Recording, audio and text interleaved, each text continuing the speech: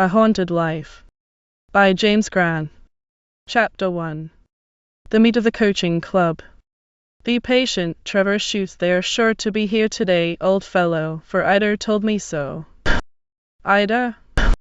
Yes, Mrs. Beverly. Does that surprise you? Asked the other, with a singular smile, one that was rather sardonic. No, Jerry, I have long ceased to be surprised at anything. As I have told you, my special mission in town is a visit to her, but so you and she are good friends still.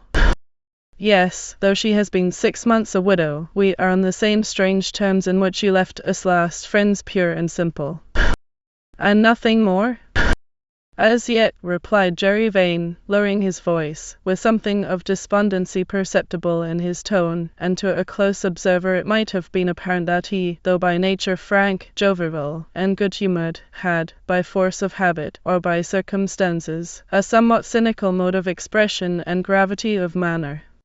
The time was the noon of a bright and lovely day in May, when the newly opened London season is at its height, and it was the first meet of the coaching club in Hyde Park, where the expectant crowd, filling all the seats under the pleasant trees, or in occupation of handsome carriages, snug barrages, dashing phaetons and victorias, and everything save hackney cabs, covered all the wide plateau which stretches from the Marble Arch to the somewhat prosaic Powder Magazine beside the Serpentine, and waited with the characteristic patience and good humour of Londoners for the assembling of the coaches, though some were seeking to while away the time with a morning paper or the last periodical.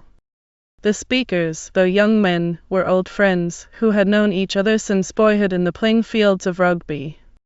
Jervois, or, as he was familiarly called, Jerry Vane, was a curly-pated, good-looking young fellow of the genuine Saxon type, with expressive, but rather thoughtful eyes of bluish-grey, long fair whiskers, and somewhat the bearing of a man about town, while the other, perhaps in aspect the manlier of the two, Trevor Chute, in figure compact and well set up, was dark-haired, hazel-eyed, and had a smart moustache, imparting much decision of expression to a handsome and regular face, which had been scorched and embrowned by a tropical sun, and where the white flap of the puggaree had failed to protect his neck and ears, they had deepened to a blister hue. He had but the day before come to town, on leave from his regiment which had just returned from India, on a special errand, to be detailed in its place. In front was the great bend of the blue Serpentine, rippling and sparkling in the sunshine, with its tiny fleet of toy ships. Beyond it was the leafy background of trees, and the far stretch of emerald lawn, checkered with clumps of rhododendron in full flower, and almost covered with sightseers, some of whom gave an occasional cheer as a stately drag passed to the meeting place, especially if its driver was recognized as a personage of note or a public favorite. I don't know what you may have seen in India, Trevor, said Jerry Vane, but I am assured that the gayest meetings on the continent of Europe can present nothing like this.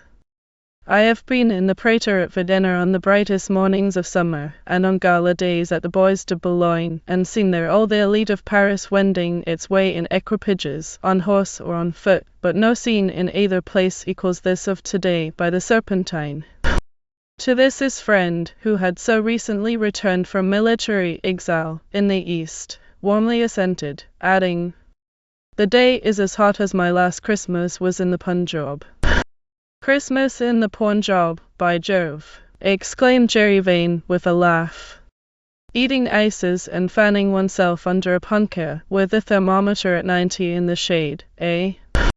Captain Chute laughed in turn at this idea, but as he stood at that time by the inner railings in Hyde Park, waiting anxiously to see the fair occupants of a certain drag, he could foresee, as little as his friend, where they were to spend their coming Christmas, or on its eve to hear, through the stillness thereof, the sweet even song coming over a waste of snow from an old chapel, amid a group of crystal-shrouded trees, where many soft voices, with hers among them, told again of the angel's message, given more than 1800 years ago to the shepherds of Chaldea, as they watched their fleecy flock by night.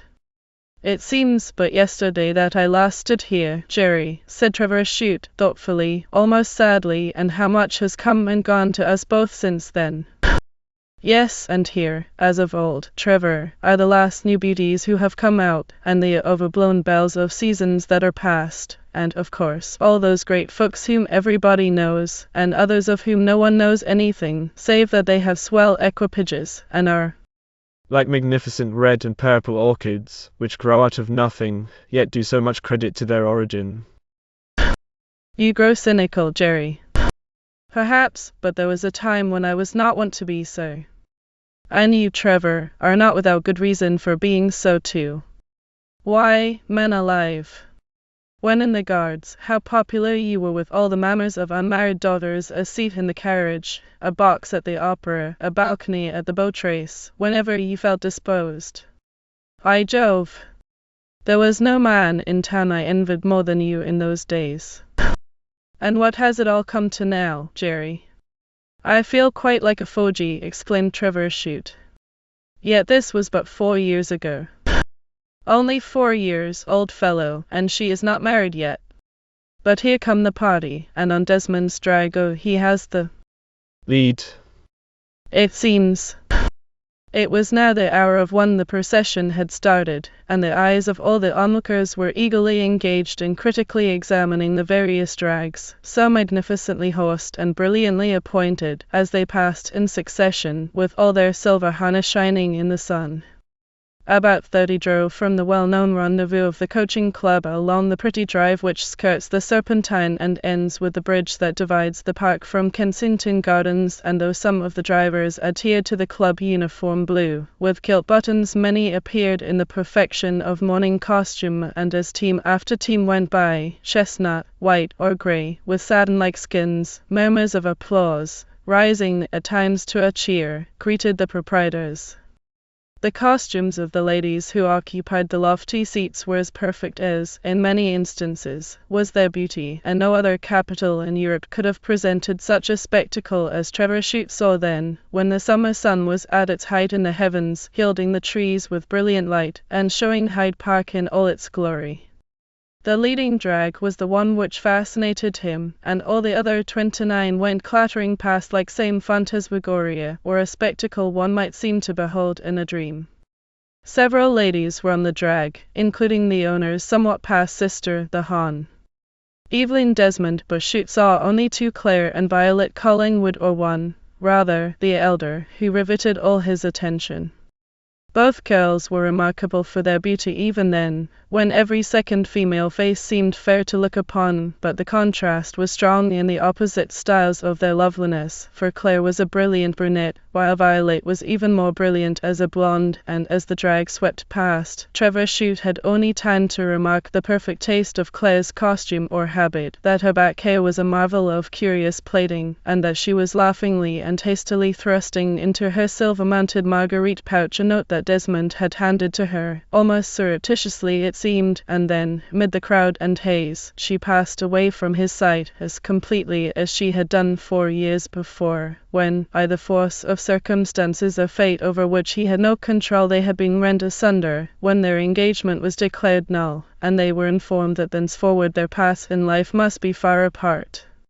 Claire Collingwood is the same girl as ever, Trevor, said Jerry Vane, breaking a silence of some minutes. You saw with what imperial indifference she was receiving the admiration of all who passed, and the attention of those who were about her. Is she much changed, Jerry, since I left England? Trevor asked. Oh, no, replied the other, cynically. She and her sisters Violet, at least, have gone, and are still going, over the difficult ways of life pleasantly, gracefully, and easily, as all in their usually do. In her fresh widow's weeds Ida Beverley could not be here today, of course. I have an express and most melancholy mission to her on the morrow, said Captain Chute. The wise Collingwood appear not with his daughters on this occasion. Though girls that any man might be proud of escorting in any capacity, the old beau, with his dyed hair and curled whiskers, is never seen with them, nor has been since their mother's death. Though 60, if he is a day, he prefers to act the role of a young fellow on his preferment, and doesn't like to have these young women, one of them a widow, too, calling him Papa. He knows instinctively, nay, he has overheard that he is called Old Collingwood. And he doesn't like the title a bit, added Vane, laughing genuinely for the first time that forenoon, as they made their way towards the nearest gate of the park, which the glittering drags were all leaving by the Marble Arch, and setting forth, via Portman Square, for luncheon at Muswell Hill or elsewhere. And has Claire had no offers since my time? Asked Trevor Chute, almost timidly. 2 good ones also. And she refused them? So Ida told me. Ida again, you and Mrs. Beverley seem very good friends. Yes, though she used me shockingly in throwing me over for Beverley. And why did Claire refuse? Can't say, for the life of me. Women are such enigmas, unless a certain Trevor Chute, then broiling in the Punjab, wherever that may be, had something to do with it. I can pardon much in you, Jerry Vane, said Chute gravely, for we have been staunch friends ever since I was a species of big brother to you at rugby, but please not to make a jest of Claire and me. And what of pretty Violet? Oh, Violet is all right, replied Vane, speaking very fast, and reddening a little at his friend's reproach. She has those graceful, taking, and pretty ways with her and about her that will be sure to do well for her in the end. Thus, sooner or later, Violet's fortune is certain to be made in a matrimonial point of view. I have heard of this fellow, Harvey Desmond, before, said Chute musingly. I remember his name when I was in the Houseville Brigade. He was lately, I think, gazetted a CB. Of course. For what? In consideration of his great services at Wormwood Scrubs and on Wimbledon Common. To see Claire on his drag, even with his sister, the Hon. Evelyn, to play propriety, stunned Trevor Chute, and, as if divining his very thoughts, Jerry Vane said, let us hope unintentionally. All the clubs have linked their names together for some time past. Well, replied Trevor, with something like a malediction, as he proceeded in a vicious manner to manipulate a cigar and bite off the end of it. What the deuce does that matter to me? His expression of face, however, belied the indifference he'd affected for the moment, and feeling that he had caused pain by his remark, Jerry Vane said, as they walked arm in arm along Piccadilly, by the side of the Green Park. Neither of us have been very successful in our love affairs with the Collingwoods, and with me even more than you, Trevor. It was a case of love's labour's lost. Yet, when I think of all that Ida Collingwood was in the past time to me, I cannot help feeling maudlin over it. We had, time to me, I cannot help feeling maudlin over it. We had, as you know well, been engaged a year when, unluckily, Beverley, of your corps, became a friend of the family. I know not by what magic he swayed her mind, her heart, and all her thoughts, but, from the first day she knew him, I felt that I was thrown over and that she was lost to me forever. And on that day when she became Beverley's wife, in the bitterness of his heart Vane paused, for his voice became tremulous. The friend equally of you and of poor Jack Beverley, whom I laid in his grave, far, far away, I felt all the awkwardness of my position when that bitter rivalry arose between him and you about Ida Collingwood, said Trevor Chute, and the usually lively Jerry, who seemed lost in thoughts which the voice and presence of his friend had summoned from the past, walked slowly forward in moody silence. He was recalling, as he had too often done, the agony of the time when he first became grimly conscious that the tender eyes of Ida sought to win glances from other eyes than his, and ask smile for smile from other lips too. And when desperately against hope he had hoped the game would change, and oblivion would follow forgiveness, but the time never came. Jerry could recall, too, the sickly attempts he had made to arouse her pique and jealousy by flirting with even Desmond and other girls, but all in vain, as the sequel proved. She had become so absorbed in Beverley as to be oblivious of every action of the discarded one, and almost careless of what he thought or felt. But now, though Beverley was dead and had found his grave on a distant and a deadly shore, it was scarcely in human flesh and blood for Vane, even jolly Jerry Vane, to forgive, and still less to regret him as Trevor Chute did, though he affected to do so, on which the soldier shook his hand, saying, "You are indeed a good-hearted fellow." But Vane felt that the praise was perhaps undeserved, and to change the subject, said, "She has been to a certain extent getting over Beverley's death." Getting over it? Of course. How? By becoming more composed and settled. No grief lasts forever, ye know, replied Vane, a little tartly, but now you return, your special visit to her, and the mementos you bear, will bring the whole thing to the surface again, and even after 6 months of widowhood will make matters more difficult for you, interrupted Trevor Chute, smiling. Precisely. I am a great ass, I know, but I cannot help loving Ida still. You will accompany me to the Collingwoods tomorrow, Jerry, urged the soldier, after a pause. No, old fellow, decidedly not. Ida's grief would only worry me and make me feel de trop. What the deuce do you think I am made of, Trevor, to attempt to console the woman I love when she is weeping for another? Dine with me at the club this evening, then sharp 8, and we'll talk it over. Thanks, and then we shall have a long Joel. together about all that is and all that might have been. So, till then, old man, goodbye. Chapter 2. Trevor Chute's reverie. Protracted by various culinary devices, the late dinner had encroached on the night, just as the final cigar in the smoking room had done on the early hours of morning, and after a long conversation, full of many stirring and tender reminiscences and many mutual confidences, Jerry Vane had driven away to his rooms, and Trevor Chute was left alone to ponder over them all again, and consider the task, if task it really was, that lay before him on the following morn. And now to tell the reader more precisely the relation in which some of the dramatis persons stand to each other. 4 years before the time when our story opens, Trevor Chute, then in the Foot Guards, had been engaged to Claire Collingwood. She was in her second season, though not yet in the zenith of her beauty, which was undeniably great, even in London, and his friend, Gervase Vane, was at the same time the accepted of her second sister Ida, who had just come out under the best auspices, yet the loves of all were fated to end unhappily.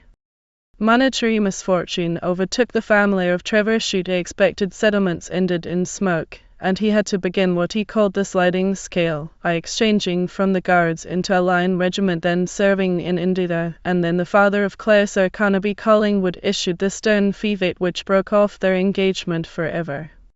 Of course, thought he, as he looked dreamily upward to the concentric rings and wreaths of smoke, the produce of his mild Taverner, we shall meet as mere friends, old acquaintances, and that sort of thing. Doubtless she has forgotten me, and all that I was to her once. Here, amid the gaieties of 3 successive seasons since those days, she must have found many greater attractions than poor Trevor Chute, this fellow Desmond among them, while the poor devil in the line was broiling up country, with no solace save the memory, if solace it was, of the days that were no more.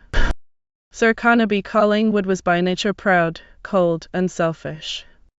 He had married for money, as his father had done before him, and though he seemed to have a pleasure in revenging himself, as someone has phrased it, by quenching the love and sunshine in the life of others, because of the lack of both in his own, Trevor Chute felt that he could scarcely with justice be upbraided for breaking off the marriage of a girl having such expectations as Claire with an almost penniless subaltern officer. Ida's engagement terminated as related in the preceding chapter. With a cruelty that was somewhat deliberate, she fairly jilted Vane, and married Jack Beverley, undeniably a handsomer and more showy man, whose settlements were unexceptionable, and came quite up to all that Sir Carnaby could wish. Yet Beverley did not gain much by the transaction. Ida fell into a chronic state of health so delicate that decline was threatened. The family physicians interposed, and nearly 3 years passed away without her being able to join her husband in India, where he was then serving with Trevor Chute's regiment, and where he met his death by a terrible accident. Jerry Vane felt deeply and bitterly the loss of the girl he had loved so well, and he would rather that she had gone to India and passed out of his circle, as he was constantly fated to hear of her, and not unfrequently to meet her, for Jerry's heart did not break, and sooth to say, between balls and dinners, croquet and badminton parties, cricket matches, whist and chess tournaments, rinking, and so forth, his time was pretty well passed out, when in town or anywhere else. Trevor Chute and Beverley had been warm friends when with the regiment.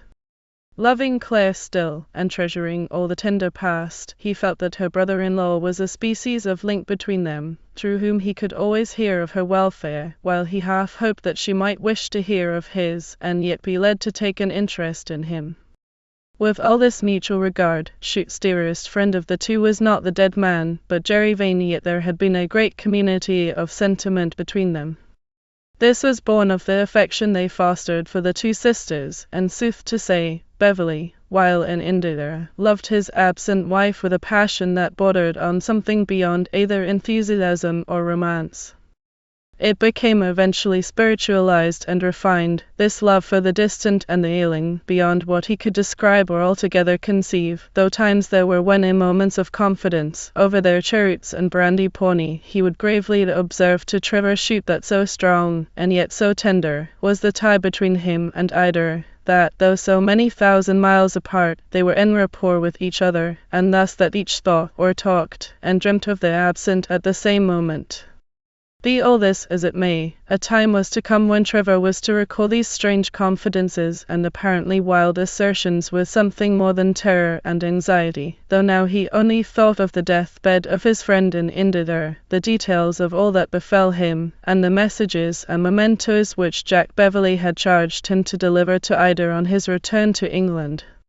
They had been stationed together on detachment at the cantonment of Landar, which is situated on one of the outer ridges of the Himalaya range, immediately above the valley of the Dare de Hun, where they shared the same bungalow.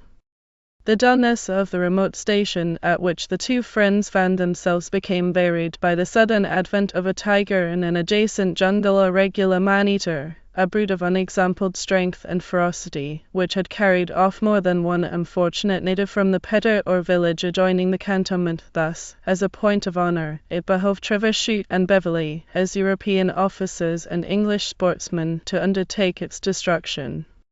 Indeed, it was to them, and to their skill, prowess, and hardihood, the poor natives looked entirely for security and revenge. "I have sworn to kill that tiger, and send its skin as a trophy to Ida," said Beverley, when the subject was first mooted at tiffin one day. "She shall have it for the carriage in the park, and to show to her friends." About 2 in the morning, the comrades, accompanied by 4 native servants, took their guns, and set forth on this perilous errand, and leaving the secluded cantonment, proceeded some 3 or 4 miles in the direction of the jungle in which the tiger was generally seen. As he sat in reverie now, how well Trevor Chute could remember every petty detail of that eventful day, for an eventful one it proved, in more ways than one. The aspect of Jack Beverley, his dark and handsome face, set off by his white linen puggree, his lips clearly cut, firm and proud, his eyes keen as those of a falcon, filled with the fire of youth and courage, and his splendid figure, with every muscle developed by the alternate use of the saddle, the oar, and the bat, his chest broad, and his head nobly set on his shoulders, and looking what he was, the model of an Englishman. "Now, Chute, old fellow, you will let me have the first shot, for Ida's sake, when this brute breaks cover," said he, laughing, as he handed him a case worked by her hands, adding, "Have a cheroot, they are only chinsaras, but I'll send a big box to your crib, they will be too dry for me ere I get through them all, and we may find them serviceable this evening." Poor Beverley could little foresee the evening that was before him. Though late in the season, the day and the scenery were beautiful. Leaving behind a noble thicket, where the fragrant and golden bells of the bauble trees mingled with the branches of other enormous shrubs, from the stems and branches of which the baboon ropes and other verdant trailers hung in fantastic festoons, the friends began to step short, look anxiously around them while advancing, a few paces apart, with their rifles at half-cock, for now they were close upon that spot called the jungle, and the morning sun shone brightly. After 6 hours' examination of the jungle, the friends saw nothing, and the increasing heat of the morning made them descend thankfully into a rugged nullah that intersected the thicket, to procure some of the cool water that trickled and filtered under the broad leaves and gnarled roots far down below. Just as Chute was stooping to drink, Beverley said, in a low but excited voice, "Look out, Trevor, by jingo, there's the tiger." Chute did so, and his heart gave a kind of leap within him when, sure enough, he saw the dreaded tiger, one of vast strength and bulk, passing quietly along the bottom of the nullah, but with something stealthy in its action, with tail and head depressed. In silence Beverly put his rifle to his shoulder, just as the dreadful animal began to climb the bank towards him, and at that moment a ray of sunlight glittering on the barrel caused the tiger to pause and look up, when about 20 yards off. It saw him. The fierce round face seemed to become convulsed with rage. The little ears fell back close. The carbuncular eyes filled with a dreadful glare. From its red mouth a kind of steam was emitted, while its teeth and whiskers seemed to bristle as it drew crouchingly back on its haunches prior to making a tremendous spring.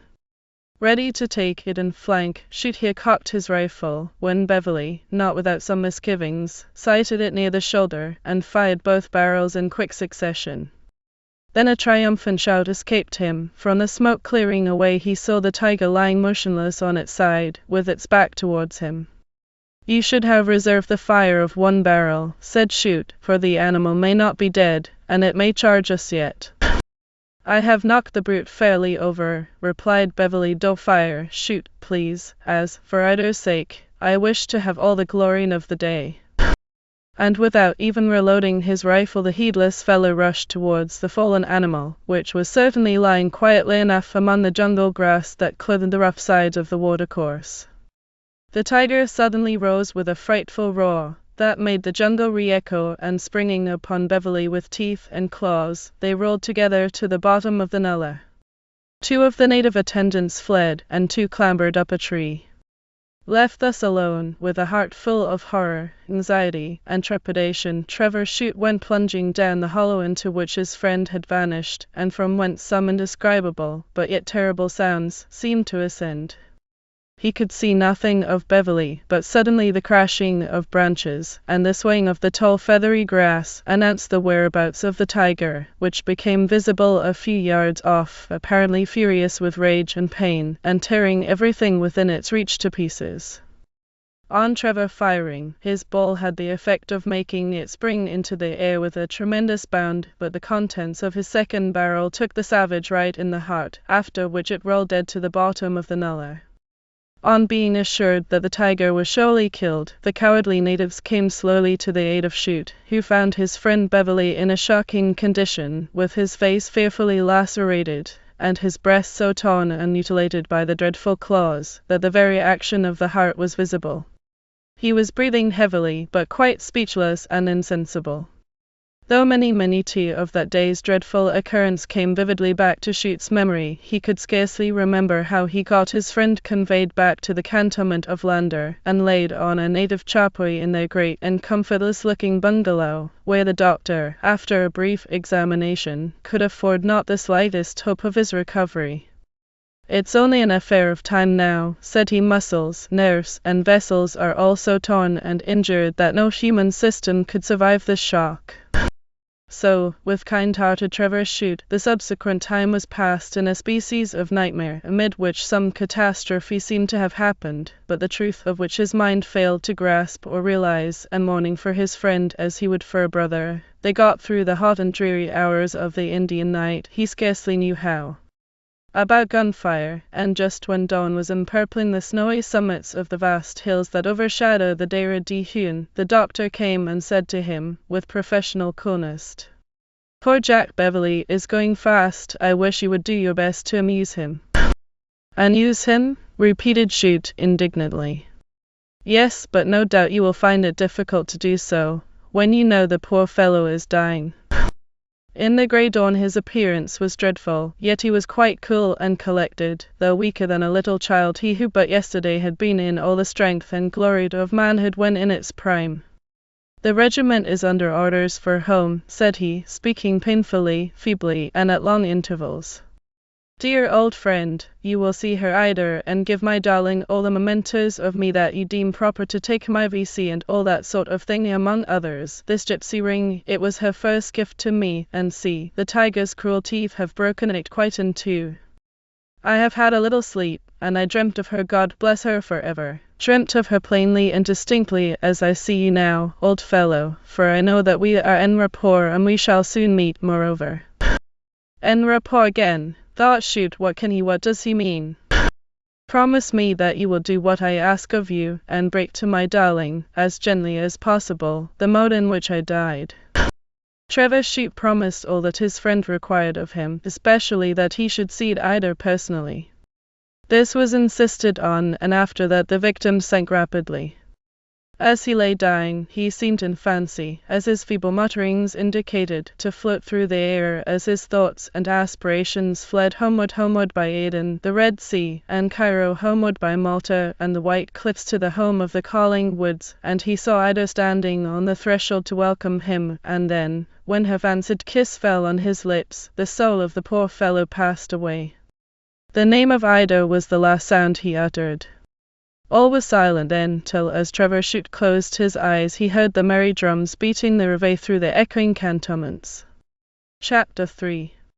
His visit to Claire. Though not yet 30 years of age, Trevor Chute was no longer a young man with a wild and unnest idea of existence before him. Thought and experience of life had tamed him down, and made him in many respects more a man of the world than when last he stood upon the threshold of Sir Carnaby Collingwood's stately mansion in Piccadilly, and left it, as he thought, forever behind him. Yet even now a thrill came over him as he rang the visitor's bell. It would have been wiser, perhaps, and, circumstanced as he was with the family, the most proper mode, to have simply written to Sir Carnaby or to Ada Beverley instead of calling, but he had promised his friend, when dying at Lander, to see her personally, and it is not improbable that in the kindness of his heart Jack Beverley, even in that awful hour, was not without a hope that the visit might eventually lead to something conducive to the future happiness of his friend, to whom the chance of such a hope had certainly never occurred. Trevor Chute had urged Jerry Vane to accompany him, hoping, by the aid of his presence and companionship, to escape some of the awkwardness pertaining to his visit, but the latter, though on terms of passable intimacy with the family still, and more especially since the widowhood of Ida, considering the peculiar mission of Chute to her, begged to be excused on this occasion. And now, while a clamorous longing to see Claire once again, to hear her voice, to feel the touch of her hand, though all for the last time in life, rose in his heart, and while conning over the terms in which he was to address her, and how, in their now altered relations, he was to comport himself with her from whom he had been so cruelly separated by no fault of either, he actually hoped that, if not from home, she might at least be engaged with visitors. Full of such conflicting thoughts, he rang the bell a second time. The lofty door of the huge house was slowly unfolded by a tall powdered lackey of 6 feet and some odd inches, the inevitable Jeeves of the plush and cauliflower head, who glanced suspiciously at a glazed sword case and small travelling bag which Chute had taken from his cab. "Is Sir Carnaby at home?" "No, sir, gone to his club," was the reply, languidly given. "Mrs. Beverley, then?" "She does not see anyone today, at least." "Miss Collingwood?"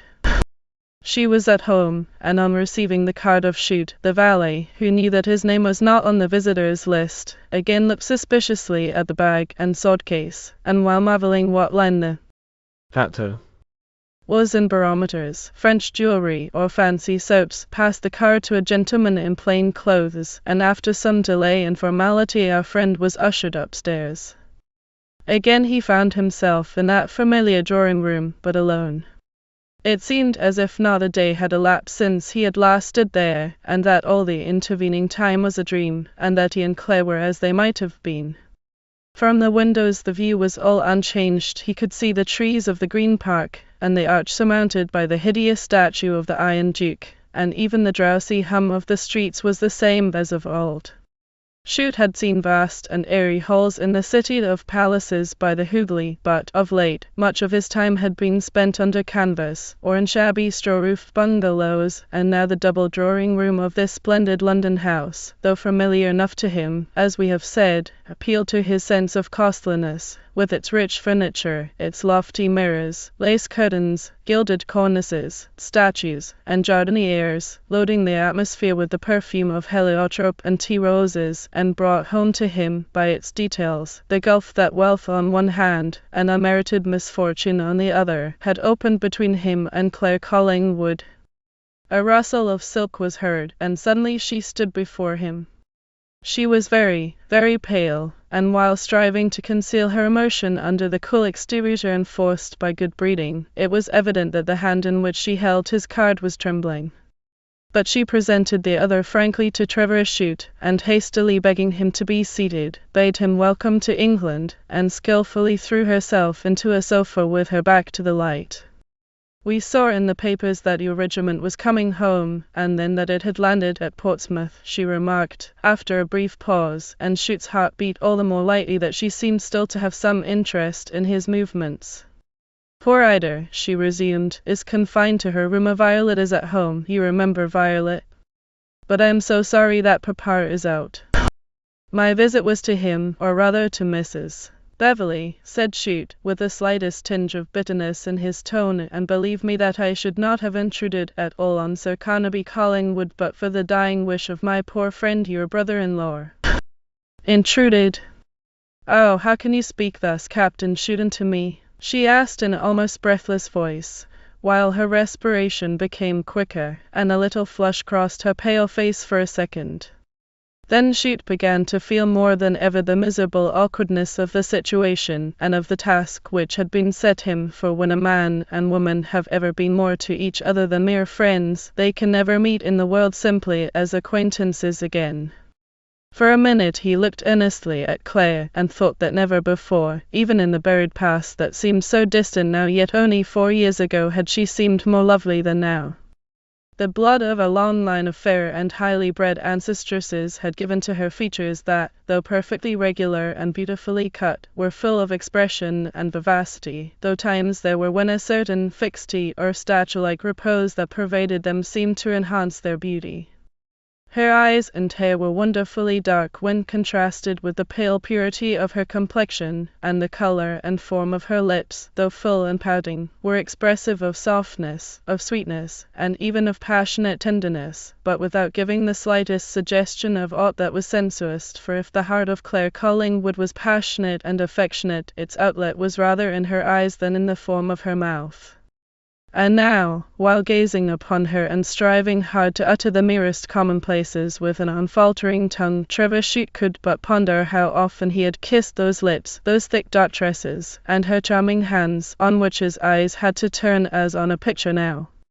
His eyes, however, were speaking eyes. They were full of tenderness and truth, and showed, though proper pride and the delicacy of their mutual position forbade the subject, how his tongue longed to take up the dear old story he had told her in the past years, ere cold worldliness parted them so roughly, and, as it seemed, forever. On the other hand, Claire Collingwood, perfectly high-bred, past girlhood, a woman of the world, and fully accustomed to society, if she received him now without any too apparent emotion, by the delicate flush that flitted across her beautiful face, and the almost imperceptible constraint in her graceful, yet shall we say it, startled manner, imparted the flattering conviction to her visitor that he was far from indifferent to her still, and her eyes filled alternately with keen interest, with alarm, affection, and sorrow, as she heard, for the first time, all the details of Beverley's death in that distant hill cantonment, a place of which she had not the slightest conception. "Will Mrs. Beverley see me?" he concluded. "Though much of an invalid now, poor Ida undoubtedly will, but you must not tell her all that you have told to me," said Claire, in her earnestness almost unconsciously laying her hand on his arm, which thrilled beneath her touch. "Dearest mamma is, of course you know, no more. We lost her since you left England." "Yes, I heard of the sorrowful event when we were up country on the march to Benares, and it seemed to bring my heart back to its starting place. Since then I have been quite a matron to Violet, and even to Ida, though married. Thus I feel myself, when in society, equal to half a dozen of chaperones." A little laugh followed this remark, and to Chute's ear it had, he thought, a hollow sound, and Vane's report of what the club said concerning Desmond and the linked names, and the recollection of the note placed so hastily in the marguerite pouch which she wore at that very time, rankled in Chute's mind, and began to steel him somewhat against her, in spite of himself, but only for a time, for the charm of her presence was fast bewildering him. Her heart, like his own perhaps, was full to bursting, beating with love and yearning, yet stifled under the exterior that good breeding and the conventionality of society inculcated. "I hope you find the climate of England pleasant after India," she remarked, when there was a pause in the conversation. "Oh, yes, of course, Miss Collingwood, my native air. Our climate is so very variable." Captain Chute agreed with her cordially that it was so. Though subjects not to be approached by either, each was doubtful how the heart of the other stood in the matters of love and affection. Trevor Chute had, all things considered, though their engagement had been brought to a calamitous end, good reason, he thought, to be jealous of Harvey Desmond, while Claire had equal reason to doubt whether, in the years that were gone, and in his wanderings in that land of the sun from whence he had just returned so bronzed and scorched, he might have loved, and become, even now, engaged to another. She was only certain of one fact, that he was yet unmarried. These varied ideas and mutual suspicions made their conversation disjointed, hollow, and unprofitable, but now, luckily, an awkward pause was interrupted by the entrance of a fair and handsome, dashing yet delicate-looking girl, attired for a ride in the Row, with her whip and gloves in one hand, her gathered skirt in the other. Though neither bashful nor shy, her bright blue eyes glanced inquiringly at their military-looking visitor, to whom she merely bowed, and was, perhaps, about to withdraw, when Claire said, "Don't you remember who this is, Captain Chute?" Turning more fully towards the young girl, whose beauty and charm and grace in her riding habit were undeniable, he said, "I think I do. You are Violet. You can't have forgotten Violet, Trevor." "Oh, how well I remember you, though you are as brown as a berry now," exclaimed Violet Collingwood, as she threw aside her gloves and whip, and took each of his hands in hers. "I was 13 when you saw me last. I am 17, quite a woman, now." Kindly he pressed the furry fingers of Violet, whose merry blue eyes gazed with loving kindness into his, for the girl had suddenly struck a chord of great tenderness in his heart by so frankly calling him Trevor, while another, who was wont to do so once, was now styling him ceremoniously Captain Chute. Claire seemed sensible of the situation in which her somewhat girlish sister placed them. For a moment her face looked haughty and aristocratic, but the next its normal sweet expression of character, all that is womanly, beautiful, and tender, stole into it, as she fairly laughed when Violet twitched off her hat and veil, and, seating herself beside Trevor Chute, declared that the Row should not be honoured with her presence that day. Though naturally playful, frank, and almost hoydenish, if such an expression could be applied to a girl of Violet's appearance, and one so highly bred, too, she gazed with something of wonder, curiosity, and undeniable interest on the handsome face, the tender eyes, and well-knit figure of this once lover of her elder sister, whose story, with all the romance of a young girl's nature, she so genuinely pitied, whom she remembered so well as being her particular friend when she was permitted to come home for the holidays, who had petted and toyed with her so often as with a little sister, and of whom she had only heard a little from time to time as being absent with Beverley in a distant, and to her unknown, land, and now, girl-like, she began to blunder, to the confusion and annoyance of her more stately sister. "Trevor Chute here after all," she exclaimed, with a merry burst of laughter. "Why, it seems all like a story in one of Mudi's novels." "What does?" asked Claire, with a little asperity of tone. "Can you ask?" persisted Violet.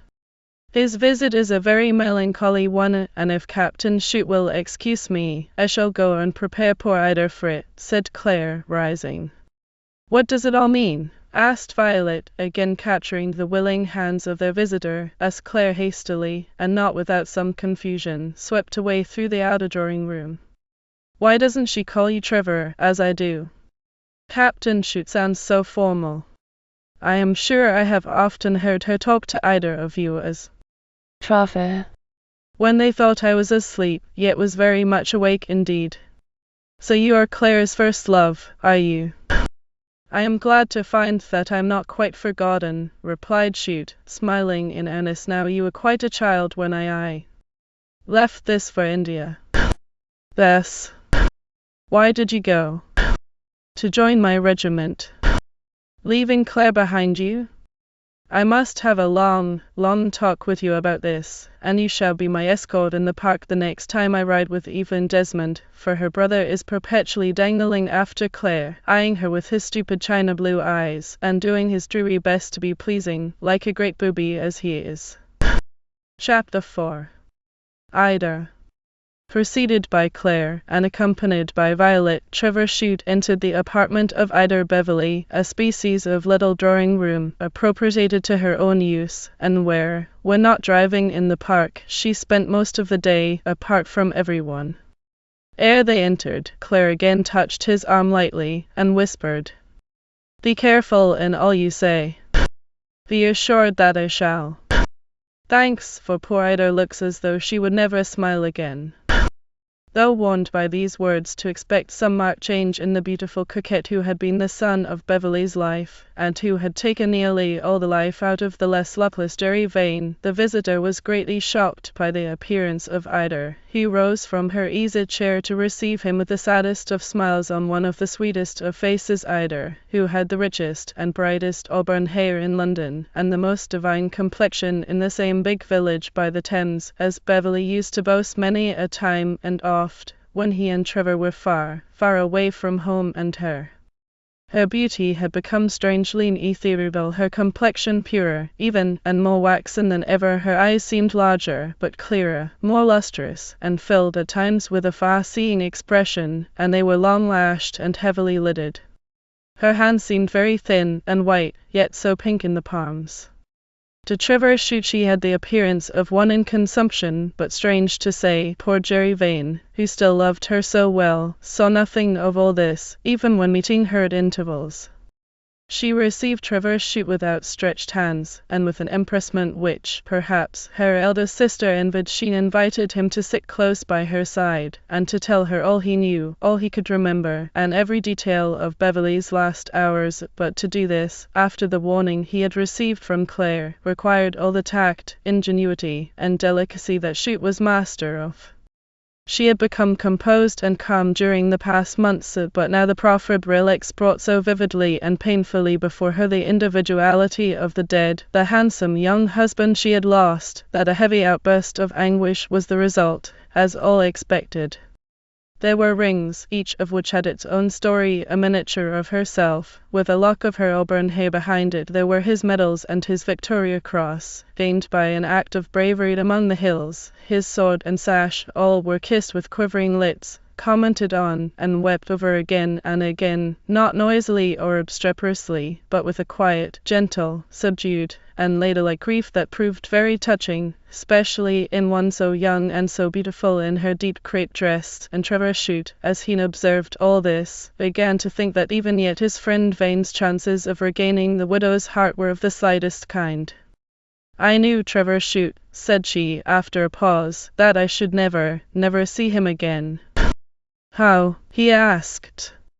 "Because in the dawn of that morning when he died, I dreamt of him, and he showed me the ring you have brought, the gypsy ring I gave him, broken in two, as it now is. The tiger's teeth did that." "It is true," said Claire. "She was sleeping with me, and started up in tears and agitation to tell me of her dream and of the ring." Trevor Chute's mind went back to that time when the pale face of the dead man looked so sad in the half-darkened bungalow, while the drums beat merrily in the square without. The last words of Beverley came back to him, and could it be, as he had often said, that he and Ida were indeed en rapport, and had a spiritual and unseen link between them? It began to seem so now. Then, fearing that his visit was somewhat protracted, he rose, yet lingeringly, to go. "Dear Captain Chute, Trevor, we all called you once," said Ida, taking his hand in both of hers, while Claire drew a little way back. "You will call again and see us." "It is better that I should not," replied Chute, in a voice that became agitated in spite of himself. "You know all the circumstances, Ida, under which we parted," he added, in a low voice. "You will surely come again and see me?" she urged. "If the family were out of town," Chute was beginning.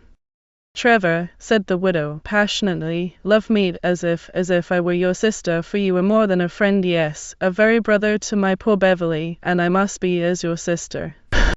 Claire's eyes met those of Chute for an instant, and then were dropped on the carpet, but she did not blush, as another might have done, at all the speech implied or suggested, for her face grew very pale, and then, feeling the dire necessity of saying something, she muttered, falteringly, "You will surely call and see Papa after. What, Miss Collingwood? Your long absence from this country. It has seemed somewhat of an eternity to me." She trembled as he added, in a gentle, yet cold manner, "Excuse me, but it were better to pay my first visit to him at his club." Chute, who had been all tenderness to Ida, could not help this manner to Claire, for Violet's remarks about Desmond seemed to corroborate those of Vane. Unstable of purpose, he held Claire's hand, as she permitted him to do so, with a slow, regretful clasp. Why should he not do so, and why should she withdraw her slender fingers? As he descended the staircase, he heard the name of the Honourable Harvey Desmond announced with his card, and the rivals passed each other in the marble vestibule, the former with the easy air of a daily, at least a frequent, visitor, the other with that of one whose mission was over. On what terms are he and Claire if the clubs link their names together? Thought Trevor, bitterly and sadly, as he came forth. Did she, after all, love himself still? He was almost inclined to flatter himself that she did so. Worldly or monetary matters were unchanged between them, as at that cruel time when he lost her, so perhaps he had only returned to London to stand idly by and see her become the wife of Desmond. After all that had passed between them, after all that seemed gone forever, after the bitterness and mortification he had endured, the years of hopeless separation in a distant land, he could scarcely realize, while walking along the sunny and crowded pavement of Piccadilly, the assured fact that he had again seen and spoken with Claire Collingwood, and that the whole interview had not been one of those daydreams in which, when in Beverley's society, he had been so often wont to indulge when quartered far up country in the burning East. Then he recalled the cold terms of that letter in which her father, a hard and heartless, frivolous and luxurious man of the world, with much of aristocratic snobbery in his composition, had bluntly informed him that the engagement between him and Claire was ended forever, and why, and he resolved that neither at the Baronet's club nor anywhere else would he waste a calling card upon him, and in this pleasant mood of mind he hailed a hansom and drove to the rooms of his friend Jerry Vane. Chapter 5. How will it end? If Jerry Vane was not very contented in mind, his rooms, the windows of which overlooked a fashionable square, bore evidence that he was surrounded by every luxury, that he was behind the young fellows of his set in nothing, while the velvet and silk cases for cigars or vestas that littered the table and mantelpiece, even the slippers and smoking cap he wore, all the work of feminine fingers, seemed to hint of the many fair ones who were ready to console him. Possessed of means ample enough to indulge in every whim and fancy, the mantelpiece and the tables about him were littered by the 101 objects with which a young man like Jerry is apt to surround himself. There were pipes of all kinds, whips, spurs, fencing foils, revolvers, derringer pistols, bohemian glass, and gold-mounted bottles full of essences, statuettes pell-mell with soiled kid gloves, soda-water bottles, pink notes, faded bouquets, and French novels in their yellow covers.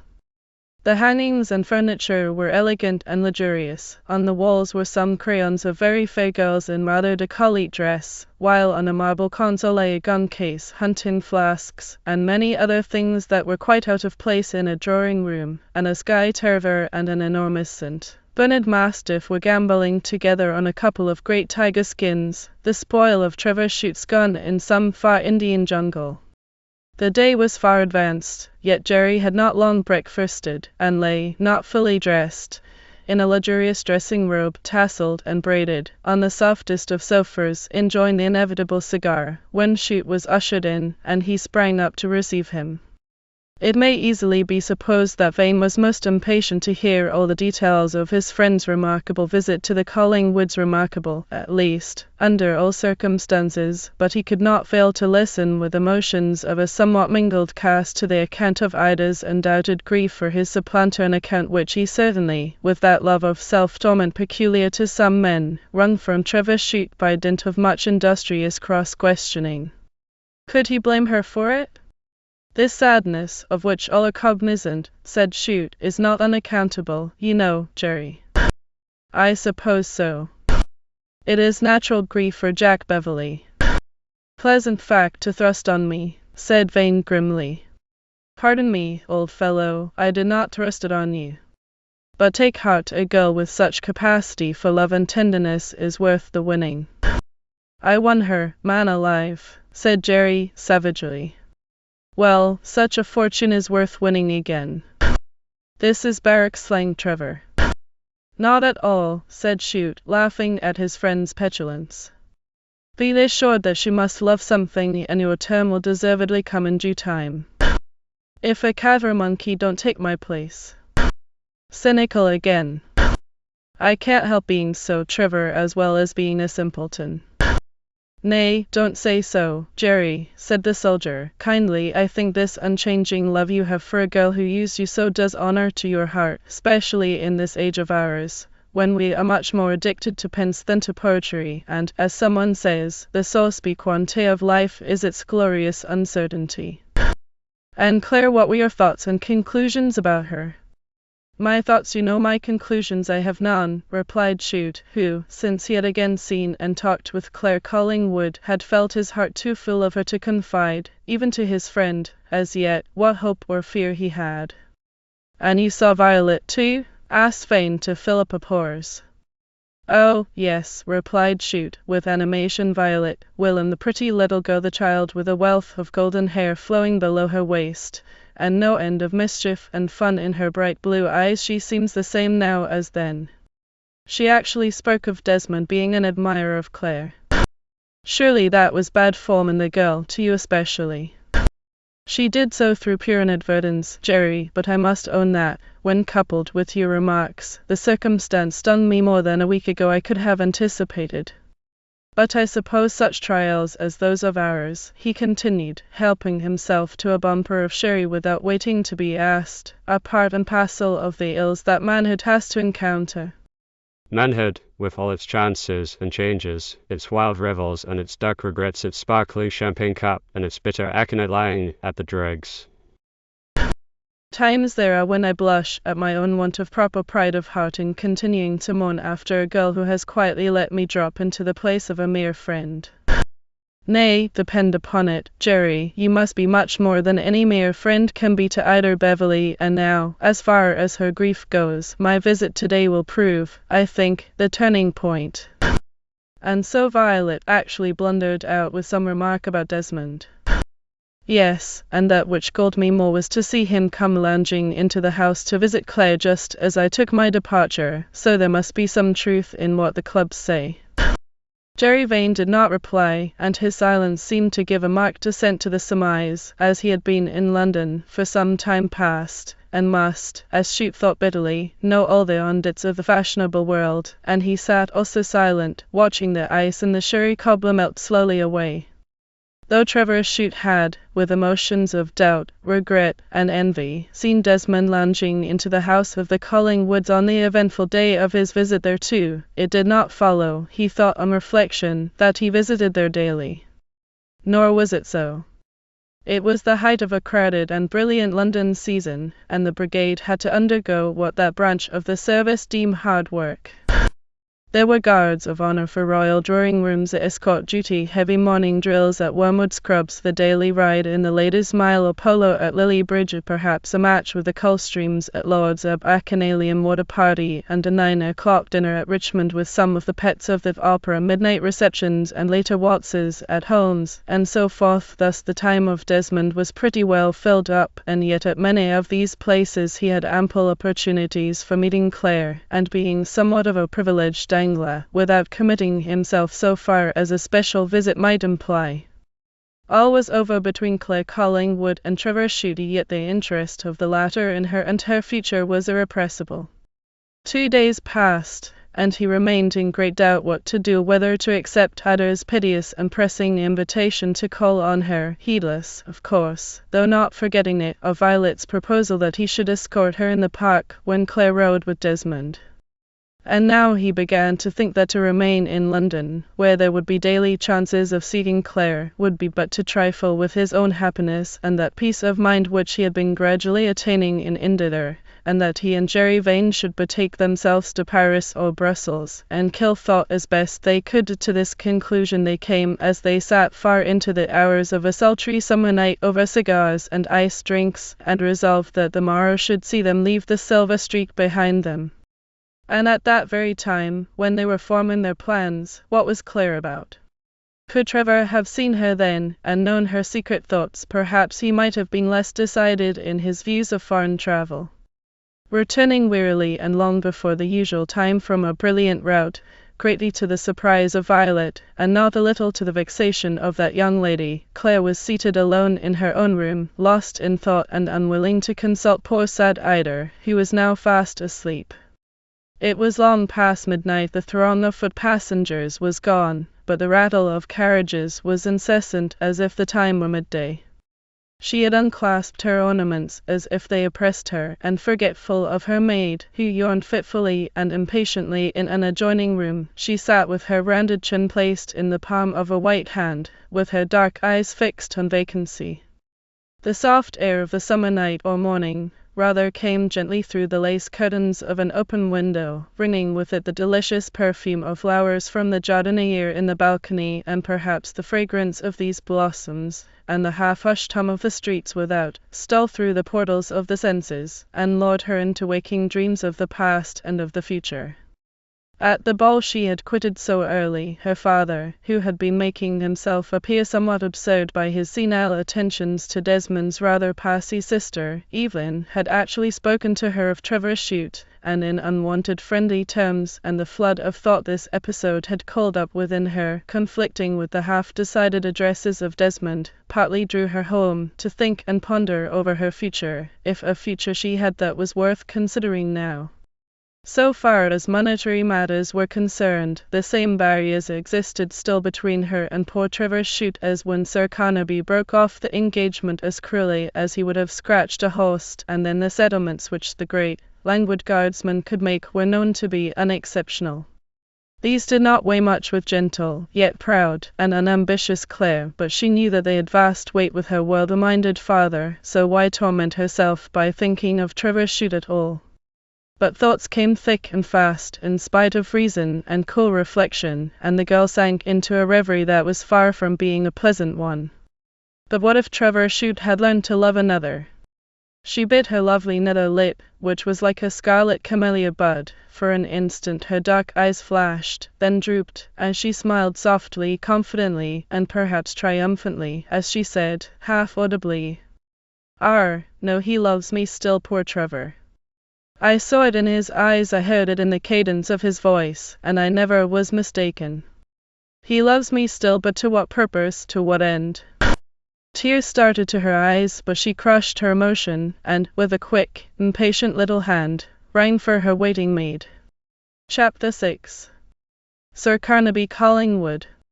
Still intent upon his continental scheme, and somewhat impatiently waiting the arrival of Jerry Vane, Trevor Chute was idling over a late breakfast, so full of thoughts, sweet, regretful, and angry thoughts of Claire Collingwood, that he seemed like one in a dream.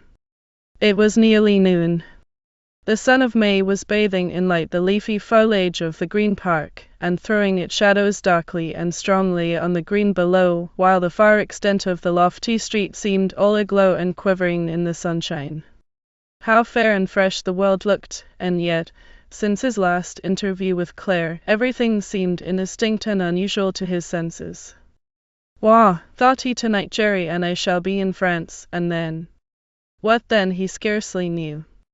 The current of his ideas changed, for times there were, and this became one of them, when he longed morbidly to go through all the luxury of grief and sentiment in taking that which he had never before taken, save by letter a last farewell of her, to beg of her to let no hour of sorrow for him mar her peace, no regret for his loss of fortune, a loss that was no fault of his own, to think of him with no pain, but with a soft memory of their past love, or to forget him, though he never could, or should, forget her, but would ever treasure in his heart how dear she had been to him, etc., etc., and in this mood he was indulging, when his valet laid before him a note, the envelope of which caused him to feel a kind of electric shock.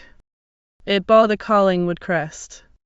With hands tremulous as those of an agitated girl, he tore it open, and found that it was from Sir Carnaby Collingwood, a brief invitation to dine with him at his club at 8 tomorrow evening if disengaged, that they might have a little talk over old times.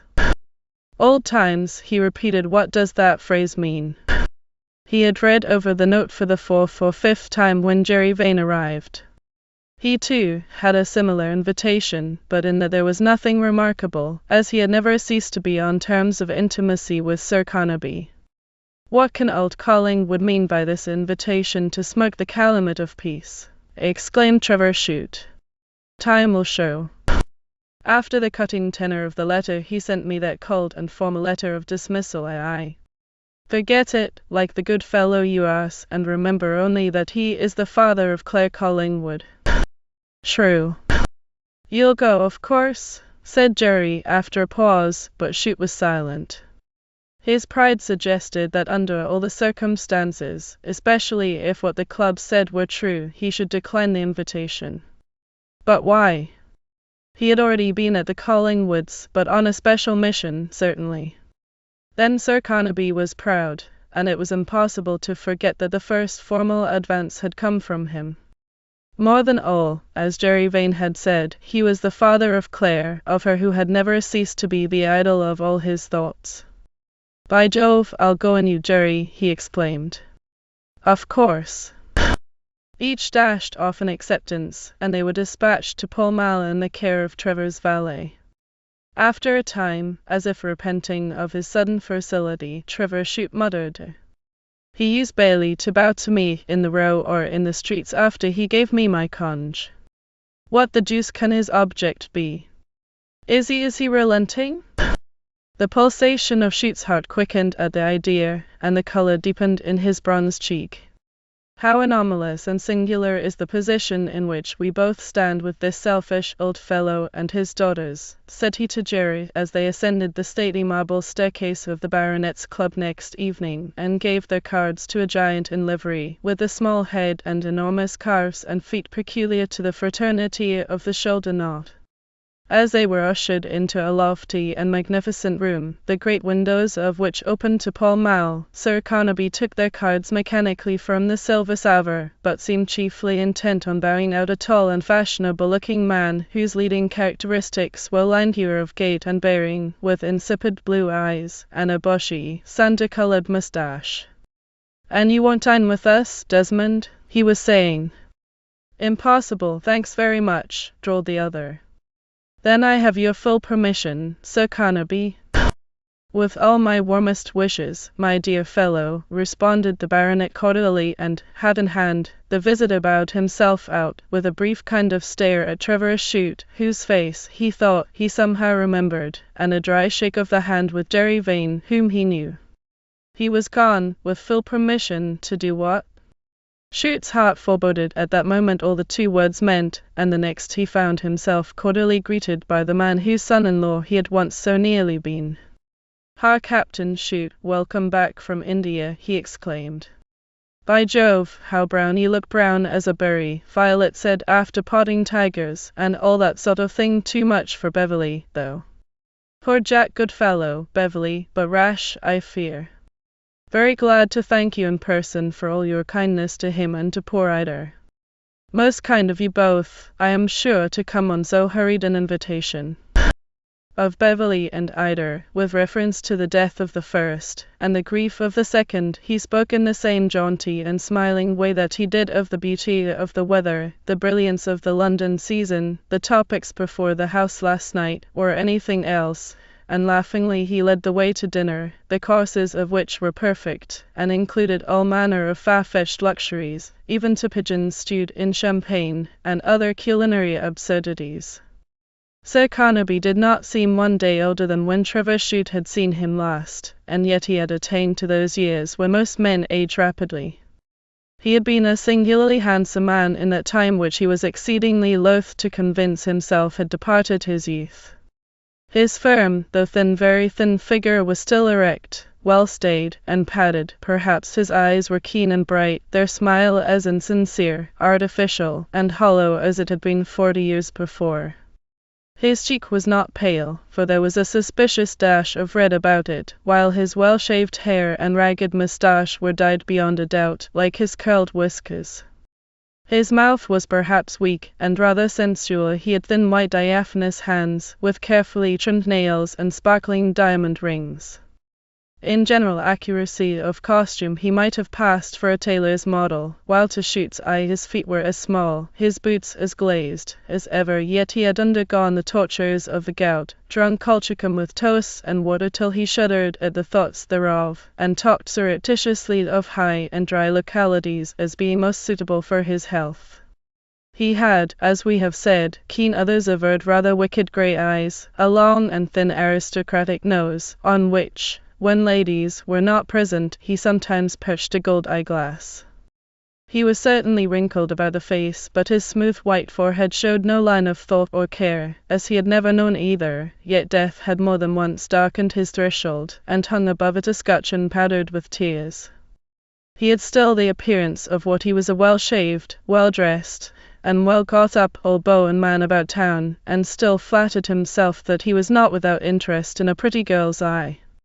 He had the reputation of being a courtly and well-bred man, and yet, in his present hilarity, or from some inexplicable cause, he had the bad taste to refer in his jaunty way to his past relations with Trevor Chute, and to mingle them with some praises of his recent visitor. Good style of fellow, Desmond. Devilish good style. You know, has a nice place in Hants, and no end of coal pits near the Ribble, he continued, after the decanters had been replenished more than once. Wishes to stand well with Claire, your old flame. Chute got over all that sort of thing long ago, of course, for, as a lady writer says, Nothing on earth is so pleasant as being a little in love, and nothing on earth so destructive as being too much so. Desmond has my best wishes, but, Chute, the decanters stand with you. Chute exchanged one brief and lightning-like glance with Jerry Vane. He felt irrepressible disgust, and for this stinging tone to him would have hated the heartless old man, but that he was the father of, as he now deemed her, his lost Claire Collingwood. But Jerry was made to wince too. Your visit the other day, Chute, seems quite to have upset poor Ida, said he, after an awkward pause. So sorry to hear you say so, Sir Carnaby, replied Chute dryly. I don't like girls to betray emotion on every frivolous occasion. It is bad form, you know. Frivolous occasion, thought Chute, receiving the last relics and mementos of her husband from the comrade in whose arms he died, and who commanded the funeral party that fired over him. She has begun to mope more horribly than ever during the last few days, but if I take her down to the country, she becomes more dull than ever, or goes in for parochial work. Bad style of things, I think. Blankets and coals, Dorcas meetings, and helps the rector's wife in matters of soup and psalm singing. Indeed, if the truth were known, Sir Carnaby Collingwood was not ill-pleased by Beverley's death, all things considered. Ida's jointure was most ample, even splendid, and she had no little heir to attend to. To be the father of these grown-up girls was bad enough, he thought, but to have been a grandfather would prove the culmination of horror to the would-be youthful beau of 60. His own lover and romance, if he ever had any, which may be doubted, were put by and forgotten years ago, and he never dreamed that others might indulge in such dreams apart from the prose of life. From his school days he had been petted, pampered, and caressed by wealth and fortune, so much so that he was actually ignorant of human wants, ailments, or sufferings.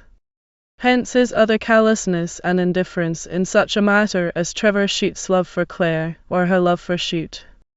Though his dead wife, a fair and gentle creature, who was the antitype of Ida, and had been quite as lovely, loved him well, he had married her without an atom of affection to suit the views of his family and her own. Hence it was that, as we have shown, he could talk in the manner he did to his two guests, men whose past relations with his own household were of a nature so delicate, and to be approached with difficulty. Yet, had any one accused Sir Carnaby of want of tact or taste, or more than all of ill-breeding, he would have been filled with astonishment.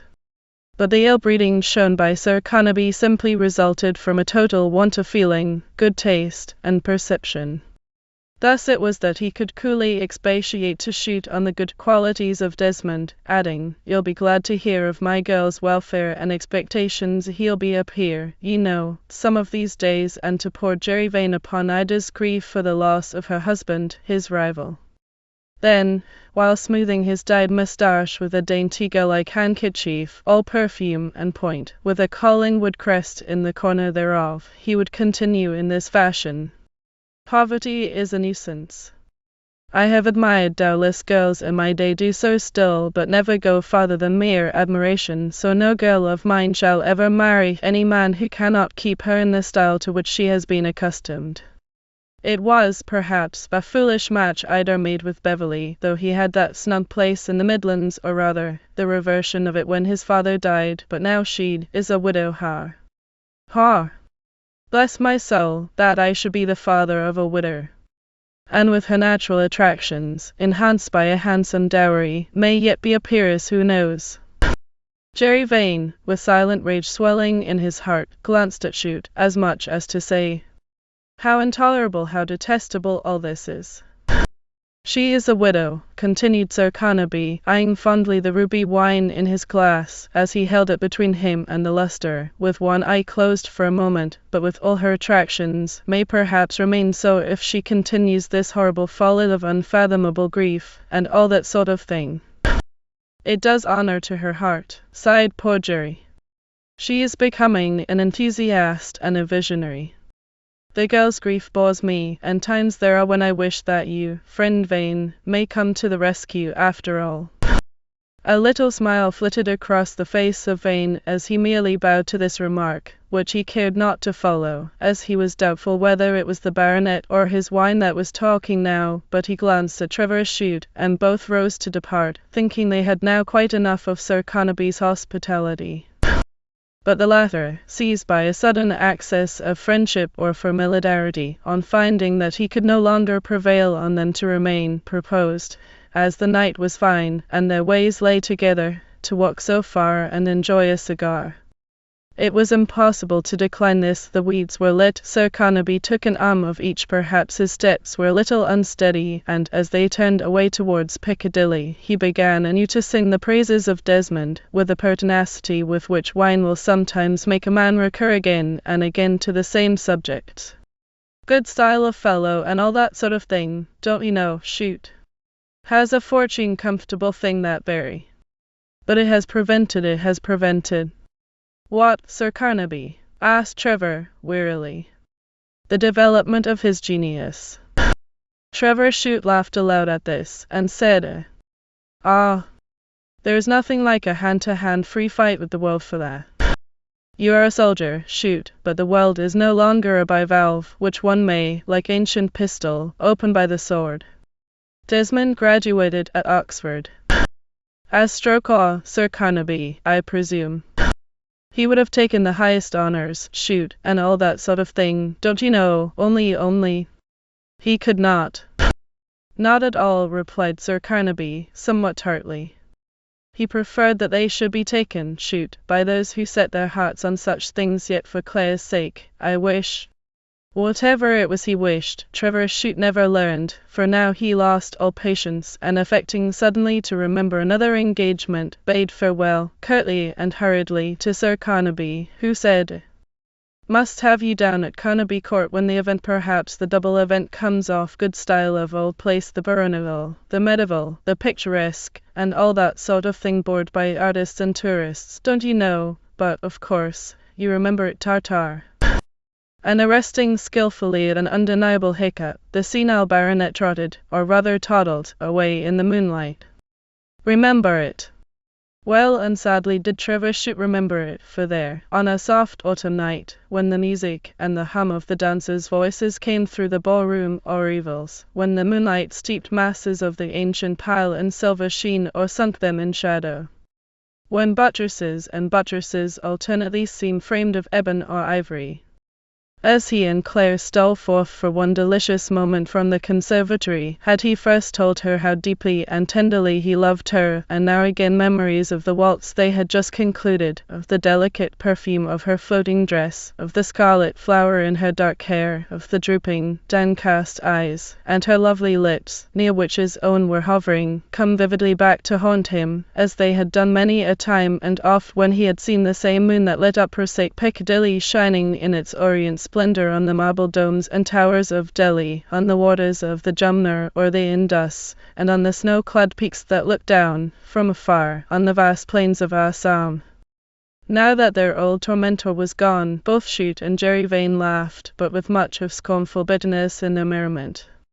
"Hope you enjoyed your dinner, Jerry." "Hereditary rank is very noble, according to Burke and Debrett," replied Vane, cynically. "He is a baronet, true, but I would rather win a title than succeed to one, and to meet a few more men like Sir Carnaby would make a downright Republican of me. How such an empty fool ever had a daughter like Claire Collingwood is a riddle to me. He is so cool, so listless, so heartless, yet so thoroughbred, as it is deemed, and so worldly she, all heart. Perhaps, but what does all this about Desmond mean, friend Trevor?" "A little time will show now," said the other, bitterly. Chapter 7. A Proposal. It was the noon of the following day when Major Desmond ordered his mail phaeton and drove to the mansion of the Collingwoods to avail himself of the permission granted to him so fully by Sir Carnaby on the evening before. The hour was somewhat early for a usual call, but as an ami de la maison, and considering the errand on which he was come, Desmond thought he might venture to take the liberty, and he felt a kind of pleasure in the belief that he would surprise his intended, for he came with the full resolution of sacrificing himself at last, and making a proposal to Claire, and feeling apparently as cool in the matter as if he were going to buy a horse at Tattersall's. Miss Collingwood was at home and disengaged. Miss Violet and Mrs. Beverley were out driving, so all seemed to favour the object he had in view, and he was ushered into the drawing-room. His name was announced, but Claire, who was seated at a writing-table with a somewhat abstracted air, did not hear it, as she was intently perusing a tiny note she had just written. She seemed agitated, too, for her eyes bore unmistakable traces of tears. Agitation was so unusual with her, and indeed with anyone Desmond met in society, that he paused with some surprise, standing irresolutely near her, hat in hand, and as he watched the contour of her head with a gleam of sunshine in her braided hair, the curve of her shoulders, the pure beauty of her profile, the grace of the tender white neck encircled by its frill of tulle, and the quick movement of the lovely little hand, as she rapidly closed and addressed the note, he thought what a creditable-looking wife she would be to show the world, even the world of London. There seemed something of a sad expression on her usually serene face, but he knew not then that her heart was beating with a new joy, yea, that it throbbed like a bird's heart when it is wild with the first breath of spring. Suddenly his figure caught her eye. "Major Desmond, pray pardon me, I did not hear you announced." "I fear, Miss Collingwood," he could not at that moment trust himself to say, "Claire, that I intrude upon your privacy," and the nearest approach to anger and surprise that the usually imperturbable and impassive Desmond could permit himself to manifest appeared in his face when he saw her, with a rapidity, and even with something of alarm, which she could not or cared not to conceal, thrust the recently addressed envelope into the marguerite pouch, the same in which Trevor Chute had seen her place a note from Desmond on the coaching day, but that referred only to a bet of gloves and the coming derby. All this seemed terribly unwonted, and the deduction instantly drawn by the tall guardsman was that a note thus concealed was not intended for one of her own sex. "You do not intrude," said Claire timidly, yet composedly. "I am, as you see, quite alone. My sisters have gone to the park." Desmond was too well-bred to make any direct allusion either to Claire's emotion or the matter of the note, to which that emotion gave an importance it otherwise could not merit, but he was nevertheless anxious for some light on the episode. "You dined with Papa yesterday," said Claire after a pause.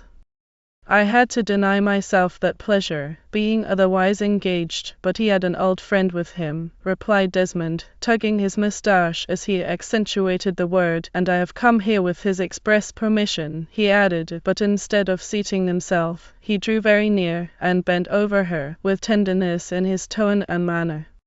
Express permission? Repeated Claire, lifting her clear, bright eyes composedly to his. Yes, to take you out for a ride. We may join Sir Carnaby and my sister, who... He paused, for this was not what he came to say, but he felt an awkwardness in the situation, and the perfect coolness or apparent unconsciousness of Claire put him out, all the more so that now a smile stole over her face. Vanity and admiration of her beauty had made him dangle so much about Claire that he felt the time was come when something must be done. He had come to do that something, to propose, in short, and now, with all his insouciance, he had a doubt that, if it did not give him pain, certainly piqued his pride, and he actually hoped that visitors might interrupt the tete-a-tete. But he hoped in vain. The hour was too early for callers. Claire's smile brightened, but there was an undeniable curl on her lovely lip. He had just enough of lazy tenderness in his manner, with something in his tone and eye which seemed to indicate what he had in view, and yet seemed unmistakably to say, I can't act the lover, so why the deuce do I come here to talk nonsense? My mail phaeton is at the door. Shall I send for my horse and ring for yours? He asked. Excuse me, I have a headache this morning. So sorry, but perhaps you may be better amused at home. How, Major? Asked Claire. With books, music, or correspondence? At the last word she did colour. He saw, a very little. Ladies have 1,000 ways of passing time that men don't possess, he added, lapsing into his habitual bearing, which in his style of man someone describes as gentle and resigned weariness. It actually seemed too much trouble to make love when the matter became serious. There was a pause, after which, for a change of subject, Claire asked about the horse he was to run in the Derby. Oh, Crusader is in capital form, said he with animation, as this was a subject to be approached with ease. Though neither a large nor a powerful horse, he is Blood. all over, and there is no better animal in the stud book. I know that he stands high in the betting. How? From the racing column in the Times. Ah, you take an interest in my horse, then? Of course, replied Claire, smiling, thinking of her bets in gloves a very deep interest. Encouraged by this trivial remark, he thought to himself, hang it, here goes. And while there occurred vaguely to his lazy mind recollections of all he had read of proposals, and seen of them on the stage, he took her hand in his, and said abruptly, Miss Collingwood, Claire, dearest Claire, will you be my wife? Will you marry me, love me, and all that, don't you know? Claire withdrew her hand, and slightly elevated her proud eyebrows, which were dark and straight rather than arched, while something of a dangerous and then of a droll sparkle came into her dreamy and beautiful eyes, for neither the tone nor the mode of the proposal proved pleasing to her, in her then mood of mind especially. Excuse me, Major Desmond, said she, scarcely knowing how to frame her reply, you have done me an honour, which I must, however, decline. Just now perhaps, but in time, dearest Claire. Your sister may call me that, but to you I am Miss Collingwood. Shall I ever get beyond that? He urged, in a soft tone. I do not know, murmured Claire, doubtfully, for she knew what her father wished and expected of her, but as yet let us be friends as we have been, and not talk of marriage, I implore you. Do start, thought the Major, who perhaps felt relieved in his mind. Claire knew well the calm, half-passionless, and insouciant world of the Major and his set, her own set too. She was not surprised she had ere now expected some such declaration or proposal as this from Desmond, but certainly, with all his inanity, and perhaps stupidity, she expected it to be made in other terms, and with more ardour and earnestness, and at the moment he spoke her memory flashed back to the same moonlight night of which Trevor Chute had thought and remembered so vividly when he parted from her father but a few hours before. While Desmond was considering what to say next, it chanced that Claire drew her handkerchief from the marguerite pouch, and with it the note, which fell at the feet of her visitor. Ere she was aware, he had picked it up and saw that it was addressed to Trevor Chute. With a greater sense of irritation, pique, and even jealousy than he thought himself capable of feeling certainly than ever he felt before, he presented it to her, saying blandly, "You have dropped a note, Miss Collingwood, addressed to someone at the Riker. I think." "Oh, thanks," she replied in a voice with the slightest tinge of alarm and annoyance. "Have you many correspondents there?" he ventured to ask, with the slightest approach to a sneer, as he placed his glass in his eye. "Only one," replied Claire, now thoroughly irritated. "Captain Chute, Trevor Chute, perhaps you have heard of him?" "Yes, does Sir Carnaby know of this correspondence?" "No," she replied, a little defiantly. The Major began to feel himself, as he would have phrased it, nowhere, and to wish that he had not called that morning. There ensued a break in the conversation which was embarrassing to both, till Claire, who was the first to recover her equanimity, said with a smile, as she deemed some explanation due, if not to him, at least to herself, "It is to Trevor, to Captain Chute, concerning poor Eder, not on any affair of mine, be assured. But," she added, colouring a little, "you will not mention this circumstance to the papa." "You have my word, Miss Collingwood, and now good morning." He left her with coldness of manner, but only a little, for whatever he thought, he deemed it bad style to discover the least emotion. But he felt that even in a small way, in virtue of his promised secrecy, he and Claire had a secret understanding. Why had she been so afraid that he should know of her correspondence with this fellow Chute, who he understood had been a discarded admirer of hers in her first season, and why keep her father in ignorance of it, when Chute was the old man's guest but yesterday? It was, he thought, altogether one of those things no fellow can understand, and drove off in his mail phaeton to visit Crusader in his loose box. Claire remained full of thought after he had gone, and the note had been dispatched to Trevor Chute. She felt none of the excitement a proposal might cause in another. She was, in fact, more annoyed than fluttered or flattered by it.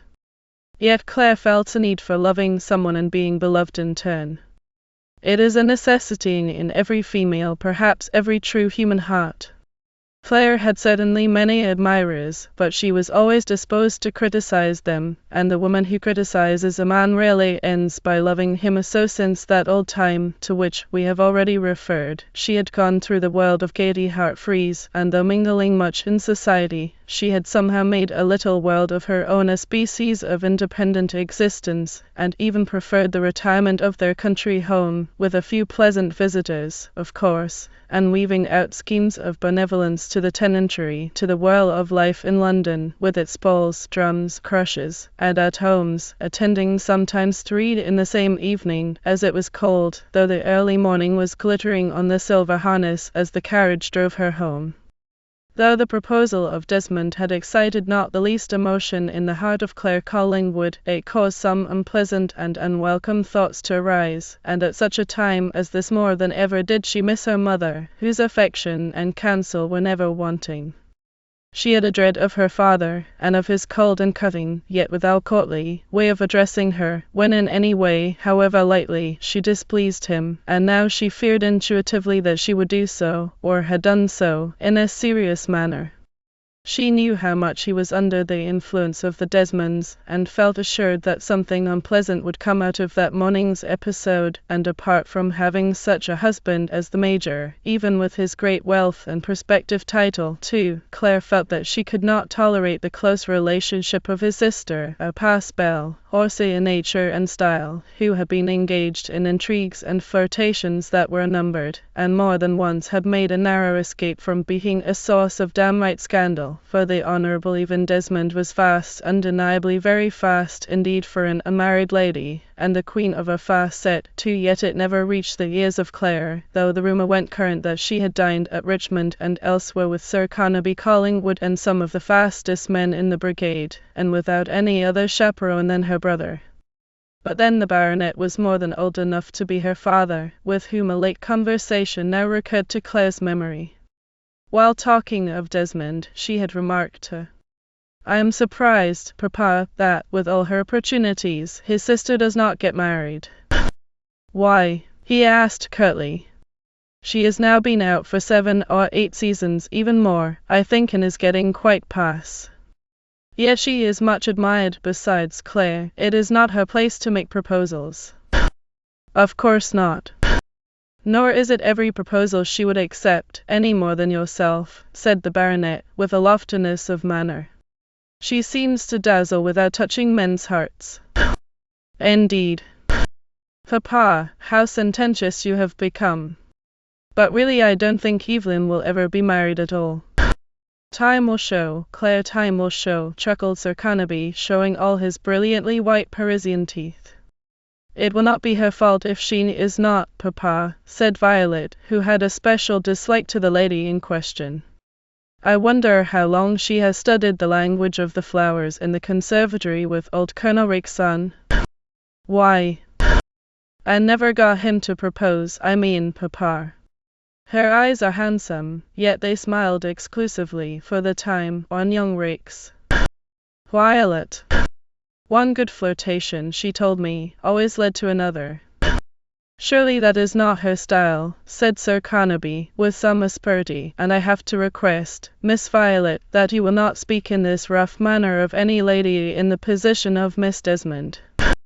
This and many similar conversations of the kind now recurred to Claire, and led her to dread her father's questions, and perhaps his lectures, on the subject, as she began to feel sadness and doubt. From these thoughts she was roused by the entrance of a servant, who said, Miss Collingwood, a jeweller's man is here with the jewels from Bond Street for your inspection. The jewels? What jewels? I ordered none, said Claire.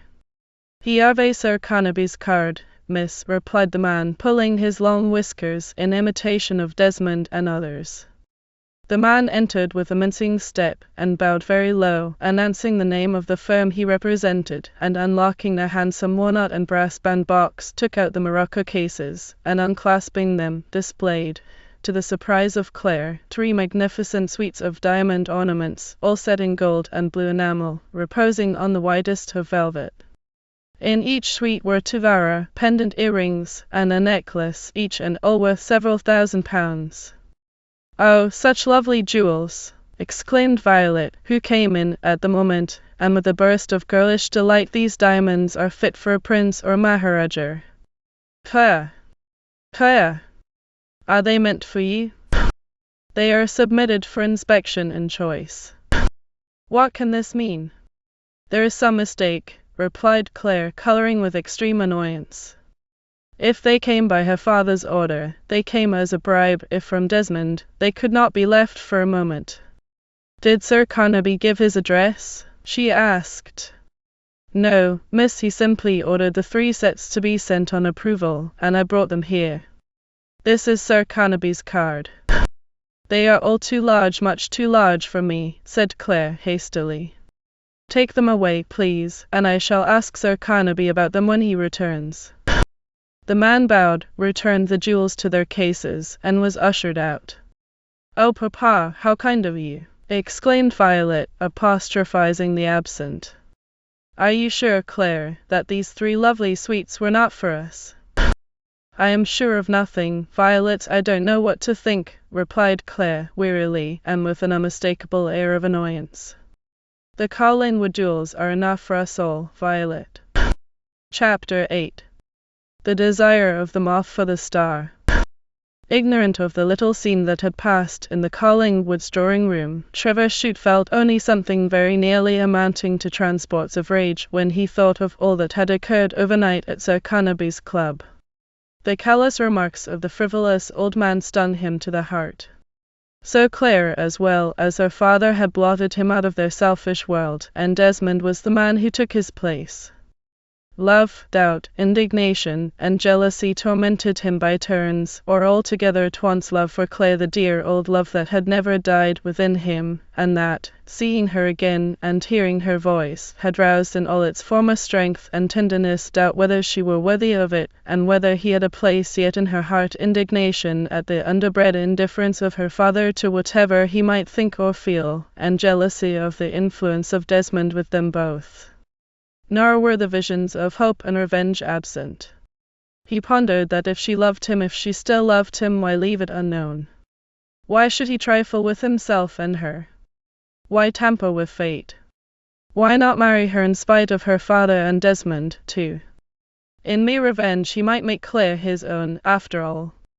Then second, and perhaps better, thoughts came anon, for Trevor Chute, though to his friends apparently but an ordinary good fellow in most respects, a mere captain of the line, and so forth, was in spirit as genuine a soldier and a knight as chivalrous as any that ever rode at Hastings with the bastard conqueror, or at Bannockburn, and thus, on reflection, his heart recoiled from making any advances to his old love to the girl that had been torn from him, unless he obtained that which he considered hopeless, the permission of her father. In India, why was it, when so many perished of jungle fever and other pests, that he escaped with scarcely the illness of a day? When among Nagars, Botanese, and Thibetians, matchlock balls and poisoned arrows whistled past him, and keen-edged swords crossed his, no missile or weapon had found a passage to his heart. Amid these stirring scenes and episodes he had striven to forget everything more than all, those days of his guard's life in England, and now a lovely face, only the face of a woman, only a woman's face, nothing more, as the song has it, and a woman's voice, with all its subtle music, had summoned again all the half-buried memories of the past. From daydreams, tormenting thoughts, and weary speculative fancies, which were in some respects alien to his natural temperament, Chute was roused by his valet, Tom Travers, presenting him with a note on the inevitable silver salver. If, as we have related, he was startled before by seeing an envelope with the Collingwood crest thereon, still more was he startled now on receiving another addressed in the well-remembered handwriting of Claire.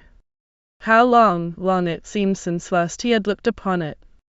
While his heart and hands trembled with surprise, he opened Claire's note, which stated briefly that she had heard from Mr. Vane of their intention of going abroad, and begged that he would not forget his promise of once more visiting Ida, by whose request she now wrote.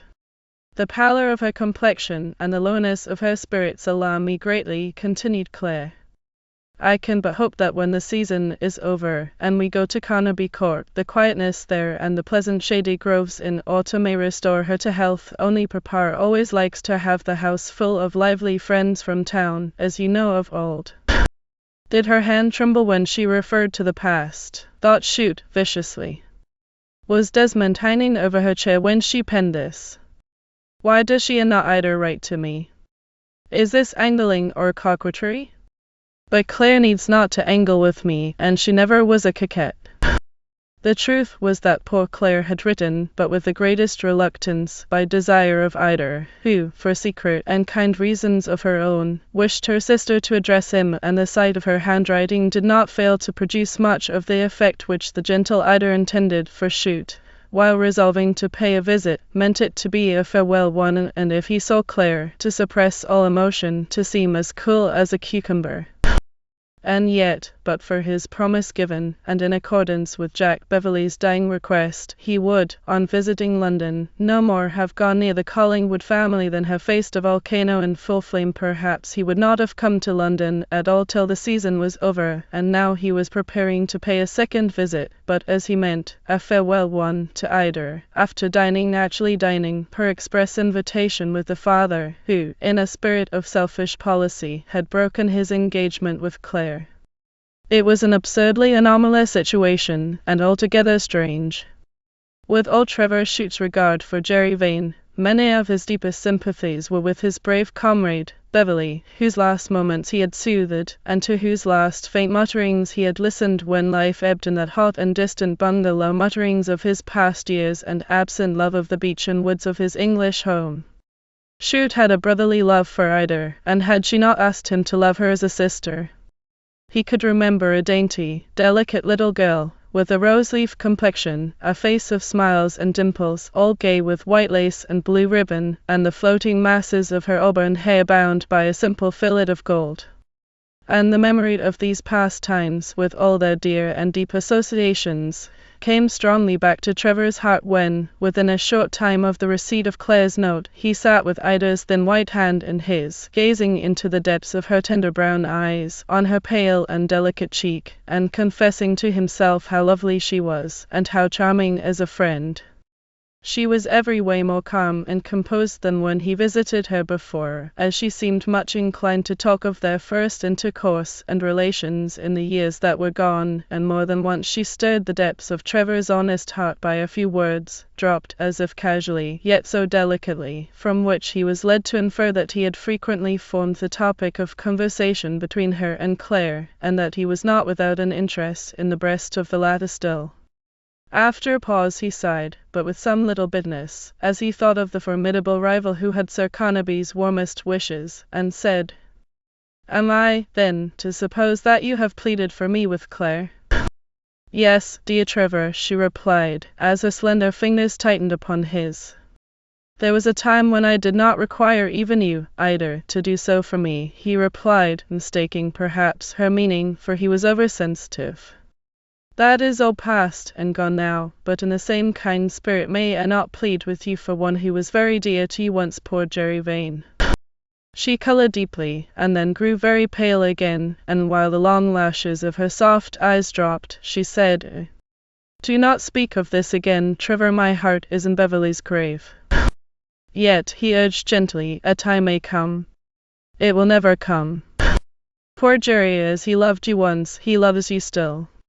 I hope, dear Ida, you pardon me for speaking of this to you." "I do from my heart, Trevor, but tell me, in the time that you have seen me, I mean since your return, have you not been struck by a certain strangeness of action about me?" "I confess that I have. I am conscious of it repeatedly," she continued with a strange and sad smile. "In the midst of an animated conversation, I have all at once perceived your thoughts to wander, an expression of alarm to creep over your face, a kind of shudder through your frame, and your hand to tremble." "It is so." "And this sudden emotion, Ida, comes when I think of Beverley, or, rather, this emotion, which I can neither avert nor control, makes me think of him even when my thoughts have been elsewhere." "This is very strange," said Trevor Chute, as some of what he deemed Beverley's wild speeches came back to memory again. "Strange indeed, Trevor, but morbid thoughts come over me, with a thrill you have remarked, even in the sunshine and when with others, but more especially when I am alone, and there seems to be, oh, Trevor Chute, I know not how to phrase it, lest you think me absurd or eccentric," she continued, while a wild, sad earnestness stole into her eyes, "that there hovers near me, and unknown to all, a spirit, a something that is unseen and intangible." "This is but overheated fancy," said Chute tenderly, "and with commiseration you should be alone as seldom as possible, and change of air and scene will cure you of all this gloom. On my return, if I should return to London, I shall hope to hear that you are, as you used to be, the bright and happy Ida of my own brighter and happier days." And rising now, he lingered with Ida's hand in his, intent on departure, as his last orders to his valet had been to pack at once for France or Germany, and Tom Travers, a faithful fellow, whose discharge he had bought from the guards, and who had been with him in India and everywhere else, was fully engaged on that duty by this time. "But, dear Ida," he said, "dismiss as soon as you can these gloomy ideas from your mind, and cease to imagine that anything so unnatural, so repugnant to the fixed laws of nature, as aught hovering near you unseen, forcing you to think of Beverley, could exist." "I do not require to be forced to think of Beverley," said she, with tender sadness. "Pardon me, I did not mean that," said he. "I know but that which seems to haunt me at times may exist. The world is full of mystery, and so is all nature. We know not how even a seed takes root, or a blade of grass springs from the earth." "Ida, this is the cant of the spiritualists," urged Trevor Chute, "do not adopt it. What would Sir Carnaby think of such a theme?"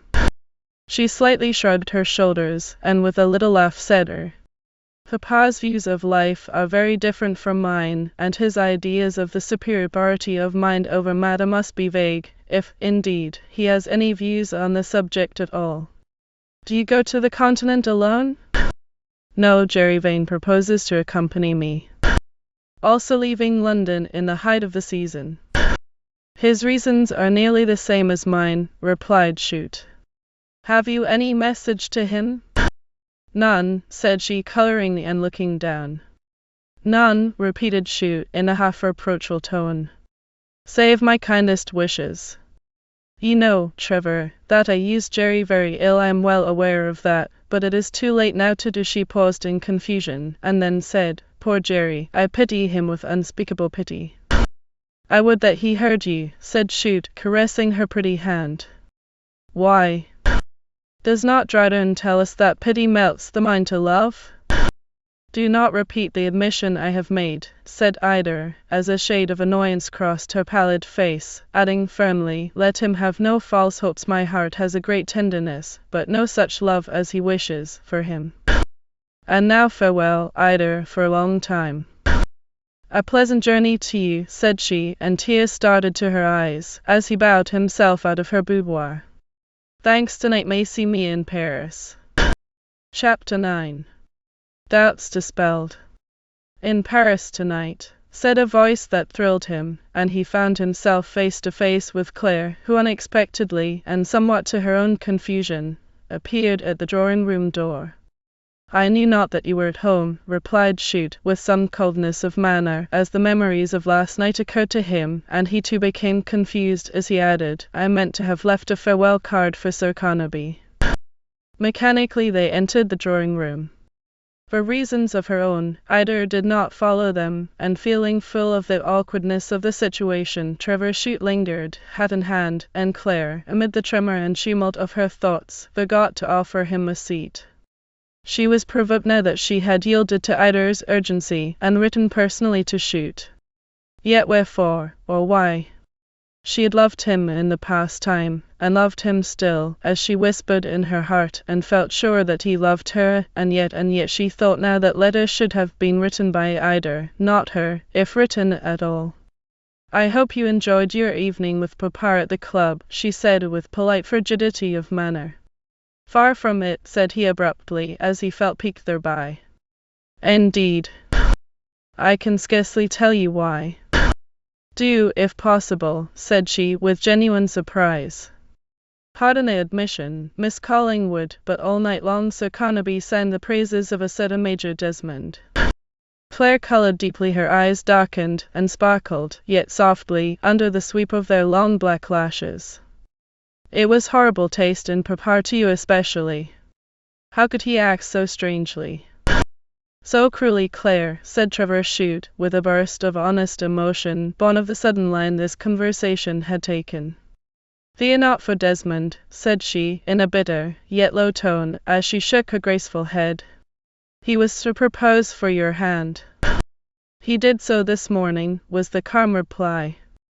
And you, Miss Collingwood, you refused him. Oh, Claire!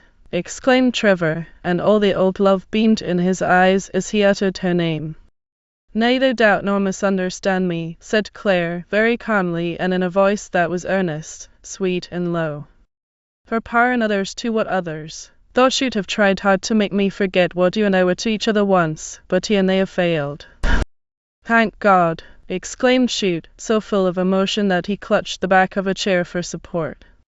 In the seeming emptiness of my heart, said Claire, speaking in a low tone and with downcast eyes, while the throbbing of her bosom was apparent beneath her dress, I made for myself a life within a life, known to myself alone.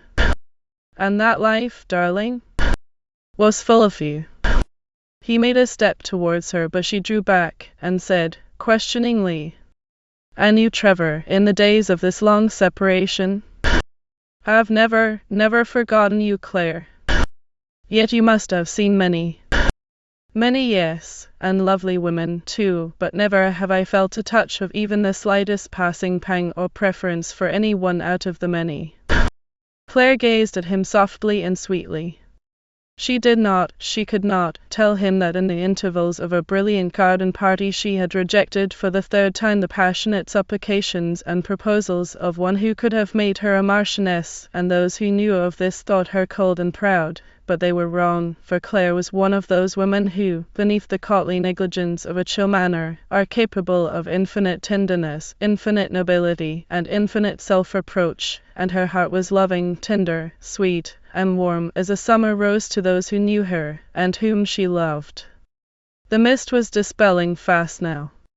Again they were discovering, or recalling, all that was sympathetic in each other, and learning to understand each other by word, and hint, or glance, when soul seemed to speak to soul, and more than all, when hand met hand, did Claire feel that which she had never felt since their separation, how magnetic was the influence between them, and how no other hand had made the blood course through her veins as his had done. The situation was becoming perilous, and Sir Carnaby might at any moment come upon them, like the ogre of a fairy tale, or the irate father of a melodrama. "I must go, Claire," said he, but yet he lingered. Again he was calling her by her name, her Christian name as of old, in the dear past time, and how sweetly it sounded in her ear. "Trevor," said she, pressing a hand on her heart as if to soothe its throbbing, while she leant on a table with the other, "stay yet a moment." Claire was with him again, he was conscious of nothing more, and the old love that had never passed out of his heart, or hers either, stronger now than it had ever been, made him linger in her presence, and made eye dwell on eye, tenderly, sadly, and passionately, till emotion got the better of all prudence, pride, and policy, and snatching the hand that was pressed upon her bosom, he besought her, in what terms, or with what words, he scarcely knew in the whirl of his thoughts, to be his wife at all risks and hazards. But Claire drew her hand away, and mournfully shook her head, and then, with an effort, spoke calmly. "You know, Trevor, how I loved poor mamma, and how she loved me." "I do, my own Claire."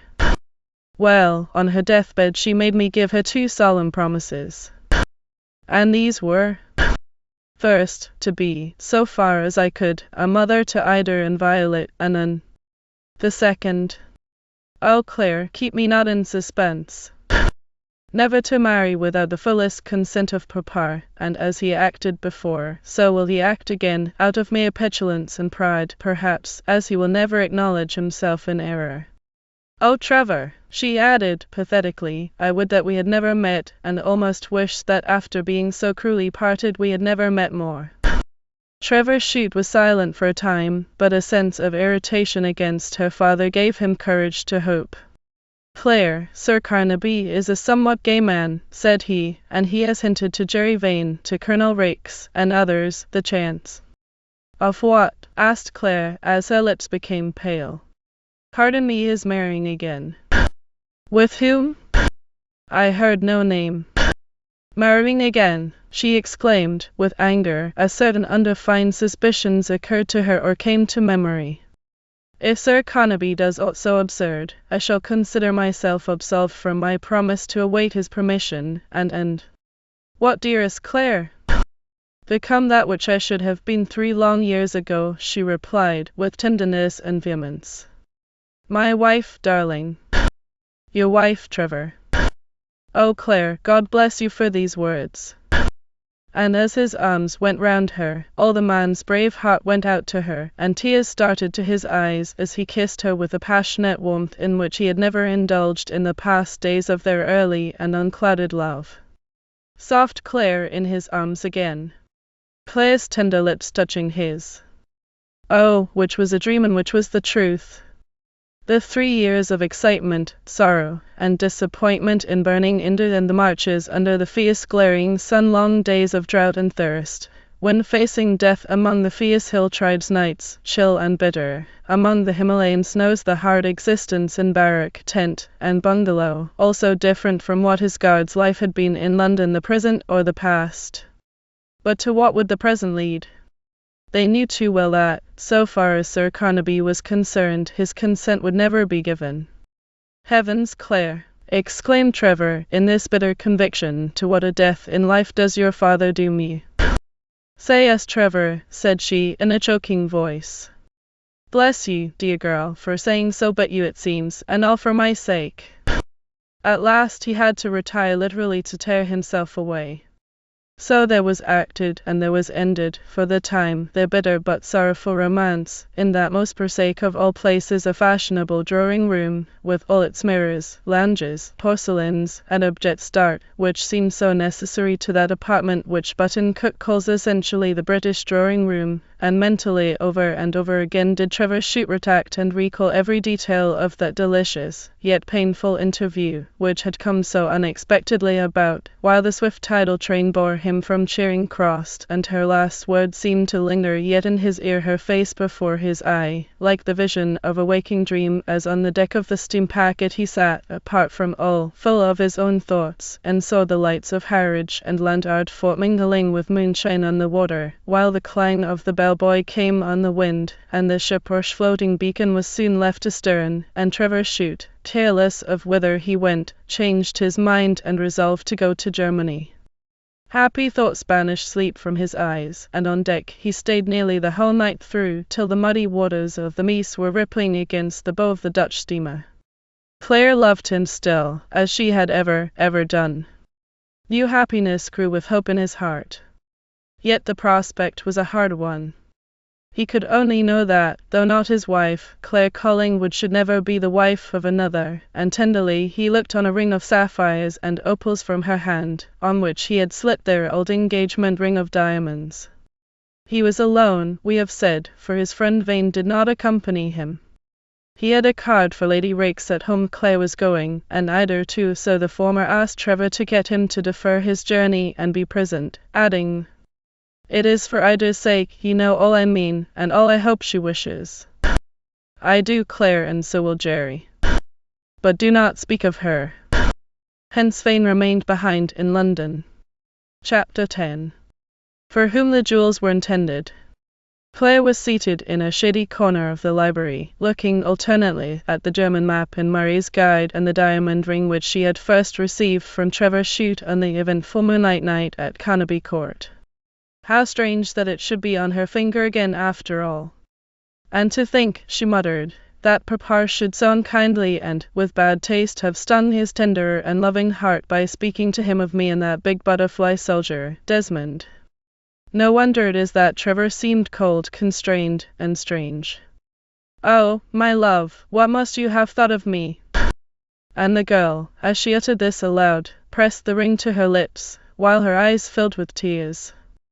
Then she sank into one of her reveries, from which, after a time, she was roused by the entrance of her father.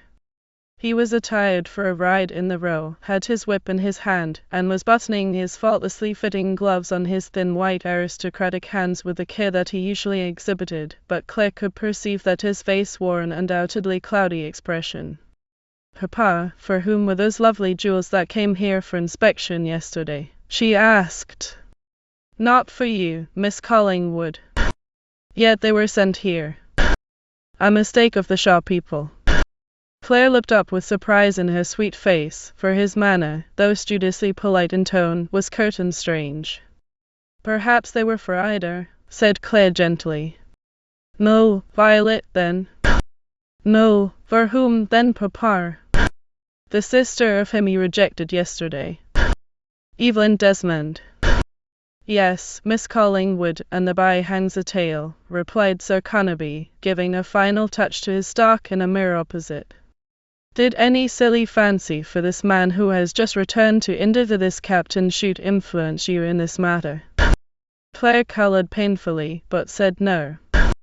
"Glad to hear it, Claire, as I thought all that stuff was forgotten long ago," he continued, with the nearest approach to a frown that was ever seen on his usually impassible visage. "You asked him to dine at your club, Papa," said Claire evasively. "Yes, out of mere politeness, to thank him, as Beverley's friend, for visiting Ida, though I fear the visit may make her grief a greater bore than ever." "But why did you decline an alliance that would be so advantageous as that with Desmond?" "Simply because I cannot love him, and I don't wish to leave you, dearest Papa, now that you are getting old." "Old?" He was frowning in earnest now. "Pardon me, Papa, I love no man sufficiently to make me leave your roof for his." "What stuff and nonsense is this, Claire Collingwood?" "It is neither, but truth, Papa." Though you have the bad taste to inform me that I am getting old, permit me to remind you that in many things you, Claire, are a mere child, though a woman in years. A child, perhaps, compared with such women as Desmond's sister Evelyn, replied Claire, with some annoyance. And as a woman in years, I, foreseeing the time when I could not have you always to reign over my table at Carnaby Court or in Piccadilly, have deemed it necessary to provide myself with a papa. Well, a substitute, he added, giving a finishing adjust to his gloves, and then looking Claire steadily in the face. In the person of Evelyn Desmond, she exclaimed, in a breathless voice, and becoming very pale. Precisely, my dear Miss Collingwood. She has promised to fill up in my heart all the fearful void left there by the loss of your good mother. I meant to have told you this long ago, but it was an awkward subject to approach. So I should think, with one who comports herself like you, and are in fact, now that we are about it, I may mention that the marriage has been postponed only in consequence of Beverley's death, Ida's mourning, illness, and all that sort of thing. So my sacrifice in declining poor Trevor Chute, after all his faith, love, and cruel treatment, was uncalled for, thought Claire, as she stood like a marble statue, with scorn growing on her lovely lip, while endeavouring to realize the startling tidings now given to her. Is this to be the end of Evelyn's endless manoeuvring and countless flirtations? She exclaimed after a pause. Miss Collingwood, I spoke of Miss Desmond, said he. So did I, replied Claire with growing anger. Don't be so impulsive rude, I should say it is bad form, bad style, very. Oh mamma, sighed Claire, she was a good and true gentlewoman. That I grant you, but a trifle cold and stately. When she died I thought it is only when angels leave us that we see the light of heaven on their wings. Now don't be melodramatic, it is absurd, and to be emotional is bad taste. As one cuckoo does not make a spring any more than one swallow a summer, so no more should one affair of the human heart make up the end of a human existence. Are you really in earnest about this, papa?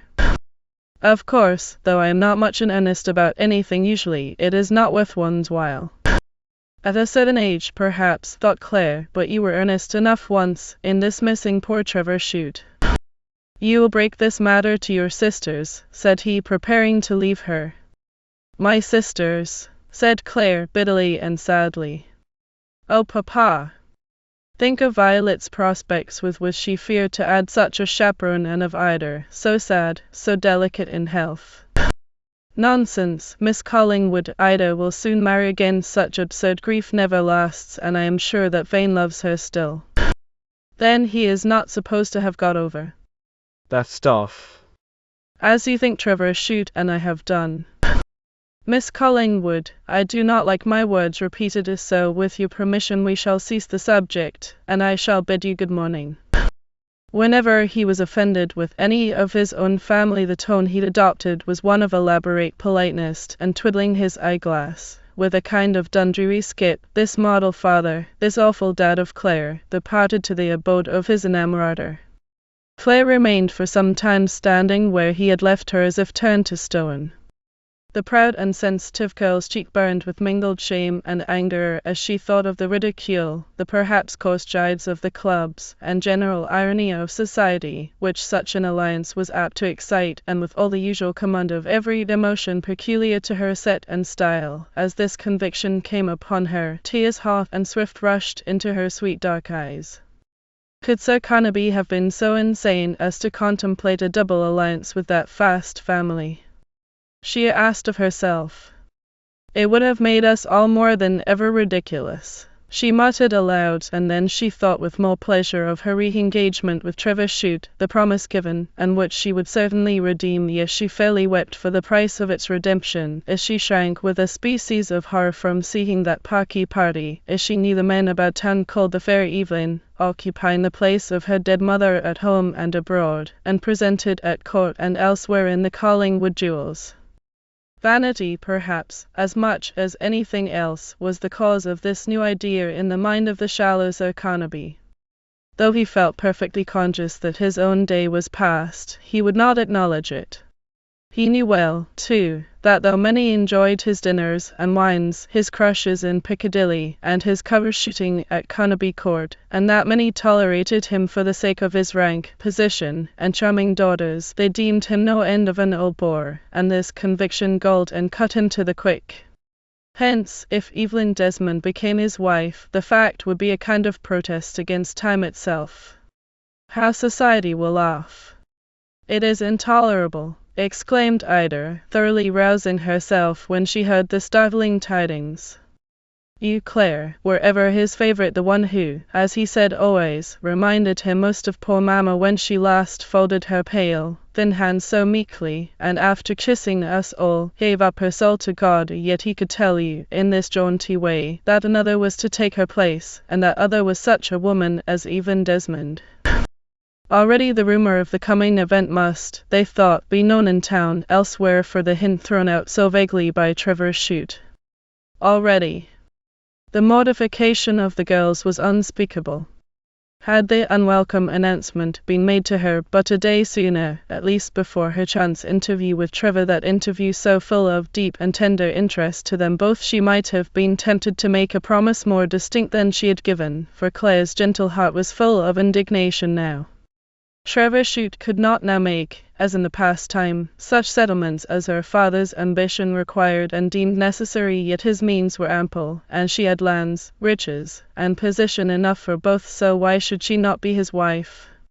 Such are the idiosyncrasies of human nature, that her father, who once liked Trevor Chute, now disliked, and more than disliked him, because he felt quite sensible that he had done the frank but unfortunate soldier who had loved his daughter wrong. To stay in town with this engagement on the tapis, and this marriage in prospect, was more, however, than Claire cared to endure, or Ida either.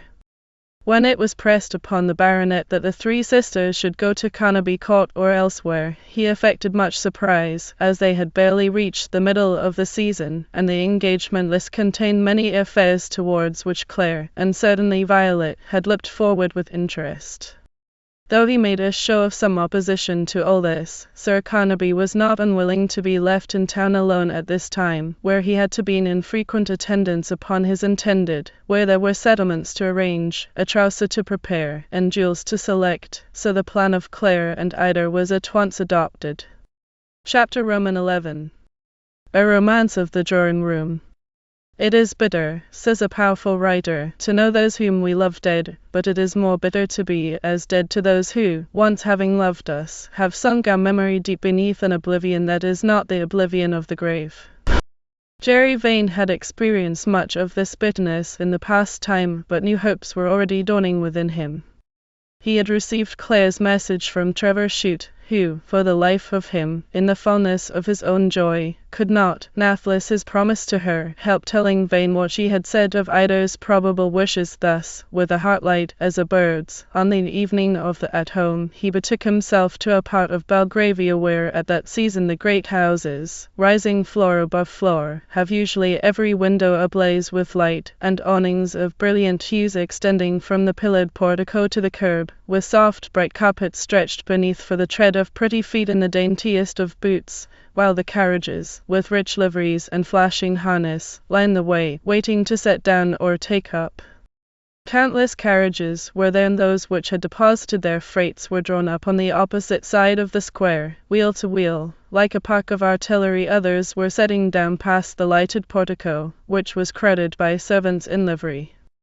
The bustle was great, nor were smart hansoms and even rickety growlers wanting in the throng of more dashing vehicles, bringing bachelors, like Jerry, from their clubs. Full of one thought Ida, he was betimes at Colonel Rake's house earlier, indeed, than was his wont, and piloted his way up the great staircase and through the great drawing rooms, which were hung with stately family portraits of the Rakes of other times, and were already crowded with people of the best style, for the At Home was usually a crusher in this house, a scene of velvets and silks, diamonds and sapphires, and every other man wore a ribbon, star, or order of some kind. Of his hostess Lady Rakes, a fade old woman of fashion, with her company smile and insipid remarks for all in succession, and her husband the Colonel, who, till Sir Carnaby came, was ever about Evelyn Desmond, with whom he fancied himself to have an incipient flirtation, we shall say no particular more, as they have no part in our story. The Collingwoods had not yet arrived. Vane could see nothing of them amid the throng while looking everywhere for either. Any very definite idea he had none, but love was the impulse that led him to seek her society so sedulously again, to see her, and hear her voice. How often had he said and thought, even while his whole heart yearned for her, I shall never torment myself by looking on her face again, and now he was searching for her with a heart that was hungry and eager. He heard carriage after carriage come up and deposit its occupants, name after name announced, and so group after group stream up the staircase and glide through the doors. Would she come after all? He was beginning to fear not, when suddenly the name of Collingwood caught his ear, and the well-saved old dandy, with an unusually bright smile on his thin aristocratic face, appeared with Claire leaning on one arm and Ida on the other. With all their beauty, we have said that he felt his daughters born thus. So soon as he could, he made all haste to leave them in the care of others, while he mixed with the glittering throng. So dense was the latter that a considerable time elapsed ere Vane could make his way to where the sisters stood, with more than one admirer near them. There, too, was Desmond, with his cross of the bath, and a delicate waxen flower in his lapel. Clara's refusal had certainly piqued, but not pained, the tall, languid guardsman with the tawny hair, yet he did not think his chances of ultimate success, if he cared sufficiently to attain it, were over yet, but his love was of that easy nature more like a listless flirtation than love, that he was in no haste to press his suit again, for if this affair, and a very absurd affair, by Jove, he deemed it, between Sir Carnaby and his fast sister actually came off, he would find himself often enough in the charming society of Claire, but what a joke it would be to think that Evelyn might be his mother-in-law. All things considered, the Honourable Major was not much in want of consolation, and if he had required it, there were plenty of lovely belles there and elsewhere who would gladly be bride, not to young Lochinvar, but to the future Lord Bayswater. And what of Claire, so calm in aspect and aristocratically serene? Her thoughts were not with the gay yet empty throng that buzzed and glittered around her, but with her soldier lover, round and tanned by the fierce sun glare of India, from whom she had been so long wantonly separated, and was now separated again, yet with the sweet memory of his last passionate kisses on her lip, that looked so proud to others, and who was not now, thank God, as before, facing the toils and terrors of an obscure mountain war in India, but simply self-banished to Germany till time should show what might be before them both. Where was he then? What doing, and with whom? Thinking, doubtless, of her. So thought and pondered Claire, when she could thrust aside the coming marriage of Sir Carnaby, with all its contingent ridicule, but it was in vain that she repelled it, for the fact took full and bitter possession of her, and could not be displaced, and her lip curled scornfully as she saw her father, with his bald head shining in the light like a billiard ball, his dyed moustache, and false teeth, his undoubtedly handsome and aristocratic figure, though thin and shrunken, clad in evening costume of the most perfect fashion, simpering and bending over Evelyn, of whom we shall have more to say anon. None that looked on Claire, and saw the greatness of her beauty, the general sweetness of her smile, her tranquil air, and somewhat languid grace, could have dreamed that irritating or bitter thoughts were flitting through her mind. Oh, thought she, as she fanned herself, how vapid it all is, exchanging the same hackneyed commonplaces with dozens in succession. Yet society compelled her to appear like other people, and she found herself listening to Desmond, who lisped away in his usual fashion of things in general, the debates in the House last night, the envious screen of the ladies' gallery, lacrosse at Hurlingham, polo, tent pegging, and lemon slicing at Lily Bridge, the coaching club and the teams, Colonel Rake's Greys, Bayswater's Roans, the Scottish Duke of Chateleralt Snow Whites, the matching of wheelers and leaders of this party and that rout who were and were not at the Chiswick Garden fete. One circumstance pleased her. Nothing in the well-bred and impassive manner of Desmond, though he hung over her and tugged his long fair moustache, could have led anyone to suppose that he had actually made her a proposal the other morning, and as to his sister's intended fiasco, for such they both deemed it, the subject was not even hinted at, and now, as he moved on to speak to someone else, a gloved hand was laid on her arm, and Claire found herself beside Evelyn Desmond. She was perhaps about 30, yet she had more experience of the world than Claire could ever have won in a lifetime. In girlhood she had been handsome, but her beauty, if real beauty she ever possessed, was already gone. Bloom at least had departed. She was fair, blue-eyed, and not unlike her brother, with a proportionately tall figure, and a face rather aristocratic in contour, but with a keener, sharper, more haughty and defiant expression. One of the 3 suites of diamonds that Claire had seen was sparkling on her brow and bosom. She was attired in violet velvet, with priceless point lace cut in the extreme mode. Her neck and shoulders were bare, and her dress cut so absurdly low behind as to show rather too much of a certainly fair and snow-white back. Claire's chief objection to her, apart from the disparity of years, was that the Honourable Evelyn had the unpleasant reputation of having done more than one very fast thing in her life, though no one could precisely say what they were, and though she was the daughter of a peer and a sister of a major in the Guards, all men had a cool, insouciant, and even flippant or half-chaffing mode of addressing her that they would never have dared to adopt to a girl like Claire Collingwood. "Your papa has told you about you-know-what, Claire," said Miss Desmond, looking not in the slightest degree abashed, though lowering her tone, "certainly." "Yes," said Claire curtly and wearily. "We must be better friends than ever, Claire." Miss Collingwood found herself in silence, so Evelyn spoke again. "I suppose you know when the event takes place?" "No." "How monosyllabic you are," said the other, while her lip quivered, and her eye lightened. "Has Sir Carnaby not told you?" "I never asked him," was the half-contemptuous response. "Why?" "I was not aware that matters were in such a state of progression." "A time is named, then, for this affaire de fantaisie?" "A month from today." "Pray call it an affaire du cœur." "A month," repeated Claire dreamily. "He would have it, he was so impatient," said Evelyn Desmond, with something of a smile, but whether it was a triumphant or malignant one Claire cared not to analyze. She only feared that the impatience had been elsewhere, as Evelyn had been on the point of marrying with more than one man already, but there was always a flaw somewhere, and the affairs ended. Perhaps, as some hinted, they were too easily begun.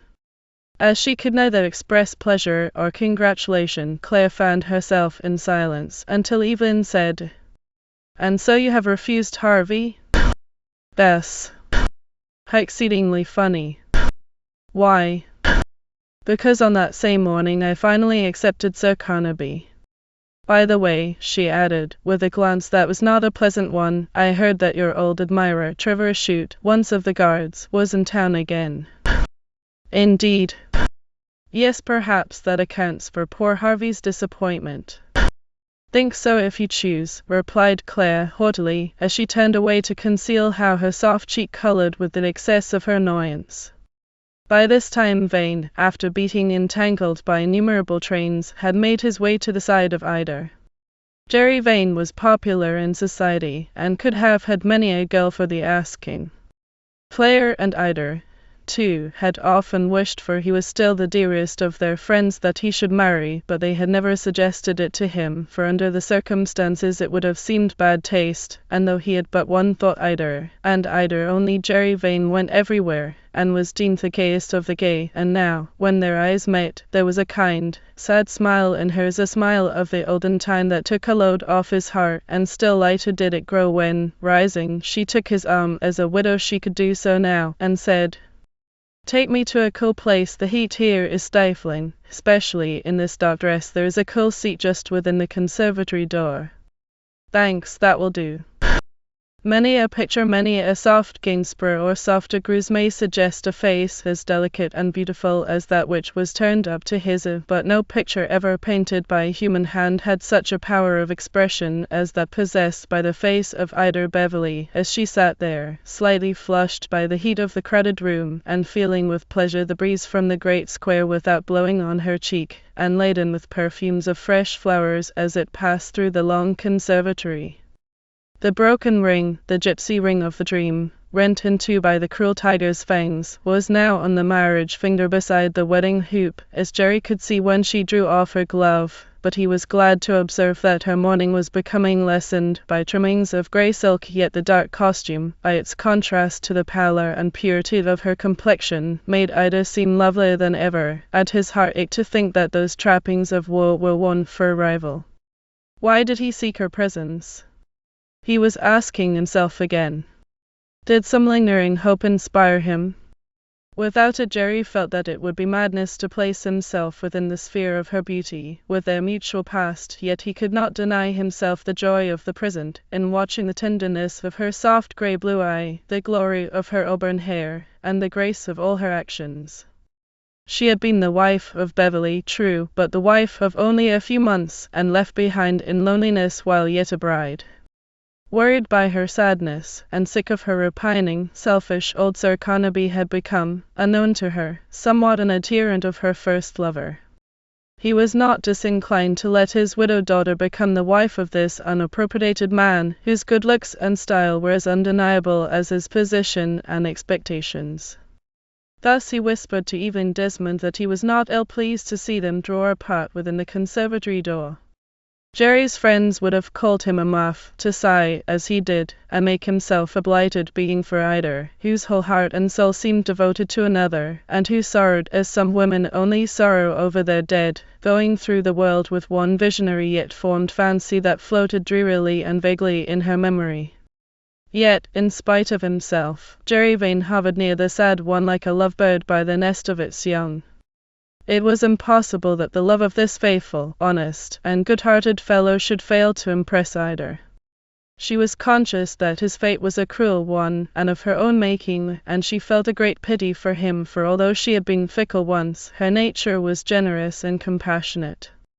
A dead flirtation can seldom be revived, but an old love is often rekindled, yet Ida bore him none as yet. It was only pity, as we have said, compunction for what she had done, a tenderness, nothing more, save, perhaps, a sense of honor for him, that gave Jerry Vane an indefinable and, it may be, dangerous attraction to her. And now, as he spoke to her, bending over her as he used to do of old, her dark blue eyes changed and shadowed with the changing thoughts that passed quickly through her mind. "We are good friends as ever," said she, smiling upward in reply to some remark of his. "Ida, someone has written that after love, mere friendship becomes more cruel than hate, and says it is the worst cruelty. When we seek love, is a stone profit us when we ask for bread and famine?" Jerry felt that in this remark he had made somewhat of a header, but fanning herself, she said calmly, "I believe in you, Mr. Vane. Is not that the highest trust one creature can give another? May I not implore you to call me Jerry, as of old?" he asked, in a tremulous voice. "When alone, yes. Mr. Vane sounds so odiously formal after his lip quivered. Well, Jerry, it shall be. Thanks, dear Ida, I begin to hope again." Poor Jerry did begin indeed to have fresh hope, and are we not told that its promises are sweeter than roses in the bud, and more flattering to expectation? "Combine love with friendship, Ida," he urged, softly, with the tip of his moustache almost touching her ear, "and its tranquillity will be great and happy." She could not, without growing interest and tenderness, see the mournful love-me look that his eyes wore, yet she said, over her bouquet of stephanotis, Beverley's favourite flower and perfume, "Do not talk thus, I implore you, Jerry Vane." A gesture of impatience escaped Vane, yet he said, in a voice of tenderness, "Oh, Ida, I do know it too well and bitterly, for as I loved you in the past time, so do I love you still." "Pardon me, Jerry, you are indeed a kind and faithful fool," he interrupted her bitterly. "That is the word, Ida. Nay, nay, don't say so, she urged, with tremulous lips and moistened eyes. The first love of a woman's heart is a holy thing, Ida, and yours was mine. Let us be friends, said she, in a painful tone. I can never, never be a mere friend, Ida. Like that of Claire and Trevor Chute, but a few days before, it was another romance of the drawing-room, the strange intercourse and perilous friendship between these two. She looked wistfully at Vane. We know not what God may have in store for us yet, said she, colouring while she spoke, but only with the desire to soothe and not ignore the passion he was avowing. It may be that we have only, in our hearts, been waiting for each other after all. Ere Vane could make a response to this speech, which she felt conscious was a rash one, she shivered and grew deadly pale.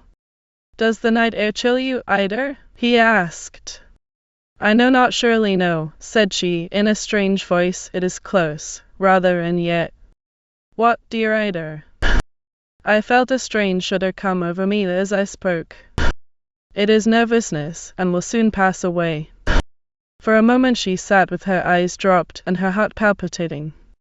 Whence came that strange, cold, and irrepressible tremor, like the shock of an electric battery, yet so chilly? What could it be? Could she have an affection of the heart? She started from her seat with manifest uneasiness, and taking his arm, said, Let us return to the rooms. And now there occurred an episode which, however trivial then, Jerry Vane recalled with singular and very mingled emotions at a future time. As they came out of the conservatory, Colonel Raikes said, laughingly, Who is your friend, Vane, that is so strangely dressed, at least, not in evening costume? Friend? What friend? Where, Colonel? In the conservatory with you and Mrs. Beverley. Ah, Mrs. Beverley, too bad of you to appropriate our friend Vane when you know all the women are in love with him. Colonel, you, my dear girl, for I'm old enough to call you so. But about your friend. There was no one but ourselves in the conservatory, said Vane. Oh, pardon me, Vane, you three were close together. Impossible. As you rose to retire, I saw him slide, as it were, behind the shells of flowers. We saw no one, urged Ida. Can it be a thief or an intruder? Let us see, said the Colonel, and he and Vane searched all over the place, which was brilliantly lighted with gas, but without success. You must be mistaken, Colonel, said Jerry, as the only other door of the conservatory is locked and on the inside. Though a little short-sighted, I was not mistaken, Vane. And this man stood close behind Mrs. Beverley's chair, within less than arm's length of you both. What was he like? Asked Vane, with genuine irritation and astonishment. That I can scarcely describe. His face was singularly pale, with dark eyes and a dark, heavy moustache. And he actually hung over Ida, Mrs. Beverley, I mean, unseen by me. Yes, closer than good breeding warranted. You must have been very much absorbed not to have seen him, said the Colonel, with a wicked smile in his old eyes. I was indeed absorbed, Colonel. Don't wonder at it, there are not many Ida Beverleys even in the world of London. But, again, the butler must be told to have an eye upon the plate chest, the racing cups and silver spoons. Who was this strange-looking man whom the Colonel could not describe, yet had so distinctly seen close by Ida's chair, listening, doubtless, to all their remarkable conversation? It was, to say the least of it, a most ungentlemanly proceeding, and Jerry, amid the clatter of tongues around him, strove to remember all they had said, and whether he had let fall anything that shed a light upon their past relations and his present hopes, with the pleasant conviction that the eavesdropper must have heard much that was intended for Ida's ear alone. By Jove, thought Jerry, if I had caught the fellow, there would have been an unseemly scene among the Colonel's majolica flower pots, his orchids, and azaleas. The interview in the conservatory, and the strange emotion that came over her, had somewhat wearied Ida, and like Claire, who had overheard some unmistakable remarks on the coming event, remarks certainly not meant for her sensitive ear, she was anxious to be home. A game old fella, she heard Lord Brixton say, a peer whose only known ancestor was one of the cottonocracy to another whose adjusted eyeglass was focused on Sir Carnaby game indeed, but will live to repent his matrimonial folly. She'll lead him a dance, believe me, don't you know? Even the servants in the hall and at the portico had heard some rumour, for there fell upon Clare's ear, as they swept out to the carriage, something like this. "Ah, yes, I knows the Honourable Miss Desmond, with her big mastiff, wit and whistle, and only Sir Carnaby on duty. I've seen him by the Serpentine many times." So, then, their names were linked together, even by the men in livery. And as they drove home in the carriage, leaving Sir Carnaby with his fair one by the lighted windows of the far extent of streets and squares, Ida lay back in a corner, muffled in her gossamer-like Shetland shawl, soft as Dhaka muslin, the woven wind, very silent and sad. She was thinking very much of what Jerry had said, and the hopes she had, perhaps unwisely, awakened, but more of the strange cold thrill that came over her, for she had too often experienced that unwelcome emotion or sensation of late. In another direction Jerry was tooling home in a hansom, with a heart full of happiness. He had struck the vein, he had an interest, even though but a renewed interest, in the eyes and heart of his old love. Had she not admitted that they knew not what fate had in store for them yet, and that their hearts might only have been waiting for each other after all? Moreover, Sir Carnaby had given, and he had accepted, a formal invitation for the shooting and then for the Christmas festivities at Carnaby Court, and he drove on, sunk in happy waking dreams of all that the future might have in store for him yet. Chapter Roman 12. In the Congens night of. Married at St. George's Church, Hanover Square, on Saturday, Sir Carnaby Collingwood, Bard of Carnaby Court, to the Hon. Evelyn Desmond, only daughter of the right Hon. Lord Bayswater. The bride wore a dress composed of rich ivory white Duchess satin, the skirt, etc., etc.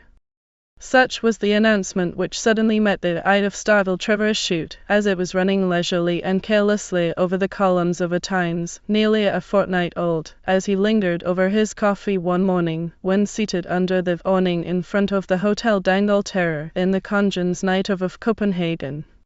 "Pho," whistled Chute, as he read and reread the paragraph, with all its details of the bride's elaborate costume, the uniform of the bridesmaids, the presents, and so forth, down to the shower of satin slippers, and the departure of the happy couple by the Great Western Railway. This event was all the more startling to Chute, as he had been wandering from place to place, through Germany and the north of Europe, and thus few letters and no papers from England had reached him for some time past, and now it was the end of the first week of September, when the brown partridges would be learning to their cost that the tall waving wheat, amid which their little broods had thriven, was shorn on the uplands, and the sharp-bladed plough was turning up the barless stubbles.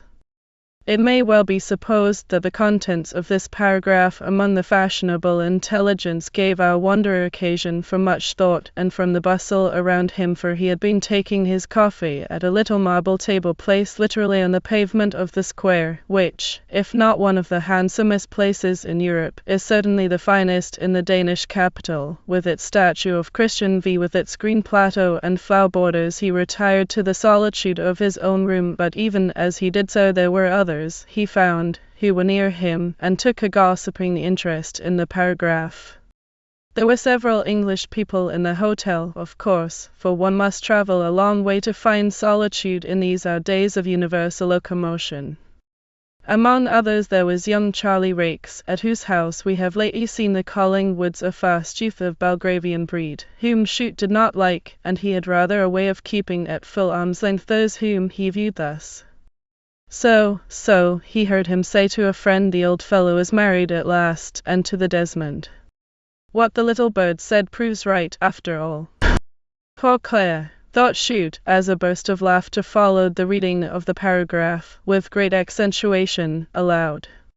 Fancy Evelyn Desmond airing flannel bags for the gouty feet of old Collingwood, fomenting his bald patty, he is bald, isn't he? Putting his lovely teeth into a tumbler at night, unlacing his stays, and all that sort of thing, don't you know?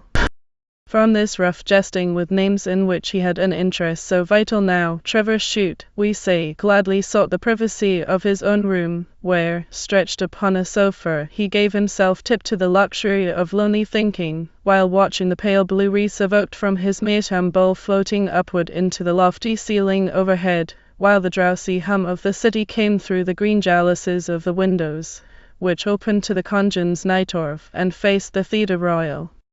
Would this alliance mar forever the chances of the Major, or redouble them, as he would be quite en famille at Carnaby Court and the town mansion in Piccadilly? He recalled the parting words of Claire, and thrust the speculation aside as unworthy the consideration of a second.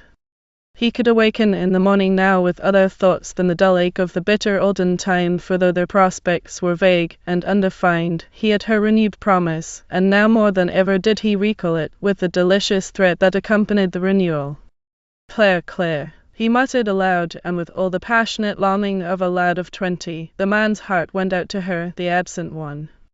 She was his in spirit only, but oh, for Surrey's magic mirror, to bring her before him once again, that he might revel on the calm poses of her statuesque figure, her soft, yet aristocratic face, and the curve of her lips, that were exquisite as those of a Greuze, even as Surrey revelled on the beauties of Geraldine when conjured up by Cornelius Agrippa. Again he was sunk in thoughts of her, as when far away amid the awful and undisturbed solitude of the Himalayan forests, where the pines that rose to the height of 200 feet were tipped with sunshine, while all was night below, and where the torrents, with their ceaseless roar, that wearied the ear, when, swollen by the winter rains, they tore past the lonely cantonment of Lander, where the last home of Beverley and many more lie, rolling on and unto the plains and tea gardens of Assam. But his prospects were brighter now, and thus he had thought of her happily when idling from place to place, in the glittering Kursaal at Hamburg, the many gaieties of Berlin, and of more domestic Copenhagen when among the lonely woods of Norway, and the countless isles of the crested Arnarfjord, which the Norse packet had traversed when its waters were moonlit and luminous, when the dark violet-tinted waves of Eve rolled on the green shores of the Jungfrau Land, when he had seen the gorgeous sun setting redly beyond the bronze-like forests of Sweden, and flushing alike the sky above and the waters of the Sound below. Her face was ever before him, and he had remembered its expressions and the tone of her voice in every hour he spent, especially when alone, by land and sea, in city, wood, or wilderness.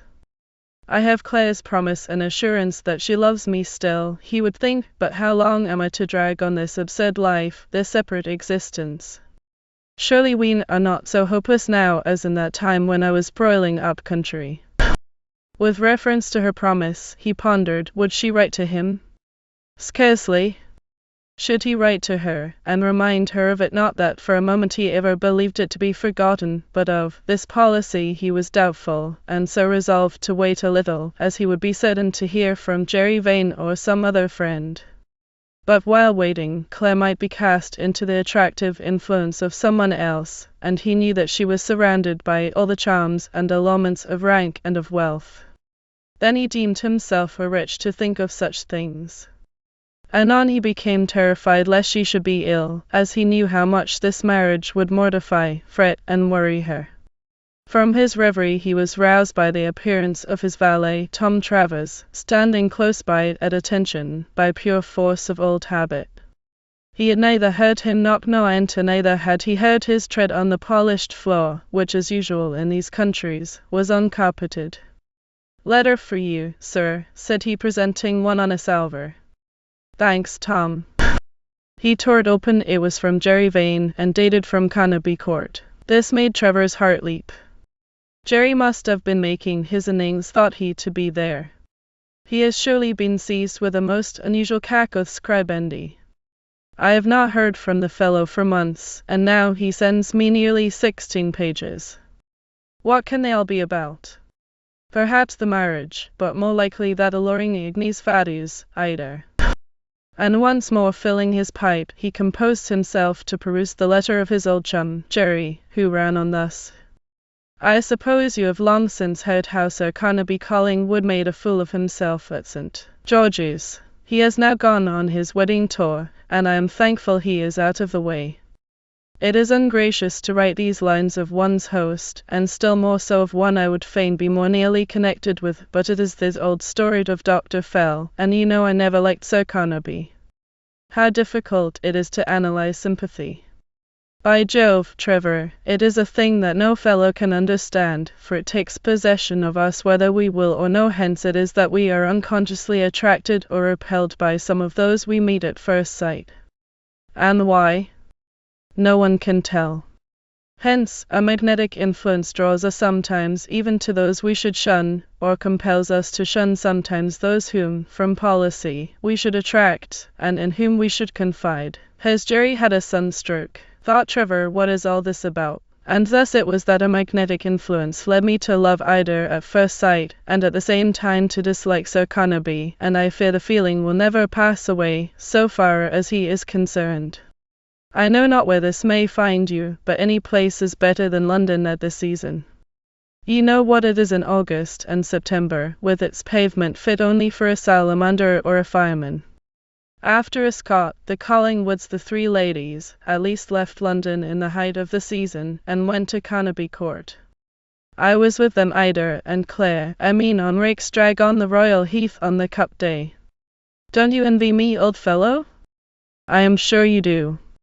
We spoke much of you among ourselves, anyhow, and Claire looked her brightest and her best when we did so. By not starting early, we were delayed waiting for the unengaged couple. We lost the first 2 races, but that was nothing.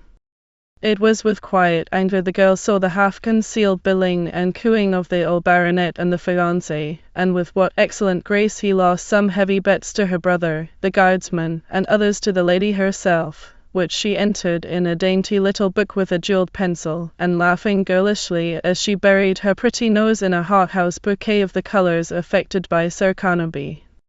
Desmond's animal is nowhere, but perhaps you won't be sorry for that. Some say he has lost a pot of money, and may have to leave the brigade anyway. It did not prevent him from returning with some dolls in his hatband.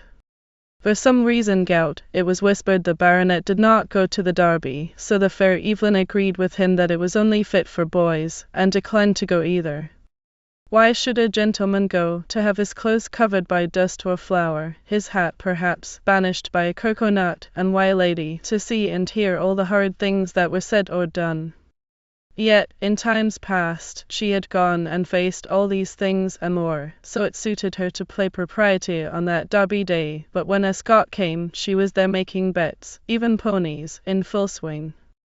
I came here at first to have a shot or 2 at the birds for a week, by express invitation, as I told you, and then I may, perhaps, join you on the continent after all.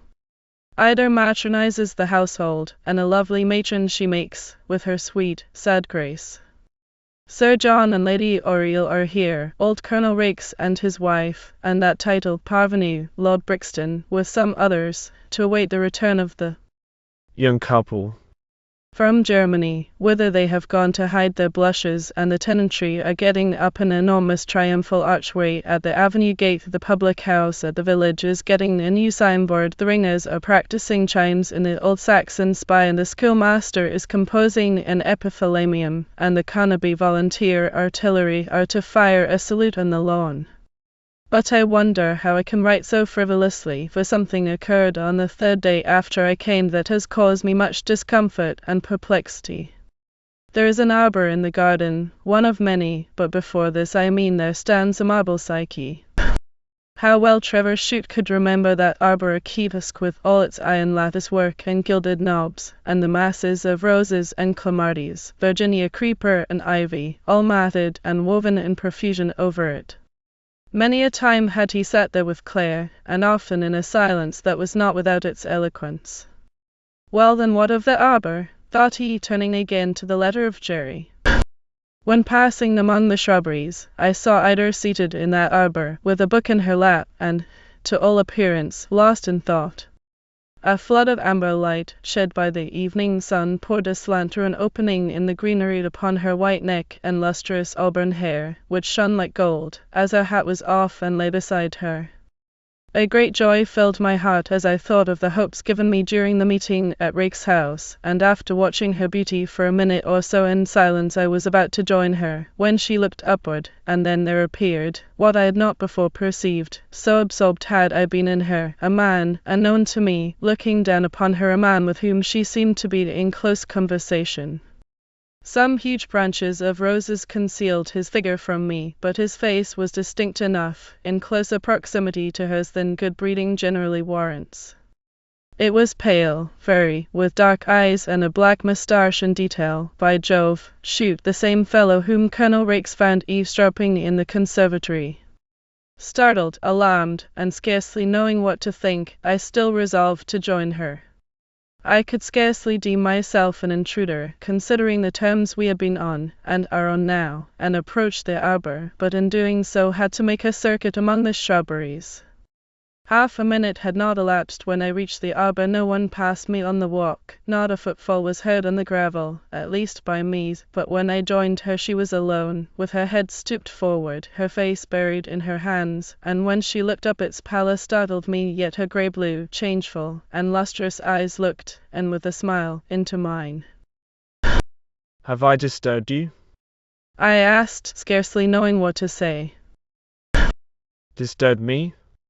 Oh no, I was done reading. But someone was with you. One. Just now. Impossible. I thought that someone was here. I said, in great perplexity. Oh no, but sit down and let us talk, said she frankly.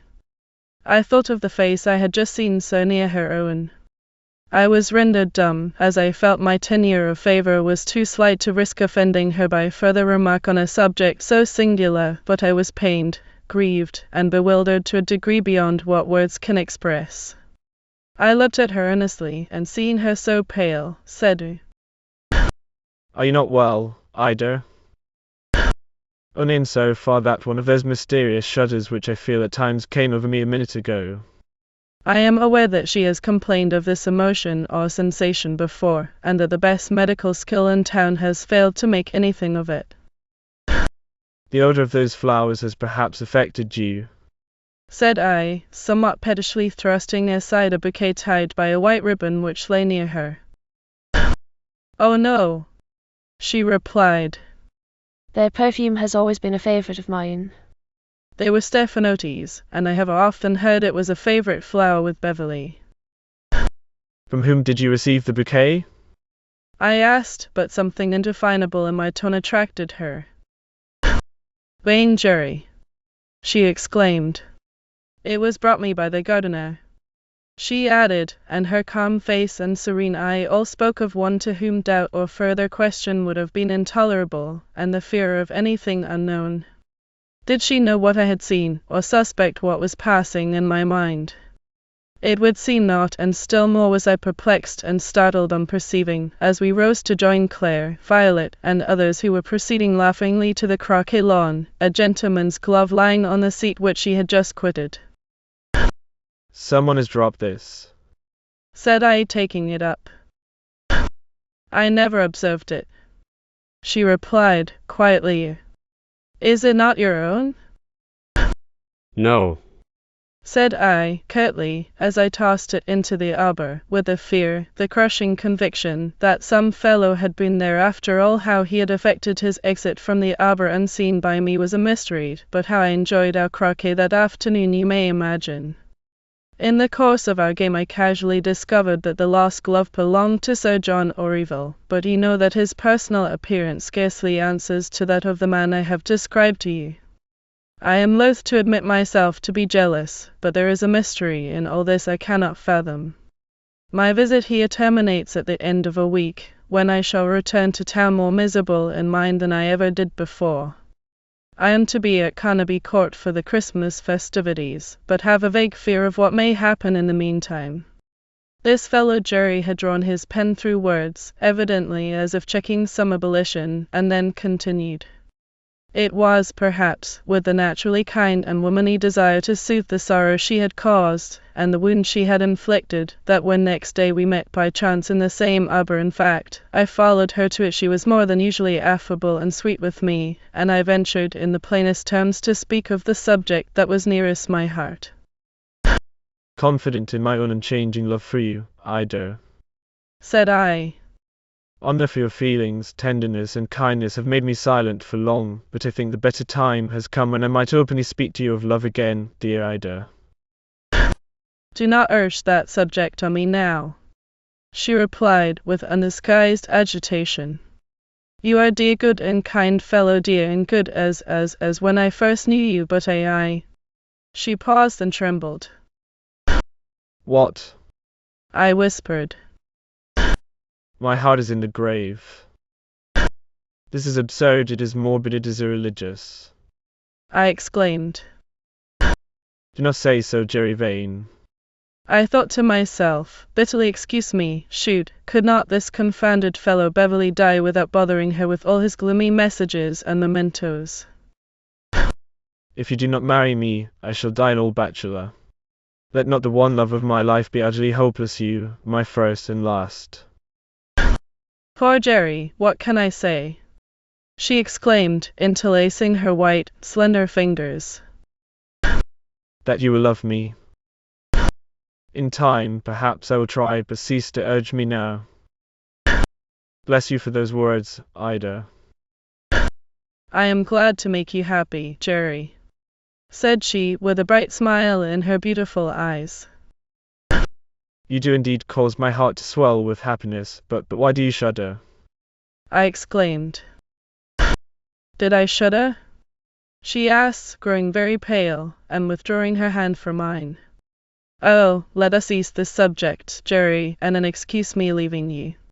She glided away from my sight down the garden walk, quitting me with an abruptness unusual to her, which I had observed on more than one occasion, and the cause of which I was unable to discover, or reconcile even with the rules of common politeness, but now she returned with a sad yet smiling and somewhat confused expression of face, and showed me the book she had been perusing on the preceding day. It was the Baron von Reinbach's work on magnetism and vital force, and pointing to a passage wherein he details the effect produced on a girl of highly sensitive organization when influenced by a magnet, she said, I feel when I start and leave you exactly what this girl described her sensation to be, drawn from you by an irresistible attraction which I am compelled to follow unconditionally and involuntarily, and which, while the power lasts, I am obliged to obey, even against my own will. So do pardon me, Jerry. I am powerless and not to blame. She spoke with quiet sweetness, with an infinite gentleness and sadness, but I saw the man's glove yet lying in the arbor, the tangible glove, and thought, good heavens! Is all this acting insanity, or what? Anyway, I was filled with keen anxiety and deep sorrow to find that she whom I loved so tenderly was under influences so strange and accountable, so far beyond one's grasp. Could the figure of the man I had seen so near her, with his odious face so close, so very close to hers, have been an illusion, a hallucination, a thing born of my own heated fancy, and the shifting lights and shadows of the arbor and its foliage? If so, it seemed very odd indeed that an appearance exactly similar should have been seen in his conservatory by such a sentimental and matter-of-fact old fellow as Colonel Raikes. Here ended Jerry's long and rambling letter, many items in which gave Trevor Chute food for long thought and reverie.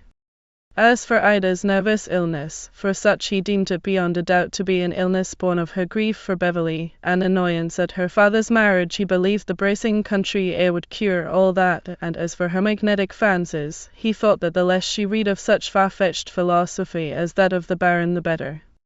The two stories of the man who had been seen were odd, certainly, and to some minds the bouquet, though alleged to be given by the gardener, and the glove might have seemed suspicious, but Ida, though she had jilted Jerry in time that was past, was not by nature a coquette, and knowing this, Trevor Chute, as a man of the world, dismissed the whole affair as some fancy or coincidence, and then his ideas went direct to Clare and Carnaby Court, and he envied Jerry.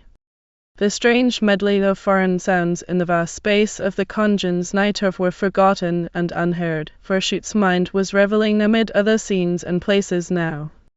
He was even thinking over the derby to which Vane had alluded, and he recalled the days when he had been a species of pet in the brigade, when he looked forward to the derby as the great event of the year, and his own delight when he first drove the regimental drag, the selection of the horses, the ordering of the luncheon, the colour of the veils, and the road along which all the world of London seemed pouring, the golden laburnums at Balham in all their glory, the hawthorn hedges at Ewell, the beeches and chestnuts that shaded the dusty way, the myriads on the course, the wonderful bird's eye view from the grand stand, the excitement of the races, the stakes and the bets, from thousands to pretty boxes of delicate gloves for Clare and others, all of which he should never enjoy as he had enjoyed them once. And now impatience made him peripatetic, so he rang for his valet, Travers. "Pack up, Tom," said he, "we leave Copenhagen tomorrow." "All right, sir, for where?" "Lübeck." "Have a drosky ready at 10, I shall take the morning train." Travers saluted and withdrew, without thinking or caring whether Lübeck was in Hanover, Hindustan, or the island of Laputa. It was the merest whim or chance in the world that led to the selection of Lübeck as a place to be visited, but Trevor Chute could little foresee whom he was to meet there, or all that meeting led to. Chapter Roman 13. By the express for Lübeck. Though Trevor Chute's old habits of decision and activity remained, a new kind of life had come upon him of late. Thus he who had found the greatest pleasure in his military duties and attending to the wants of his men, in the saddle hunting, enjoying the day-dawn gallop, or with his rifle and hog-spear, watching under the fierce sun glare for the red-eyed tiger or the bristly boar, as they came to drink in some secluded nullah, had now changed into one of the veriest daydreamers that ever let the slow hours steal past him uselessly in succession. So that time were got through, he cared little how. Would Vane join him? He rather fancied that he would not. Nor did he wish it, though Jerry was the friend he valued most in the world, for the urgent reason that through him alone could he hear aught of her to whom he could not write, and who would not write to him. Thus Chute lived in a little world of his own, lighted up by the remembered face of Clare and the hope she had bade him cherish. He marvelled much how Jerry's love affair was progressing, and whether either would yet forget his other friend, Jack Beverley. He thought not, by all he knew of her, yet wished that she should do so, for Jerry's sake. There was much of humility in the latter, and he held himself of small account with her. Though proud enough with his own sex, even to hauteur at times, his love for either made him her very slave, and now how often came back to Vane's memory, with regret and reproach, the bygone scoffs and silly ironies he had often cast on his friends, who, when he was heart-whole, were suffering from the lost smile of those they had loved, perhaps more truly than wisely. Recollections of his own laughter, his gibes and his quips came back to him as if in mockery now. Trevor Chute and Clare were separated again, but not as before. Now he did not feel, as in the old time, that he had lost her, and he looked back to his last interview with joy. Long though the time seemed since then, it was but recently that her dark eyes had smiled lovingly into his, that all the nameless charms of her presence had been with him, that she had spoken with him, and that he had listened to her. When would all this come to pass again? Till then what mattered it how he killed the time, or whither he went? Yet pleasure and amusement pulled on him. The sea breeze had lost its charm, and the sparkling waves their beauty. Flowers seemed to be without fragrance. The fertile green pastures of Germany and Denmark, in all their summer glory, and the woods with the first tints of autumn, were without interest to his eye, for he was, more than ever, a man of one thought, and that thought was Clare Collingwood. In this mood of mind, without thinking how or why, he started for the famous old Hanse town. The train took him to Korsør, in Zealand. There he crossed the Great Belt, and from the deck of the Maid of Norway steamer could see the Danish Isles steeped in the noonday heat, when every sandy holm and green headland seemed to vibrate in the sunshine that glistened on the blue waves which roll round Nyborg and picturesque old Odense, and after running through Schleswig and Holstein on a pleasant afternoon in autumn, he found himself at Hamburg, in the train for Lübeck, the Carthage of the north. Tom Travers had seen to the luggage and the inspection thereof, had procured the tickets for himself and his master, and the latter had just lit his cigar and composed himself for his journey, pleased to find himself the sole occupant of a carriage, when he suddenly observed a lady, undoubtedly an Englishwoman, procuring a bouquet of rosebuds from a Vielander florist, one of those picturesquely costumed girls who wear a bodice that is a mass of spangles and embroidery, a straw hat shaped like a Spanish sombrero, and thick, bunchy skirts, such as we may see in an old picture of Teniers, and who come from that district which lies between the Elbe and the Bill, where the whole population are market gardeners. There was some delay, during which the train was shifted a little, and amid the bustle of the platform the lady looked about in confusion, uncertain which was her carriage. Already the starting bell had been rung, and the shrill steam whistle had sent up its preparatory shriek. "Dritt Class, Zweite Class." The bearded German guard was shouting, while waving his little flag of the North Germanic colors. "Hier hinab hinter nach und bit, Steigen Sie ein, Madam, pray get in," etc. Mechanically, Chute, in mere politeness, opened the carriage door, as she was half-handed, half-pushed in by the hasty guard, for already the train was in motion, as she found herself, it would seem, separated from her friends, and swept away by the express in companionship with a total stranger. "How awkward," she said in German. "I have been put almost thrust, I may say, into the wrong carriage." "You can change at Butchen, the only place where the express stops," replied Chute. "Ah, you are English," said she, her countenance languidly lighted up. "So glad, for though I speak German pretty well, I don't understand the patois of the people hereabouts, on the borders of Holstein." Chute merely made an inclination of his head, and was about to throw his cigar out of the window, when she begged he would not do so. Smoking never incommoded her, indeed, she rather liked it. He thanked her, and they slid into the usual little commonplaces about the weather, the scenery, and so forth. Though handsome, she was passy, and Trevor Chute could detect that she had in her manner much of the polished insouciance, the cultivated, yet apparently careless fascination of a woman of the world, and it soon became evident that she knew it, and the world of London too, in many phases.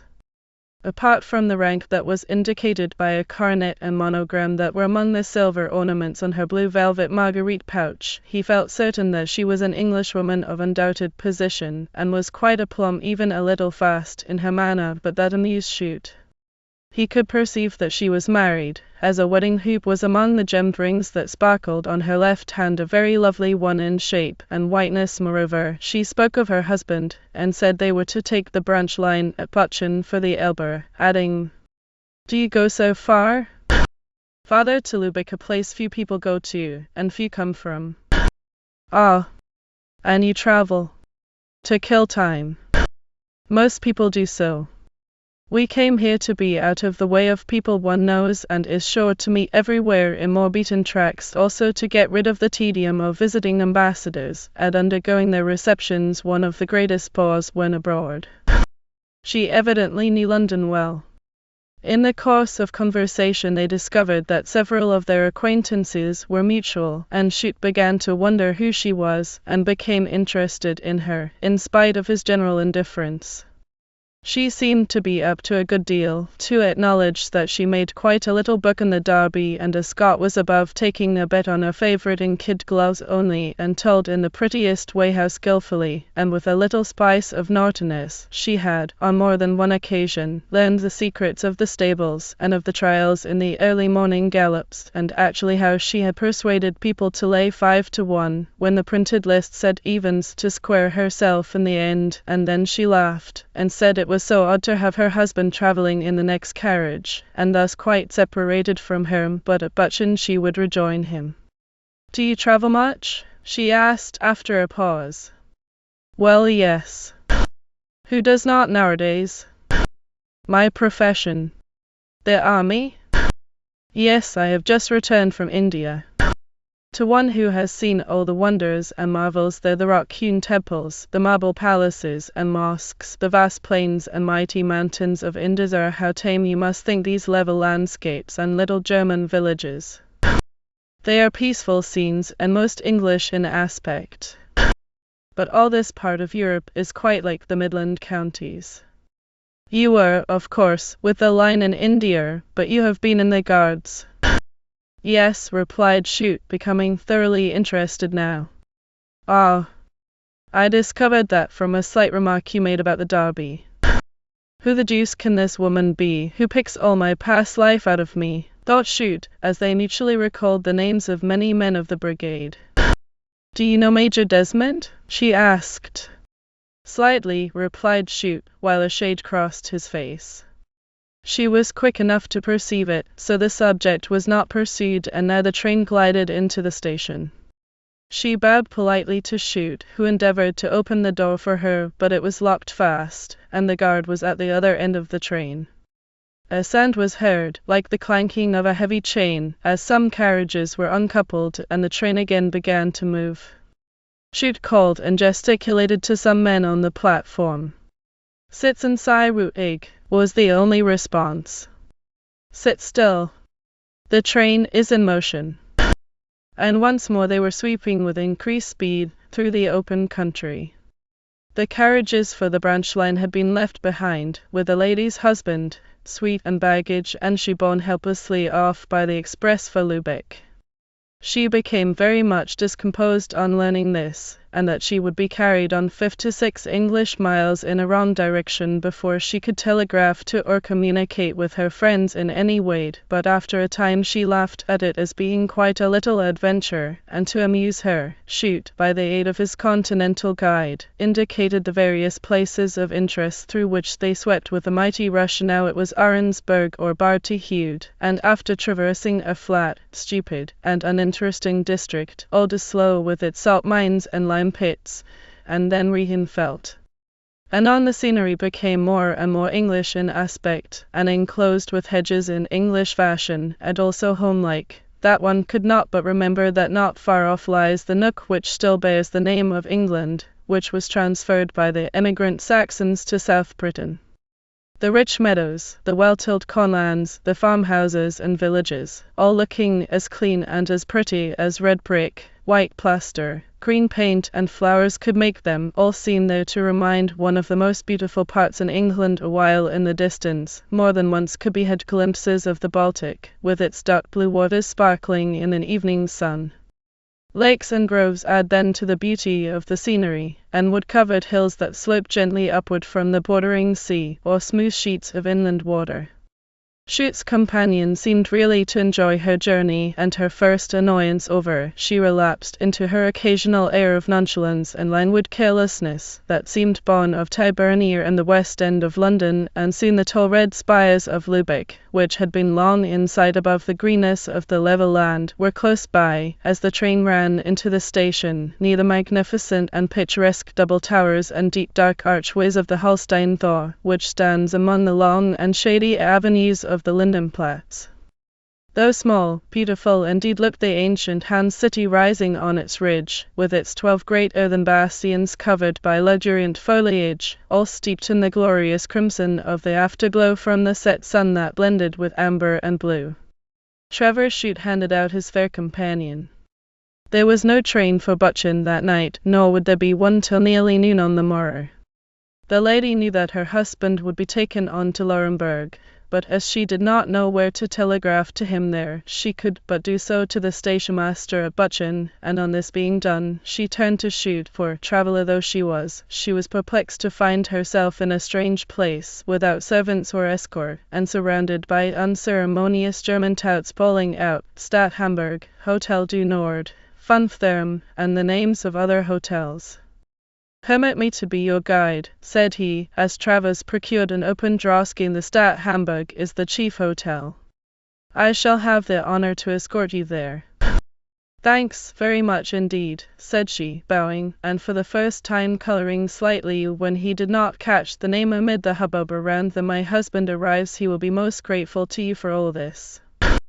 And now, as they drove through the Holstein Tor towards the hotel, Chute was provoked to see in the face of his man Travers a comical and perplexed expression.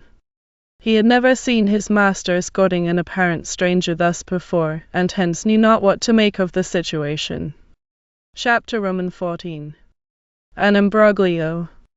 The great dining hall of the hotel, where the table d'hôte was daily served, was empty. All the visitors had gone to the theatres, the Tivoli gardens, and so forth, so Trevor Chute and the lady found themselves seated at a long table alone, to partake of a meal that was of course deemed supper there, where people dine at 2 p.m.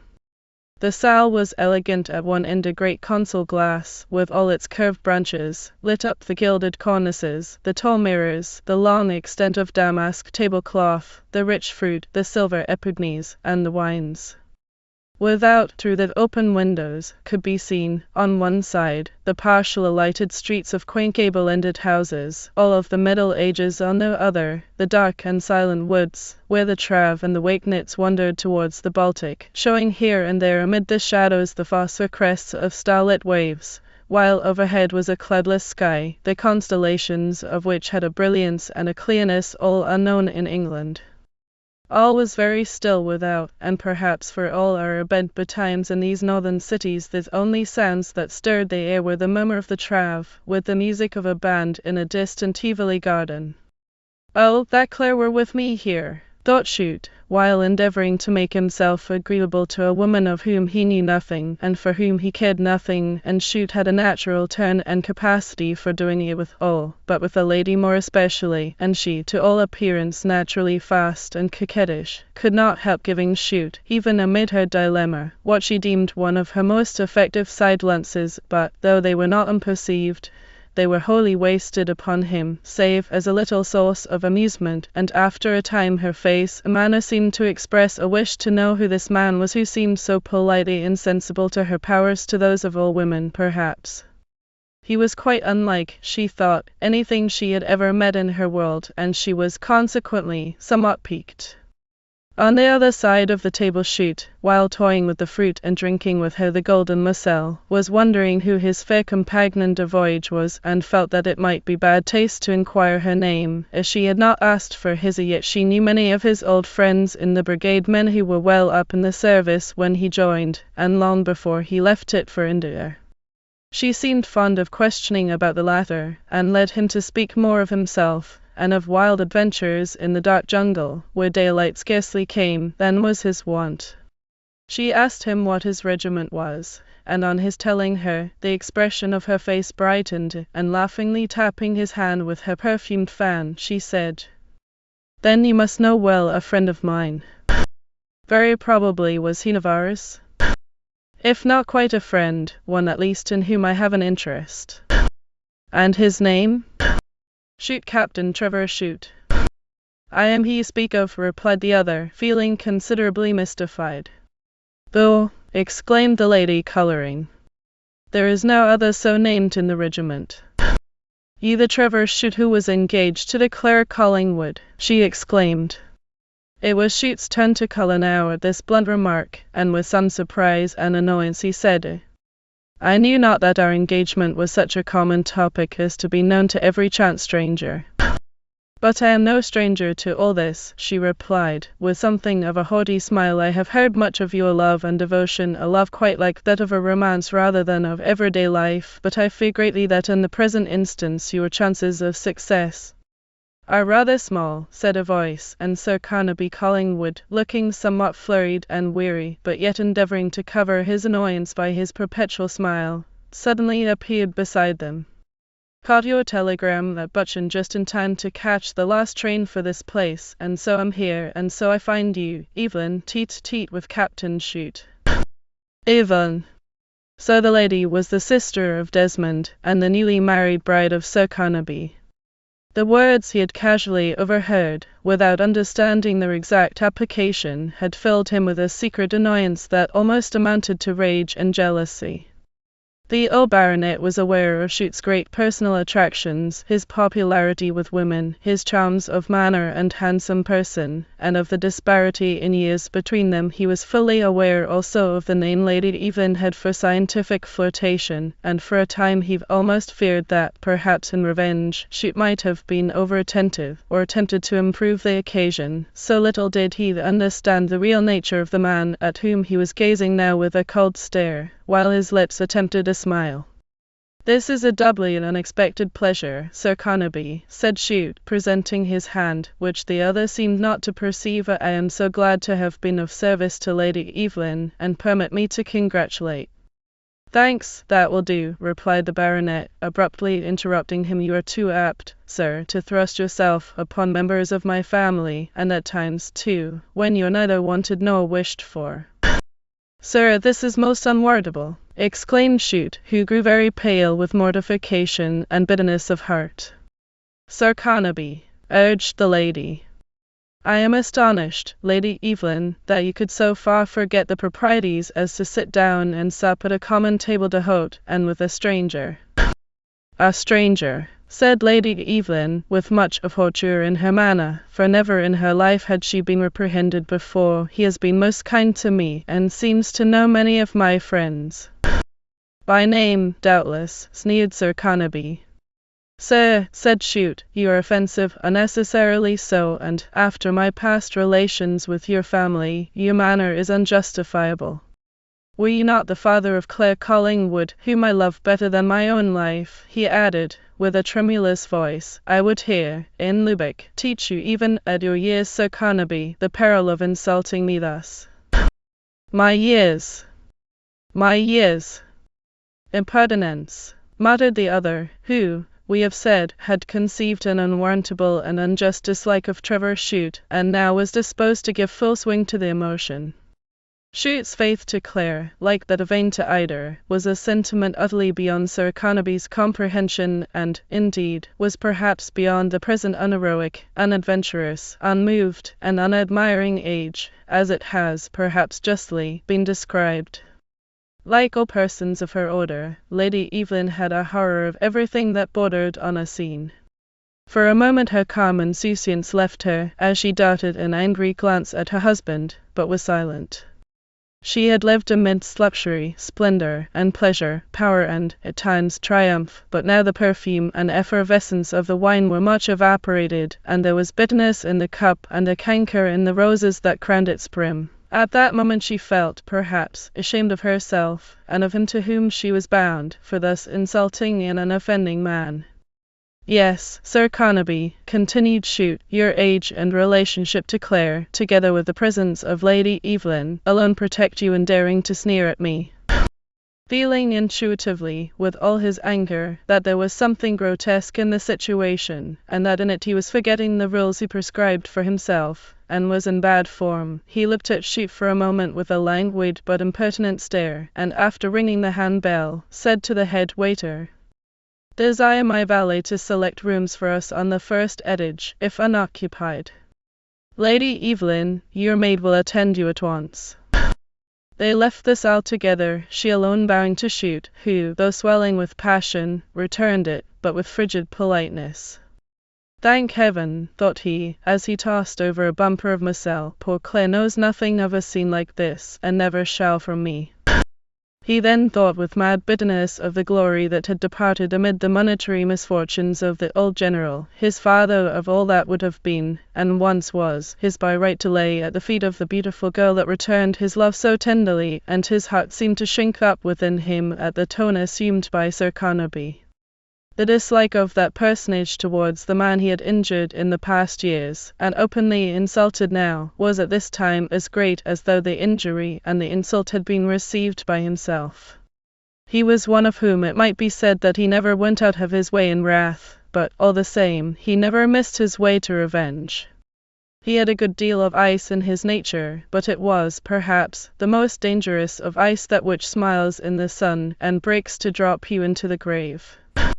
Disquietude of any kind, or mental tumult, were usually all unknown to Sir Carnaby, and were, he thought, as unbeseeming as any exhibition of temper. Hence he was intensely provoked by the manner in which, through his own fault, the adventures of the day had wound up, as by means of their servants or others, perhaps Trevor Chute himself, the affair might be noised abroad till it assumed the absurd form of some genuine fiasco.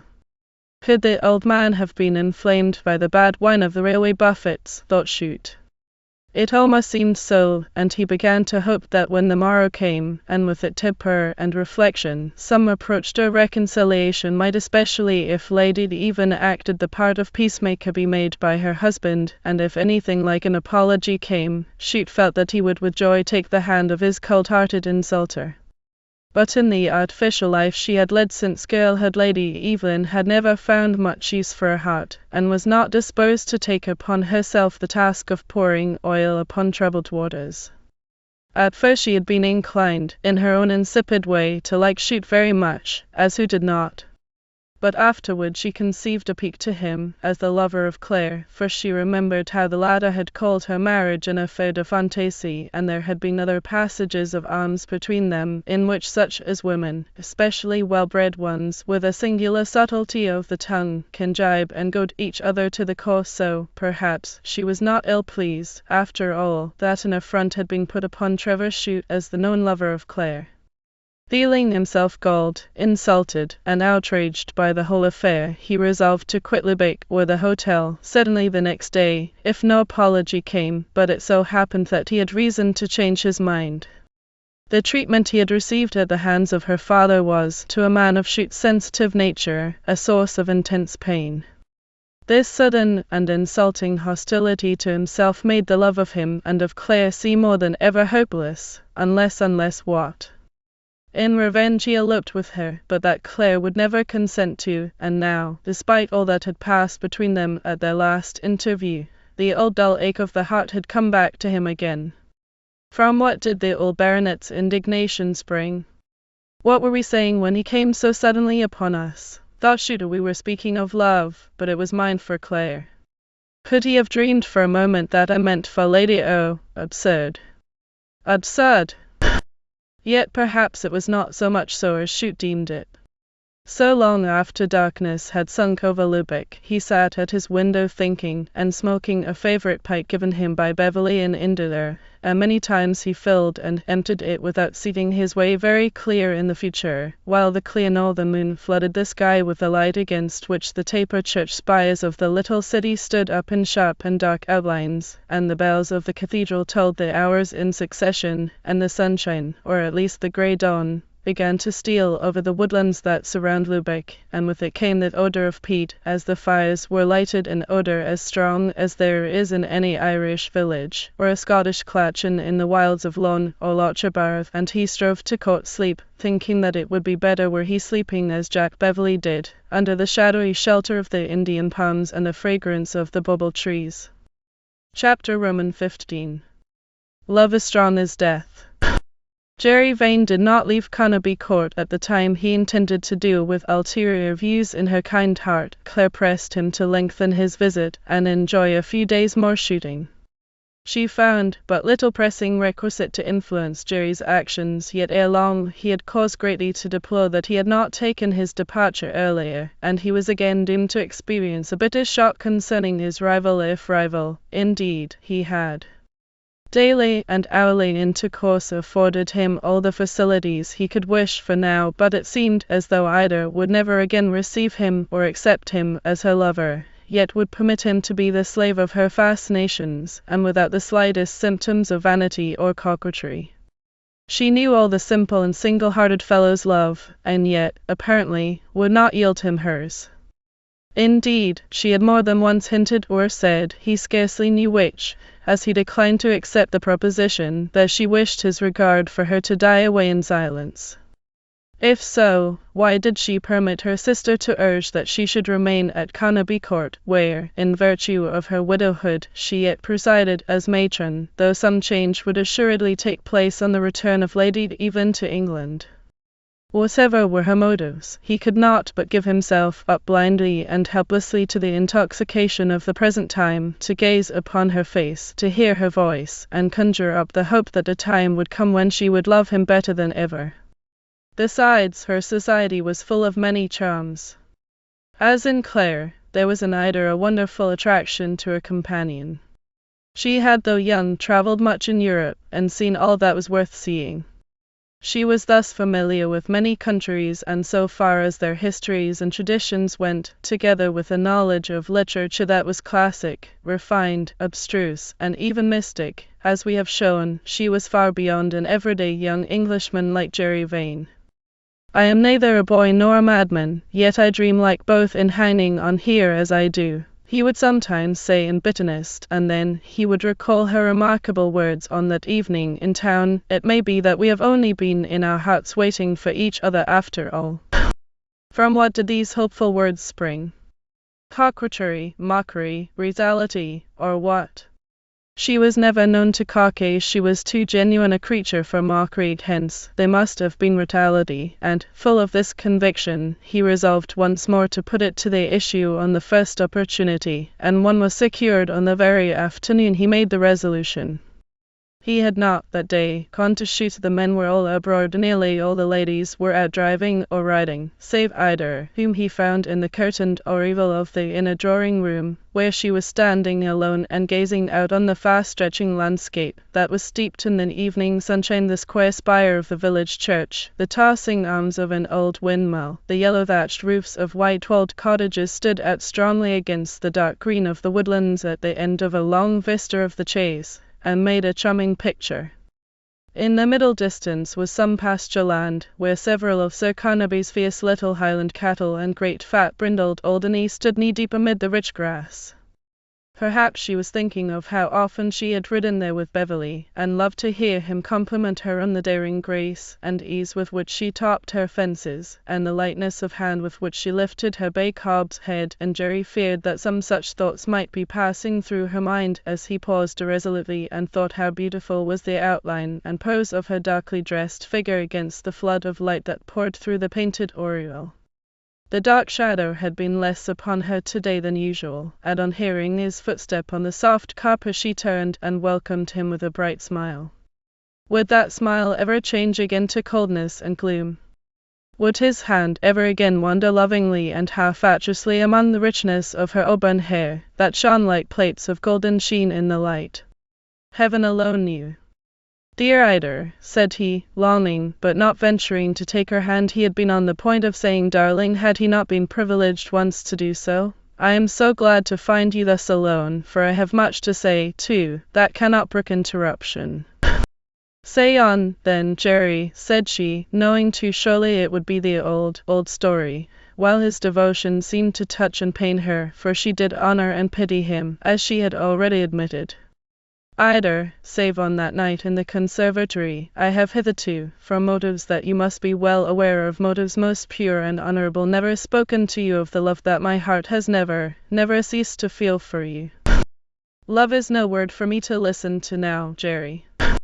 Not from me? Even from you, Jerry. I implore you to be mine, Ida. Do not weep, do not turn away, you stand alone now. This recent marriage has made your home a broken one. I, too, am alone, and each needs the love of the other. Do not trifle with me, Ida. Trifle I, oh Jerry Vane. You loved me once, he urged, drawing very near. Yes, I loved you once, she said, vaguely and wearily. Once. How cruel the speech sounded, though she did not mean it to be so, of course, for as she turned to him, an infinite tenderness filled her sparkling eyes of grey or violet blue. For times there were when they seemed both, and his met them with something wistful and pathetic in their gaze, as he said, "Ida, dearest Ida, time and separation that seemed as if it would be lifelong, have but strengthened the regard I bear you, and now that I am free, you would say? I entreat you to be mine. Your father would wish it, and I know that dear Claire does. All my brightest hopes and associations, all my fondest memories are of you, and all have been bound up now in the hope that we might yet be so happy, beloved Ida. Do not address me thus," said she, imploringly, as she covered her eyes with her slender fingers tightly interlaced. "Ah, why?" he asked, entreatingly, and venturing to put a hand lightly on each side of her little waist, but she stepped back, and said in a low and concentrated voice, "Because how shall I say it? Each time you speak thus the strange thrill I spoke of passes through me." "A thrill?" "I shudder," she answered. "What causes it?" "I cannot tell. My poor Ida. Your nerves are all unstrung, and that absurd book of rhyme and bars has made you worse. Promise to marry me, Ida, and we will go to Switzerland, to Scotland, or anywhere that the breezes of mountains or the sea may restore you to what you once were, even as fate has restored you to me." But the lovely head was shaken sadly, and the pale face was turned to the distant landscape. The passion with which he loved her was of a quality certainly very rare in the world of society, she knew that. "Your wants are very simple, as your tastes are, Ida, and my fortune is more than equal to your own in worldly matters. There can be nothing wanting. I know, Jerry, that a devotion such as yours deserves all the love I could and ought to give it, and yet—" She paused, and permitted him to retain her hand. Was she, in spite of her asseverations to the contrary, about to love him after all? The heart of Vane beat wildly amid the dawn of fresh hope. "Many men have loved, Ida," he urged, in a soft, low, passionate tone, "but it seems to me that I love you as few men have ever loved before. From the first moment I met you I loved you, and surely circumstances have tested and tried that love to the utmost." "Most true, Jerry. I ask not of what your regard has been for another since we parted. I ask you only to love me as you did before that time, if you can." The words that Vane spoke came from the depth of the honest fellow's heart, in the full tide of emotion, and Ida could not fail to be touched, and as she gave him one of her profound yet indefinable glances of pity, the light in her beautiful eyes seemed to brighten as her lashes drooped, and Jerry read in them an expression he had not seen there since the happy time that was past. In fact, Ida seemed to be trembling in her heart to think how dear was it indeed so. How dear Jerry Vane was becoming to her again, and how necessary to her his society was daily becoming, and how like the old time it was more like then, with all her past love for Jack Beverley and her strange dreams and hauntings, she dared to acknowledge to herself. "Say, Ida, that the gap in my life is to be forgotten, filled up it can never be." Jerry, she urged, "do not press me so at present, at least." She was yielding after all. "May I hope that you will accept me yet?" he said, pressing her hand caressingly between both of his. "A heart is not worth having, Jerry, that accords to pity only what it should accord to love. You have all my esteem, and perhaps, in time, Jerry—" She paused and shuddered visibly, and sank back with eyes half closed and a hand pressed on her bosom as if about to faint or fall, but Jerry's arm supported her. "Good heavens, that sensation again!" he exclaimed. "I must struggle against it, or it will conquer me," she said, suddenly regaining her firmness and striving to crush or shake off the nervous emotion that shook her fragile form and gentle spirit. "My darling, I am to blame. Oh, pardon me, if I, at a time when your health, your nervous system, at least so selfishly and urge my claim upon your heart, for a strong and tender claim I have, indeed, Ida." There was in this an eloquence greater than more florid phrases could express, as he spoke, for it seemed as if Jerry's very soul was spent in what he said. After a pause, he said, with an arm still round her, "I will not press you to answer me now, dearest Ida, you are pale and seem so weary. I will go, but ere I do so, give me one kiss in memory of the past, if not to encourage hope for the future." She lifted her sweet face to his, and there was infinite tenderness, but no passion in the kiss she accorded him so frankly, and Vane was but too sensible of that, while a sound like a deep sigh fell at the same moment on the ears of both. "Who sighed?" she asked, startled, in the fear that they were overseen or overheard. "Did you, Jerry?" "Know yourself, perhaps, darling." "Nay, I sigh often enough, but I did not do so now, Jerry." "Most strange. We must have deceived ourselves, for here are people coming," he added, as steps were heard in the outer drawing-room. "You will give me a final answer, then?" he urged, in a deep, soft whisper. "Yes. Well, this evening." "Bless you, darling Ida." "Where?" "After dinner we dine, at 6 at 8 o'clock, in the rhododendron walk." And as she left him, on her pouting lip and in her grey-blue eyes that seemed black at night, Jerry thought that the sadness was gone and replaced by the beautiful smile of old.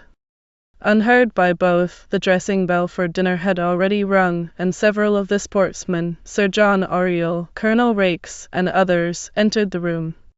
Among them was Major Desmond, the languid, irrepressible, and imperturbable Desmond who, en route from town, had turned up for a single day's cover shooting at Carnaby Court.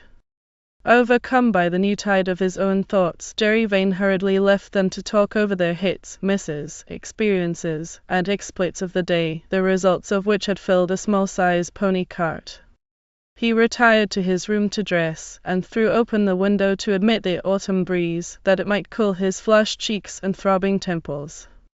The kiss of that beloved lip, albeit one so coldly given, yet seemed to linger on his, and all nature around him seemed to grow lighter now that hope had swelled in his heart. Lit by the evening sun, the leaves of the masses of wild roses and other creepers that clambered round the mullioned window of his room seemed to murmur pleasantly on the passing breeze, that brought also the chimes of the village spire, the voices of the exultant birds, and the pleasant rustle of the old oak trees in the chase. To the ear of Jerry Vane there seemed to be a melody in all the voices of nature now, for his own heart was all aglow with joy. Chapter Romans 16. Jealousy cruel as the grave. He could gather from the manner of Ida nothing of what was passing in her mind during dinner. He observed, however, that she wore on this occasion a flower in her auburn hair, the first with which she had appeared since the time of her mourning, a simple white rose. He remembered that he had admired the simple decoration long ago, and that she had been wont to wear it to please him ere she had worn flowers to please another, so hope grew stronger in the heart of Vane. She chatted away with Desmond and joined in the general conversation with more gaiety than usual, but not without showing a little abstraction at times, as if her thoughts wandered. She accorded little more than an occasional glance to Vane, with a soft smile on her sweet face, though there was the old languor in all her actions and manner, while she gave a programme of the forthcoming Christmas festivities at Carnaby Court, to which he, and some of the others present, were invited. At last the ladies left the room, and the last glance, as she retired, rested on him. Jerry's heart beat like lightning. The hands of the clock above the mantelpiece were close upon the hour of 8 when, after having to linger over a glass or two of wine, he quitted the table and the house unperceived, and hastening through the garden, where the few flowers of autumn were lingering yet, he reached the appointed place, the long vista of which he could see in the twilight, bordered by gigantic rhododendron bushes, intermingled with lilac trees and Portugal laurels. She had not yet come, and with a heart in which much of joyous happiness was blended with hope and anxiety, Jerry walked slowly to and fro, as he knew not at which end of the alley she might appear. The sun had set more than an hour and a half. There was a deep crimson flush in the west, against which the great trees of the chase stood up still, motionless, and dark as bronze, for the night was calm, without a breath of wind, and the garden was so lonely and still, that Jerry thought he could actually hear the beating of his heart. Time stole on, the twilight passed away, and the shadows and shapes became lost and blended in darkness. The clock in the central gable of the court struck quarter after quarter, till Jerry, peevish with impatience now, and alone too, found the hour of 9 was nigh, and that Ida had not appeared. Could he have mistaken the place, or she the time? Had sudden illness come upon her, as her health was so uncertain now? Had she been interrupted by some of the numerous guests? To forget, or omit to come, were surely impossible. A distant step on the ground made his pulses quicken. At last, dearest Ida, he muttered aloud. But no, that could not be the step of Ida, hastening lightly and quickly to keep her appointment. It was a slow and heavy one, that of a man, and Major Desmond came sauntering along, in full evening costume, with his hands in his coat pockets, and the red glowing end of a cigar projecting from his bushy moustache. He was chuckling, laughing to himself, and evidently much amused by something. Vane would gladly have avoided him and quitted the rhododendron walk, but to do so might be to lose the last chance of seeing whether either kept her appointment, while, if she came, it might indicate that one had been made. He could but hope that the tall guardsman would pass and leave him, but it was not to be so. He had partaken freely of wine, and he was disposed to be jocular, confidential, and particularly friendly, so he passed his arm through Vane's, saying, "As I passed into the garden a few minutes ago, just to enjoy a soothing weed, I made the funniest discovery in the world, by Jove I did." "You discovered what?" asked Vane, intensely annoyed. "Well, that, with all her grief for our friend Beverley, I don't think the fair Ida is quite beyond being consoled." "Do you take?" "Not in the least," was the curt response. "She has an admirer." "Many, I should think," replied Jerry, becoming more and more amazed and nettled by the tone and laughter of the guardsman. "But she has one in particular, I tell you." "Who do you mean?" asked Vane, colouring, as he felt the reference was to himself. "By Jove, that is more than I can tell you," said Desmond, with another quiet laugh, as he tossed his cigar away. "I only know that as I lounged slowly past the arbour where the marble statue stands, about 10 minutes ago, I saw her in close proximity, quite a confabulation with a fellow, though I did not hear their voices. Doubtless they were Low and sweet. like that of Annie Laurie." Was this assertion a piece of Desmond's impudence, or the result of the baronet's champagne? His idea of wit, fun, or what? Jerry Vane felt his face first redden and then grow pale with fury in the dark. "You must be mistaken," he said, sternly, almost imperiously. "Not at all, Vane," replied the other. "I passed on without affecting to perceive them, but I could make out that the fellow who hung over her as she sat at the table was not one of the guests, very pale, with a black, lanky moustache." "Oh, it is impossible," urged Vane in a very strange voice. "Not at all, I tell you," replied Desmond, in a somewhat nettled tone. "I simply amuse myself with the fun of the thing." I heard a sound, and on looking up saw her start up, look at her watch, and then hurry, almost rush, this way. "Oh no." "Whither, then?" "Straight into the house by the back drawing-room window." And the tall dandy stroked his long moustache, and uttered one of his quiet laughs again. Vane, past making any comment, remained silent and in utter bewilderment. His heart seemed to stand still, and he felt a more deadly jealousy, a more sickening and permanent pang in it, than he had ever endured before.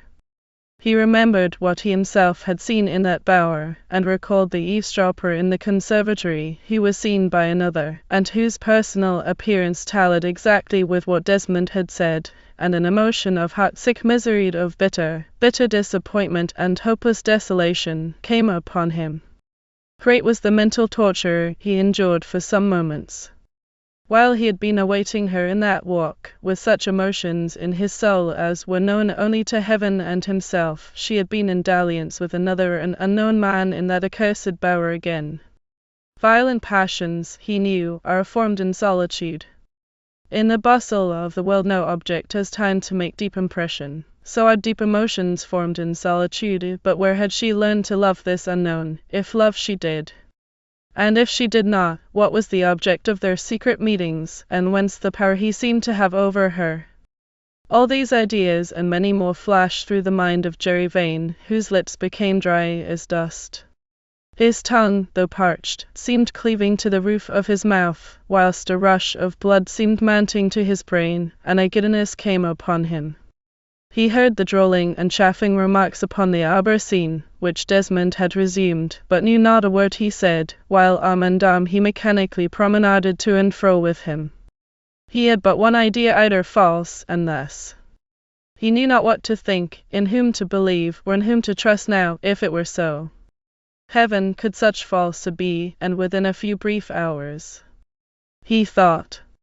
Then for the first time there began to creep into the heart of Vane something of that hatred which in the end becomes so fierce, cruel, and bitter, the hate that is born of baffled or unrequited love. Anon, his heart wavered again, the unwanted emotion began to die away, it seemed too strange and unnatural, and the passion he had for Ida vanquished him once more, by suggestions of utter unbelief, or there being an unexplainable, but dreadful, mistake somewhere. It could not be that all along she had been deceiving him and others by playing a double game of dissimulation, while acting outwardly such gravity and grief. The soft and sad expression of the chaste and sweetly pretty face that seemed before him even then forbade the idea, yet the galling fear, the stinging suspicion, remained behind. She refused Jerningham of ours, who was foolish enough to propose in the first flush of her widowhood, as she refused Jack Raikes of the Coldstreams last month, and sent him off to the continent to console himself. Desmond was saying she has vowed, they say, that she would never marry, after the death of that fellow in the line what's his name? Beverley, don't you know, and here I find her billing and cooing most picturesquely in an arbour. It is right good fun, by Jove. I only wonder who the party is that was receiving. The outpouring of an enamoured heart, secluded in moral widowhood. And I might have discovered, if I had only pretended to blunder into the arbour, but then I hate to make a scene, and it's just bad form to spoil sport. Vane felt it in his heart to knock the laughing plunger down, when hearing him run on thus. It began to seem painfully evident that all this episode could not be falsification. Major Desmond had no particular interest in either, though piqued, as much as it was in his lazy nature to be, at Clare, for refusing the lounging offer he had made her. For the other he had neither liking nor disliking, but, in all he told Vane, he seemed inspired only by that love of gossipy chit-chat in which even men of the best position will indulge by the hour at their club or elsewhere, together, perhaps, with the desire, so invariable, to quiz the grief of a widow, especially if she is young and handsome. There is, says a writer, no weakness of which men are so ashamed of being convicted as credulity, and there is none so natural to an honest nature. But to the storm that gathered in the honest heart of Jerry were added rage, astonishment, and an overwhelming sense of utter disappointment. Where had this unknown come from, and whither did he go? Where had she met him, and how long had this mysterious, and, to all appearance, secret intimacy lasted? What manner of man was he, that she was ashamed to have him introduced to her family? He had certainly read of ladies, even of the highest, most delicate nurture and tender culture, by some madness, inversion of the mind, or by temptation of the devil, taking wild fancies for valets and grooms, and even marrying them in secret, and thus at times all manner of horrible speculations crowded into the now giddy brain of Jerry. Ida. Wildly as he loved her, he would rather she were dead than less were not what he supposed and believed her to be, but he thought bitterly, alas! Where was there ever man or woman who reached the spiritualized standard of idealistic love? So, in spite of himself, it was not in human nature that it could be otherwise. His old jealousy, that barbarous yet just leaven which he had felt in the past time, when she preferred Jack Beverley to himself, grew in his heart again. He marvelled much how she would look when he joined her among other guests in the drawing-room, but the face he had looked for so anxiously was not there when he and Desmond entered it, and he was actually somewhat relieved when he was informed by Clare that Ida was unable to appear, and had retired to her room with a crushing headache. He expressed some well-bred sorrow to hear this, very mechanically and quietly, adding that he was the more sorry to hear it as he believed he would have to leave for town early on the morrow. Clare heard this sudden announcement with surprise, and regarded Jerry's face earnestly. Chapter Romans 17. A quarrel. But one idea or conviction prevailed in the mind of Jerry Vane. She who was so readily false to me before, may easily be so again. If he slept at all that night, his sleep was but a succession of nightmares, with dreams such as might spring from a slumber procured by the mandragora, one aching thought ever recurring amid the darkness of the waking hours, and all the more keenly when morning came, and he knew that he must inexorably see and talk with Ida in the usual commonplace way before others, ere he left her for ever, and quitted Carnaby Court to return no more. The tortures he had endured he resolved never to endure again. It should never be in the power of Ida or any other woman to place a heel upon his heart and crush it, as she had crushed it twice. Yet when he saw her at the breakfast table, in all her fresh morning loveliness, and in the most becoming demi-toilette, with her gorgeous hair so skillfully manipulated by her maid, and her grave, chastely beautiful face rippling with a kind, almost fond smile, as if greeting him and asking his forgiveness too, he knew not what to think, but strove to steel himself against her for the future. She had a newly gathered white rose, his flower, she was wont to call it, in her bosom, and that rose was not whiter than the slender neck round which the frills of tulle were clasped by a tiny coral brooch. At times, when he looked on her, and heard the steadiness of her musical voice and sweet silvery little laugh, and beheld the perfect ease of her manner and the candour of her eyes, he could have imagined the affair in the garden to have been a dream, but for the strange, unconscious smile that hovered in the face of Desmond when he addressed Ida, while making a hurried breakfast before his departure for London. "I would take the same train with you, Desmond," said Vane, "but that my things are not packed." "Do you leave us so soon?" asked Ida, who overheard him. "I must," said Vane, for whom there had been no letters that morning, much to his annoyance, as he wished to plead something like a genuine excuse to Claire for taking an abrupt departure. "I mean to leave England, perhaps even Europe, if I can." "For where?" asked Ida, growing very pale. "Well, I scarcely know," replied Vane, with a laugh that certainly had no merriment in it. "Do you really mean this?" "Yes," he replied, curtly. She was silent, but looked at him pleadingly, and even upbraidingly across the table, while Jerry, becoming, as he thought, grim as Ajax, busied himself with a piece of partridge pie. "No, no," thought he, "I shall not again begin that hazardous play with love, which someone truly calls the deadly gambling of heart and thought and sense, which casts all stakes and faith upon the venture of another's life." He had hoped that by the mere force of his own passionate love for her some tenderness might be reawakened in her heart for him, and now, after all, she was actually fooling him, vulgarly fooling him.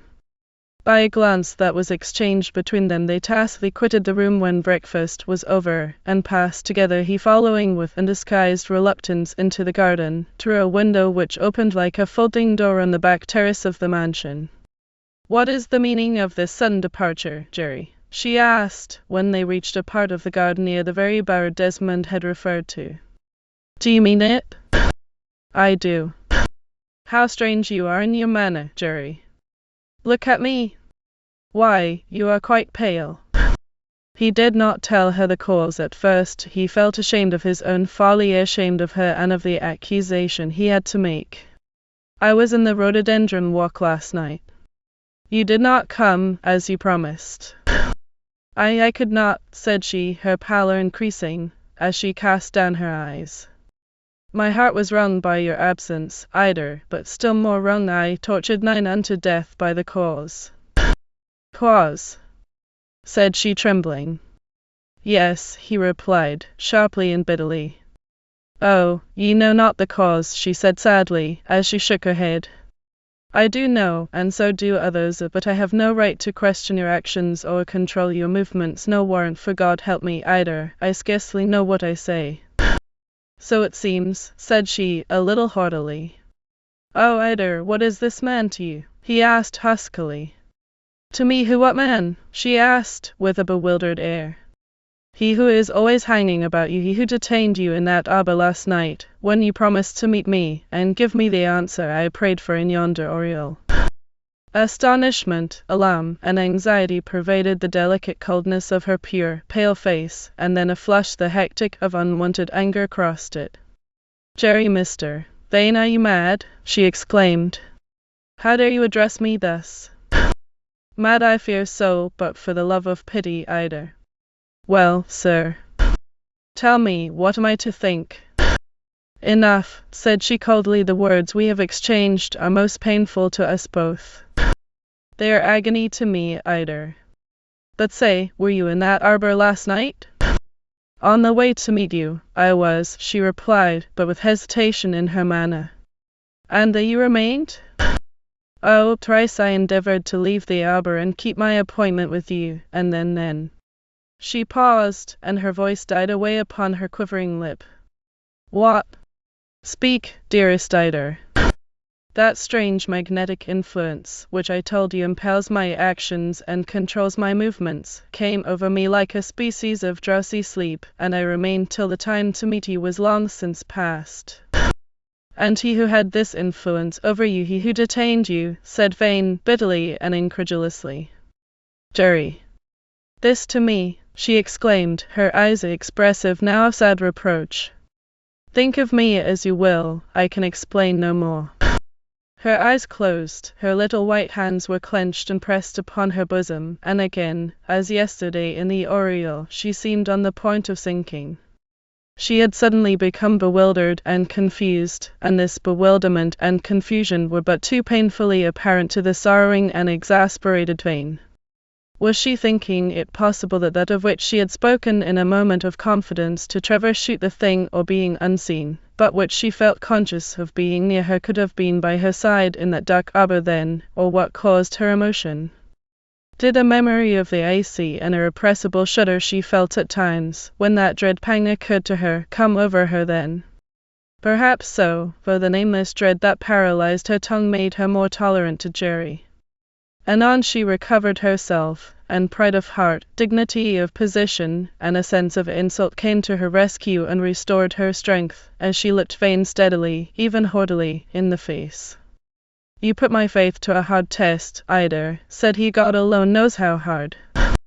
If I could spare you a pang, Mr. Vane, he knows I would, she replied, but when last you spoke to me about a strange gentleman being with me in the arbor, I thought your manner odd and unwarrantable, and now I think it more so.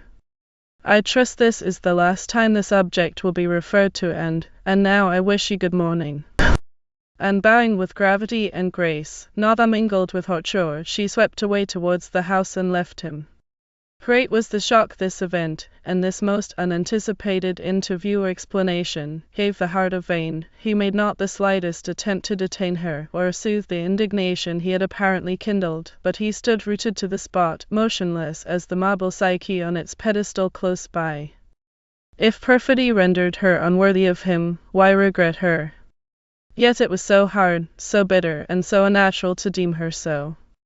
With all his pride, we have said that Jerry had none with Ida, and the moment the accusation against her escaped him, he repented of it.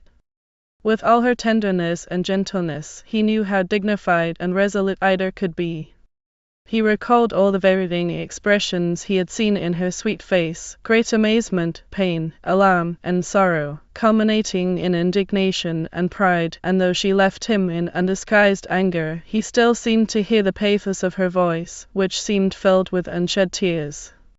Was he yielding her up in anger now, and not in sorrow as before, to another who would revel in all the spells of her beauty and sweetness, and thus ruining all for himself again? Then he said through his clenched teeth, What matters it? If she is so perfidious, let her go. But I've been too long here playing the moonstruck fool.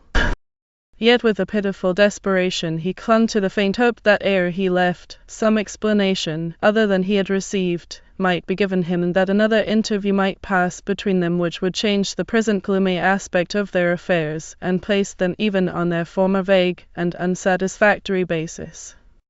But Major Desmond had taken his departure during the interview in the garden, thus Vane had no opportunity of recurring to what he had related overnight in the garden, and Ida remained studiously aloof, sequestered in her own room, and he saw no more till the moment of his departure, and even then not a word passed between them.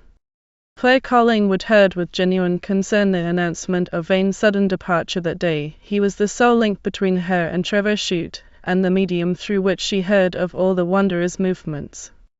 It was long past midday ere he could leave the court, and as he passed through the hall he saw the ladies taking their afternoon tea in the morning room, and amid that brilliant group, with their shining silks and rich laces, their perfumed hair and glittering ornaments, he saw only the bright aurora tresses and sombre dress of Ida, her jet earrings and necklet contrasting so powerfully with the paleness of her blonde beauty, the wondrous whiteness of her skin. She was smiling lightly now at Violet, who was coquetting with, or quizzing, old Colonel Raikes. Why should not Ida smile when the eyes of society were upon her? It fretted Vane, however, that she should be doing so on the eve of his departure, and added fuel to the fire that consumed him. He was just in the humour to quarrel with trifles. He simply bade her adieu as he did all the rest, and bowed himself out, but he could not resist making some explanation to Claire, who followed him to the porch, and whose expressive eyes seemed to ask it, for she had detected in a moment that something unusual had passed between him and Ida. She heard him with pain and bewilderment. "All this must and shall be fully explained," said Claire, with her dark eyes swimming in tears. "I doubt it." "Doubt not," said she, firmly, "and, dear Jerry, promise me that you will forget your quarrel with Ida, and visit us again at Christmas. Papa and Lady Evelyn will be home long before that. Do you promise?" "I promise you, Claire, dear Claire, you were ever my friend," said he, in a broken voice, as he kissed her hand, and would have kissed her cheek, perhaps, but for the servants who stood by, and in half an hour afterwards the train was sweeping him onward to London. "I had hoped, Ida, that Jerry Vane's visit would have had a different termination than this," said Claire, the moment she caught her sister alone. "Why, you have actually quarrelled." "No, not quarrelled," urged Ida. "What then?" "Parted coldly, certainly." "Why did you not keep your appointment with him?" Again the expression that Vane had seen on her face, pain and embarrassment, sorrow and bewilderment, were all visible to Claire, who had to repeat the question 3 times. Then Ida said, "As he himself has told you, he accused me of meeting another, and I was almost bluntly accused thus, Claire, when I was certainly beginning to feel that I might love him with the emotion that I deemed dead in my heart and impossible to resuscitate." "All this seems most inexplicable to me," said Claire, with the smallest expression of irritation in her tone. "Poor Jerry! He loves you very truly, Ida, and sorely indeed has that love been tested. He loved me because he believed in me, and that regard will cease when he ceases to believe, as he has done, through some insulting suspicion, the source or cause of which is utterly beyond my conception," said Ida, wearily and sadly. Then she threw an arm round the waist of Claire, and lying on her sister's breast, said in a low voice, "Another seems to hold me by bonds that will never be unloosed, Claire." "Another, Ida." "Beverley." "What madness is this?" asked Claire, regarding her sister's face with great and deep anxiety. "I loved Beverley as I never loved Jerry. It was, indeed, the passion which Scott describes as given by God alone." It is the secret sympathy, the silver link, the silken tie, which heart to heart and mind to mind in body and in soul combined. Beverley's last words were that we should meet again, and we have met again. They seem to be always meeting in my thoughts by day and dreams by night, but always the memory of him was most vivid when Jerry Vane was near me or in my mind. "How will all this end?" said Claire in a voice of sorrow. "I would that Papa were here. He had never much sympathy with, or toleration for, my grief, and now that it is passing away, he would have still less with these secret thoughts or strange impressions I have told to you, dear Claire, and even hinted at to Trevor Chute. It is a disease of the mind, Ida, but all this seems so incomprehensible to me. Surely we have power and will over our own acts, and even in these days, when so much is said, thought, written, yes, and practiced too, about spiritualism, mysticism, etc., there is the danger of adopting that as an inevitable law to which we must conform, but which we should with all our power resist as the vilest of superstition." Ida only shook her head mournfully, and poor Claire's motherly and sisterly heart was stirred within her. She knew not what to think, but she clung to the hope that ultimately a marriage with Jerry Vane would dissipate these morbid impressions with which the mind of Ida had become so singularly and so strongly imbued. But now, after this, rumours began to spread, though the strange man, if man he was, had disappeared, and was seen no more, but seemed to have taken his departure with Jerry Vane. Rumours born of chance, remarks overheard by listening servants, and taken to the still room, the kitchen, the stable court and gamekeeper's lodge, of spectral appearances in the rhododendron walk, in the arbour where the Psyche stood, and elsewhere about the ancient mansion, till at last, through Major Desmond, they actually reached the ears of Sir Carnaby calling wood abroad, and though they excited the merriment and languid curiosity of Lady Evelyn, they caused him anger and annoyance, and not a little contempt. Such stories as such deuce bad form get into the local papers, and all that sort of thing, don't you know. One fact became pleasantly apparent to Claire ere long, that though Ida regretted the departure of Vane, and still more the inexplicable cause of their mutual coldness, her health for a time improved rapidly, the colour came back to her cheek, and the brightness to her eyes. She loved, as of old, to take her share in pleasures and amusements, and the chill shiver she had been wont to experience affected her less and less, but for a time only. Chapter XVIII. The meet at Lübeck. At the Stadt Hamburg, Sir Carnaby and his bride probably secluded themselves in their own apartments on the day after the unpleasant rencontre related in Chapter XIV. At least Trevor Chute saw nothing of them at the table d'hôte, which was filled by its usual frequenters, officers of the garrison, German Jews and Jewesses, and those whose names inevitably figure on the board in the hall as Graps, Hayes, Rentiers, and Privateers. Avoiding the hotel on consideration, Chute saw no reason why he should change his quarters. He had done all Lübeck, seen the Dom or Cathedral, a huge red brick edifice of the 12th century, with its wonderful screen, stone pulpit, and brass font, the Marienkirche, with its astronomical clock, where daily the figures of the 7 electors pass in review, and bow before the Emperor, the wonderful old Rathaus, and the stone in the marketplace where, on the buying of Lübeck, Admiral Markmayer was judicially murdered for not fighting the Danish fleet, the wood carvings in the Schesselbudenstrasse, and the famous letter of Sir William Wallace to the Hanseatic, the first free trade document the world ever saw. And when evening was come again, he found himself seated, somewhat weary and almost alone, at the long board of the table d'hôte in the great dining room. A tempestuous sun was setting in the west, against the crimson glow of which the black kites, like flies amid wine, seemed to float above the trees of the Lindenplatz, and the waters of the Trave and the Wakenitz were reddened as they flowed past the timber-clothed ramparts, the copse woods and turfy moors, towards the sea. Something portentous seemed in the air, the sky, and even in the manner of the people of Lübeck that evening. Trevor Chute observed that the Prussian officers who were at the table, or smoking under the veranda outside the windows, all talked confidentially of something that was expected, he could not make out what, and the military eye of Chute observed that, since noon, double sentinels had been posted at the Berg Thor, the Rathaus, and elsewhere. The thoughts of Trevor Chute went back over the many stirring events of his past life since he had known Claire and been rent from her, events full of sporting excitement, of military peril and Indian adventures, of rapid change by land and sea, of aimless wanderings like the present, of wet night marches and wild gallops amid the scorching heats of the Punjab, when men fell by the wayside, stricken and foaming at the mouth with sunstroke, or writhing with the deadlier cholera, and he knew not why all this retrospect occurred to him. Was he on the eve of any great danger? It almost seemed so. The evening closed in dark and gloomy, and though the atmosphere was stifling, Chute perceived that the lower windows of the hotel were being all closed and barricaded. He was then informed by the Oberzellner that a serious riot was expected by his high wisdom, the senior burgomaster, among the tradesmen and working population, who were all on strike, and hence the doubling of the guards on the town house and at the city gates. Sounds of alarm from time to time, shouts and other noises, were heard in the echoing streets, then followed the tolling of an alarm bell, and the beating of the Prussian drums, while flames began to redden the sky in one quarter, thus indicating that the houses of some persons obnoxious to the rabble had been set on fire outside the Holstein Thor.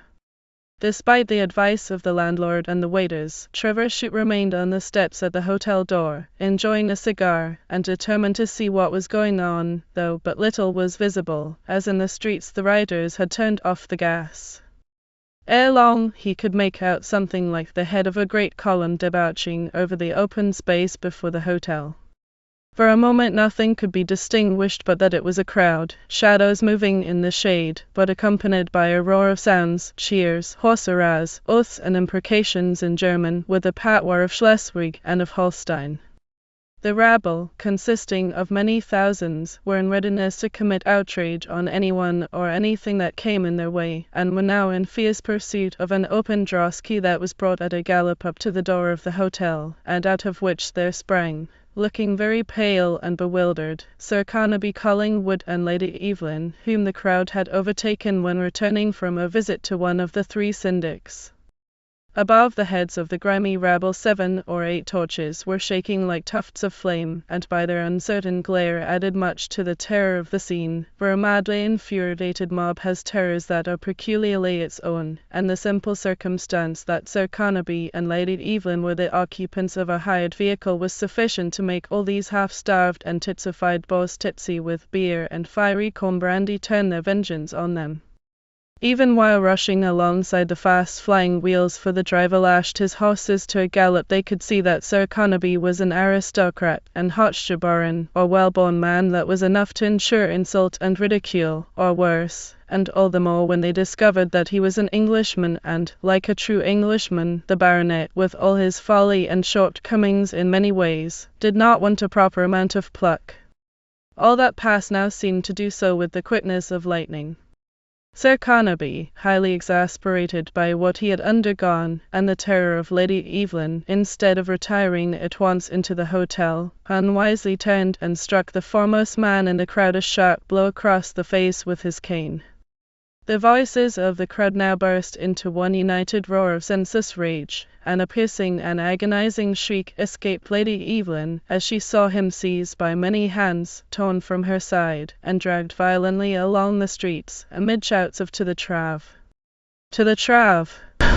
She did not and could not love this old man. She was, perhaps, incapable of loving anyone, but she loved well the position her marriage gave her, though a viscount's daughter, with the luxury and splendor in which she was cradled when at home.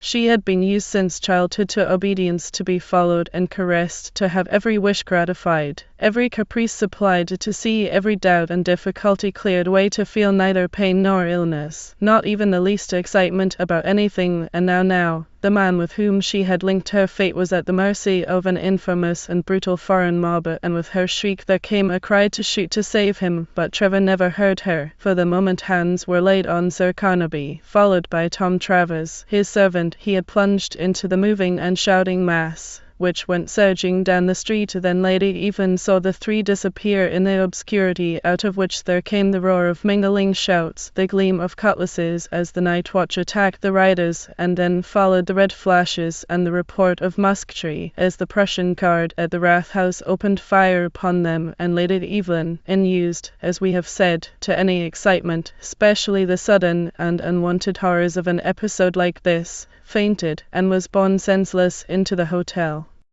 Meanwhile, amid the wild whirl of that seething mob, how fared it with Trevor Chute and him whom he sought to save or rescue? In all his service, and in a service so different from the silk and velvet dawdling tenor of life in the guards, dread of death had been unknown to Trevor Chute, and never felt by him, even when he knew that he was supposed to be dying of fever or a wound, or when he lay in the dark jungle, where the thick and rank vegetation ran riot, as it were, where the Brahmane's cobra had its lair, the tiger and the cheetah, too aware, heavy, hot, and oppressive. The vapor rose like steamy clouds about the stems of the trees, while his life-blood ebbed away, and he had the knowledge that, if undiscovered, he might die of thirst, of weakness, under the cut dagger of a mountain robber, or by the feet of a wild elephant, for oblivion thus clouded the end of many a comrade who was reported missing, and no more was known. So Chute was not to recoil before a German rabble now.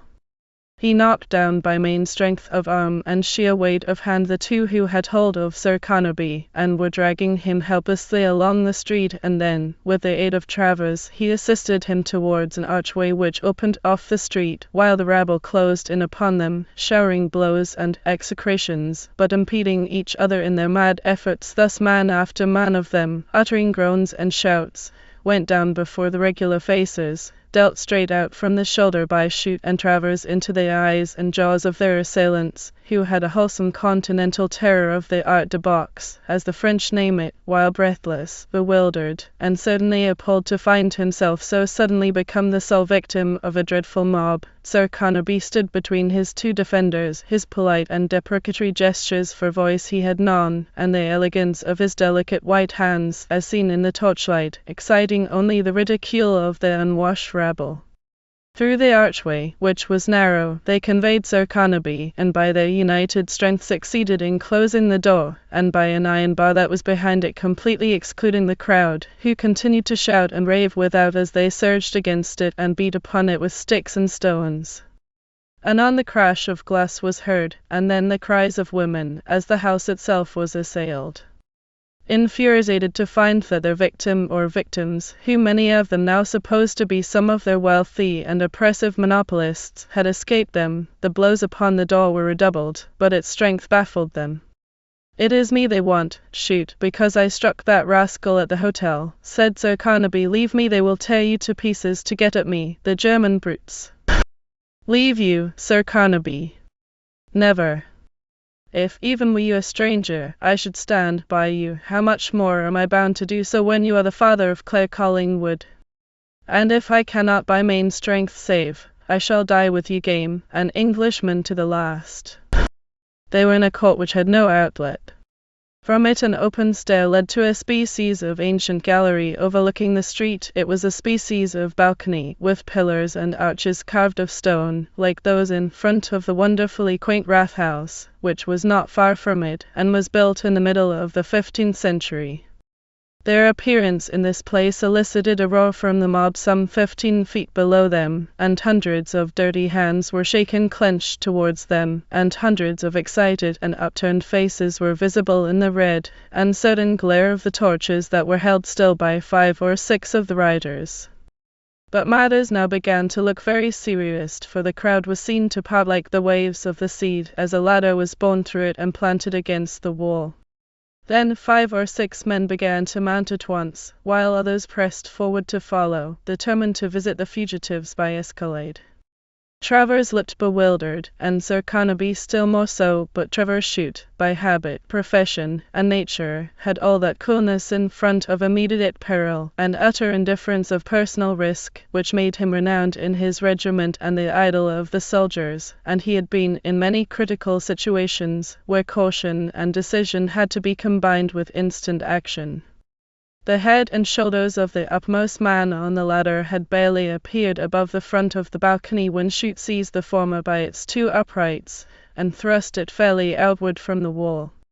For a moment it oscillated, or seemed to balance itself, and then, describing a radius of about 30 feet or more, fell back among the crowd with its load of ruffians. Then shrieks and the rattle of musketry were heard, as the Prussian guard arrived from the Rathhouse, and by orders of a burgomaster poured in a volley of some 20 muskets or so, on which the mob took to flight, and dispersed in all directions, leaving behind 2 or 3 dead men and the maimed wretches who had been on the upper portion of the ladder.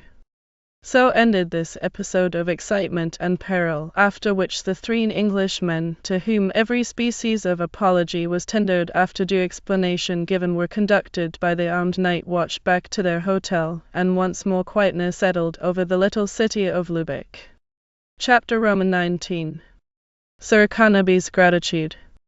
Save that he had got a terrible shaking, a few blows, and considerable fright, Sir Carnaby Collingwood, thanks to Trevor Chute and his servant, was not much the worse, and between his draughts of ice seltzer and brandy, he spotted and threatened the whole city of Lubeck with our ambassador at Berlin, and to have the outrage of the night brought before the House as soon as he returned to town, while Lady Evelyn, filled with genuine admiration of the pluck shown by Chute, his manly and generous bearing, and with gratitude for the manner in which he had assuredly saved the life of her caro sposo, became his most ardent ally. But as he and Sir Carnaby lingered over their wine that night, he felt, and still more next day, the weight of the many blows and buffets of which he had been quite unconscious at the time they were so freely bestowed upon him.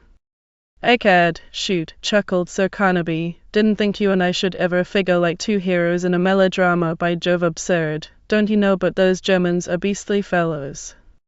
The Moselle stands with you. We have had nothing here, he continued, laughing with more genuine heartiness than was usual to him, for his feelings had undergone a revulsion. We have had nothing here but mistakes and scenes, actually scenes. I refuse you, Claire, and you make off per train with Lady Evelyn. I was most unkind to you, and you act generously by returning good for exceeding evil. Trevor was so unused to this tone from Sir Carnaby that his heart swelled with mingled hope and anticipation, joy and sadness, as he said, I am only thankful to heaven that I was here tonight, and able to be of service to you. Service, egad, my dear fellow, you have saved my life. The consciousness of that rewards me for more than one past misfortune. Ah, you mean those which caused you to leave the Guards? To leave England, and lost me, Claire, said Chute, falteringly. Well, it was all no fault of yours.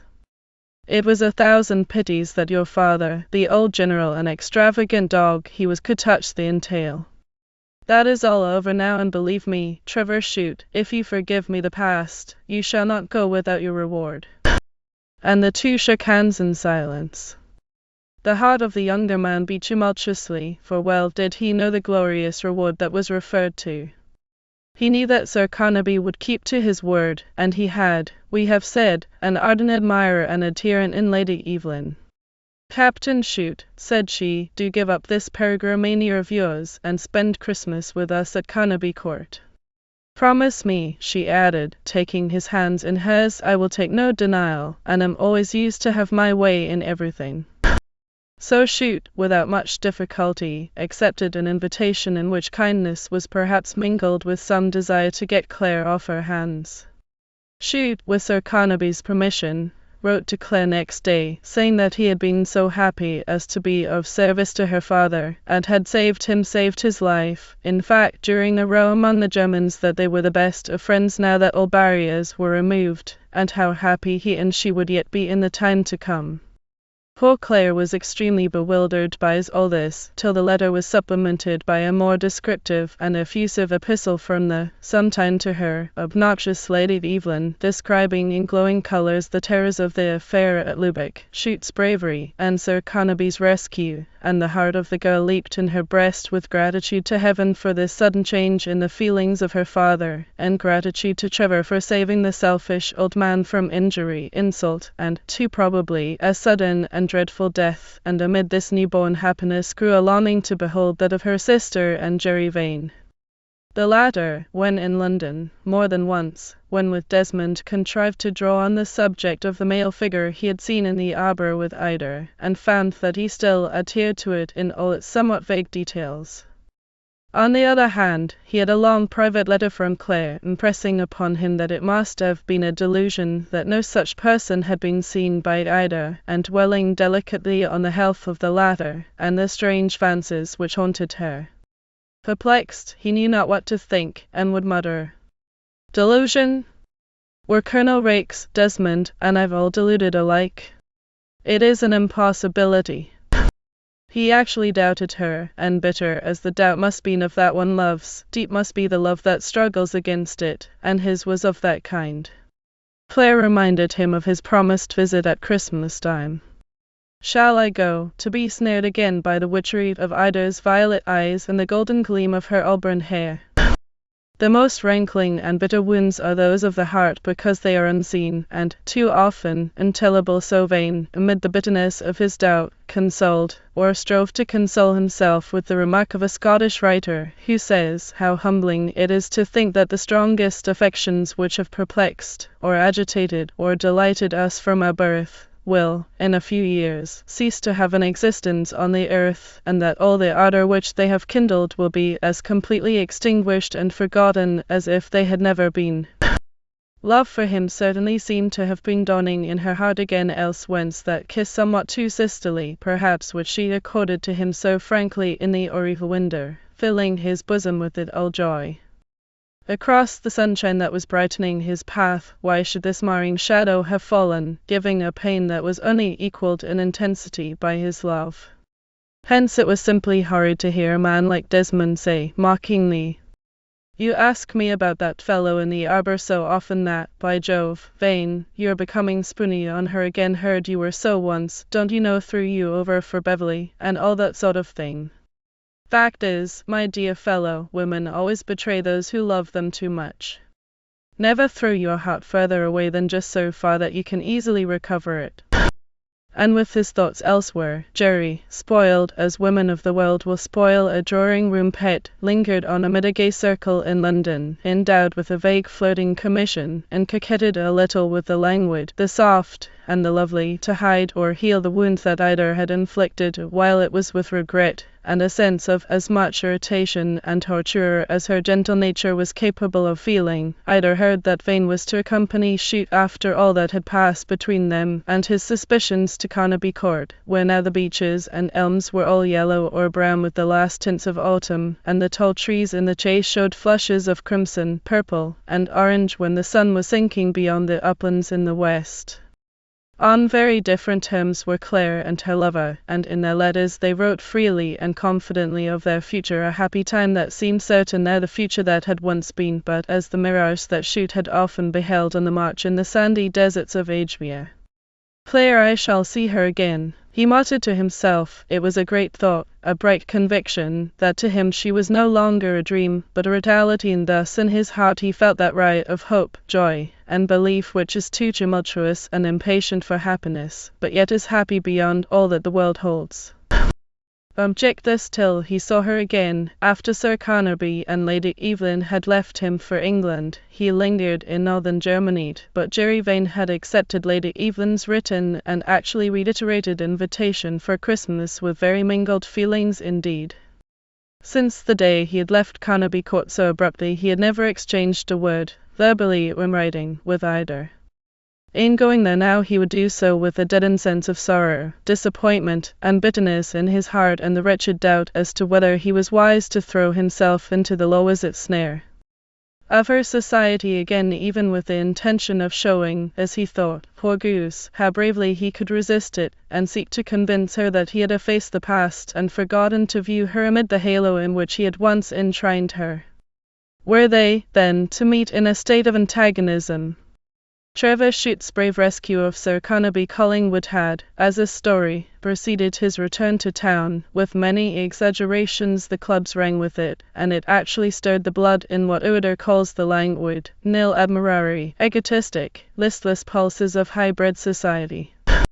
But time was creeping on now, and the Christmas of the year drew near at hand. Chapter Roman 20. Carnaby Court.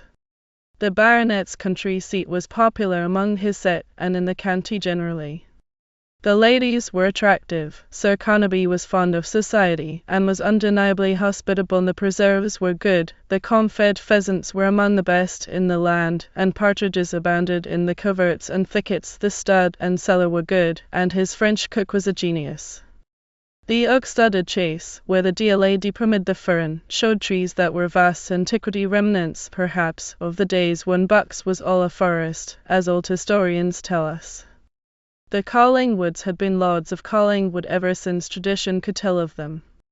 They were, it was said, old as the chalky Chiltern Hills and the woods of Wadden Chase, and stories of their prowess had been rife among the people since the days when Edward was murdered at Tewkesbury, when bluff King Hal burnt Catholics and Protestants together with perfect impartiality at Smithfield, when Mary spent her maudlin love on Philip, and Queen Bess boxed the ears of her courtiers. All had figured in history somehow and everywhere, over the gateway half hidden by ivy, in the painted orievals, on the gables, and on the buttons of the livery servants, were 3 eels waving on a bend, indicating a heraldic portion of the tenure by which they held their land, like the Lord of Aylesbury in the same county by the serjeantry of finding straw for the bed of the defender of the faith, with 3 eels for his supper, when he should travel that way.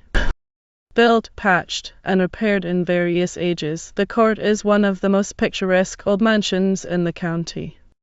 In one portion, chiefly inhabited by crows and bats, there was a half-ruined remnant left by the Wars of the Roses, on which the present Tudor, or, rather, Elizabethan mansion, with its peaked gables, oriel windows, and clustered chimney stacks square, twisted, or fluted had been engrafted. Hawthorn, holly, and ivy grew out of the clefts of the ruinous portion, and there in childhood had Clare and Ida made baby houses, and there they had devoured in secret many a fairy and ghost story, and thrilled with joy over that of the ugly duckling. The terrace balustrades were mossy and green, and though Carnaby Court had an old and decayed aspect, there was a lingering grandeur about it. The plate in the dining hall was famous in the county for its value and antiquity, though many a goblet and salver had gone to the melting pot when King Charles unfurled his standard at Nottingham. We have said that stories had been rumoured about of a figure seen in the garden and elsewhere, and Sir Carnaby, who loathed scenes, excitement, worry, and all that sort of thing, as he phrased it, though he had undergone enough and to spare, was intensely provoked when the old butler gave him some hint of the shadowed addition to the family at the court.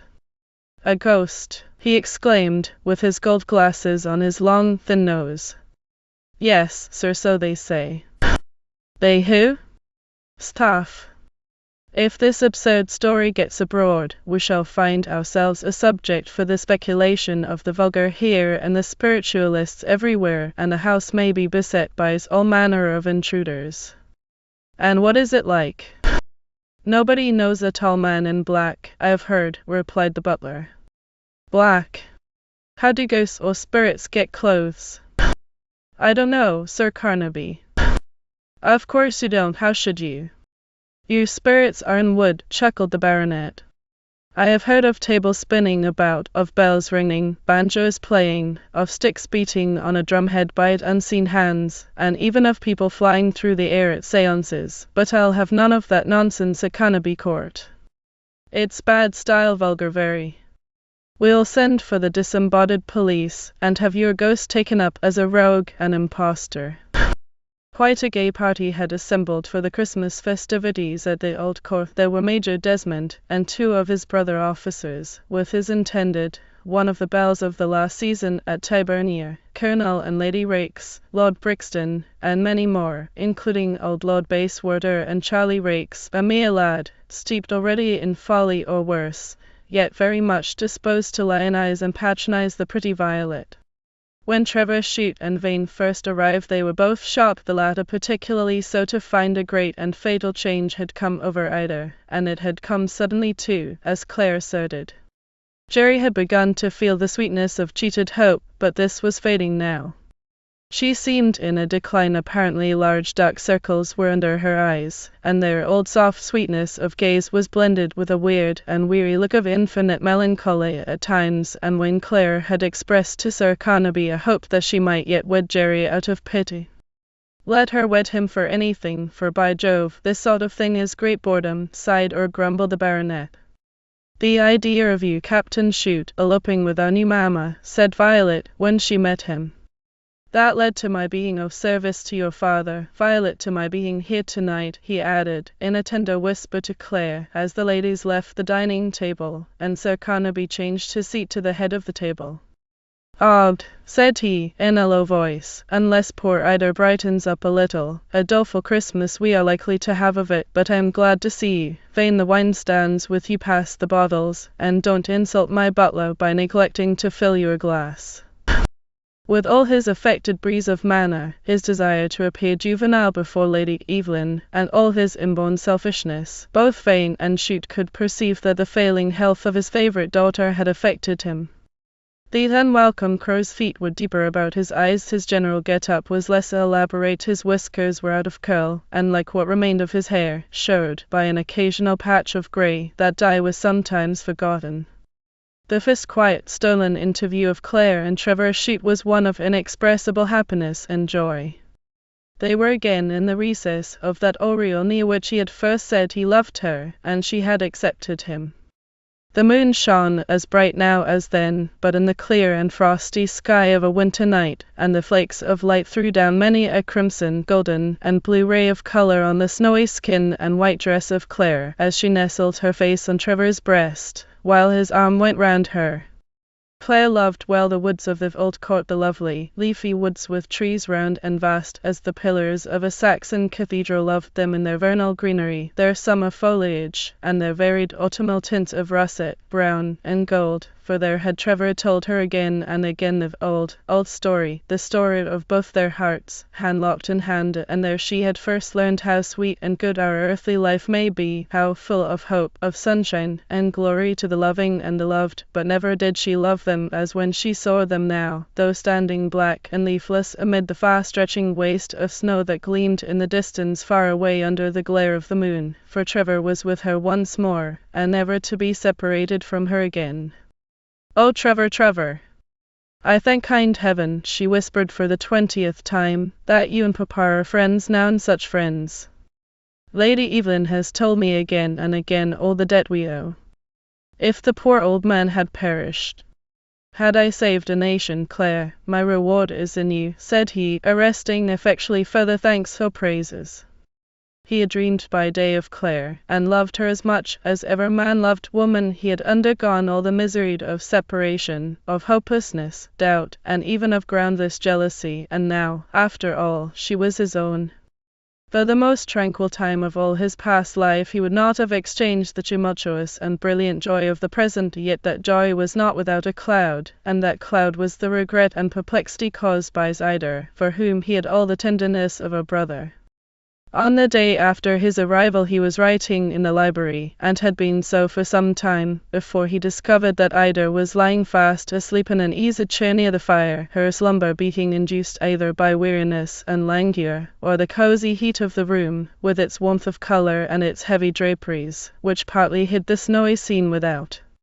For a few moments he watched the singular beauty of the girl's upturned face, the purity of her profile, and the sweetness of her parted lips, as her graceful head reclined against the back of the softly cushioned chair, over which, as they had become undone, bright masses of her auburn hair were rippling.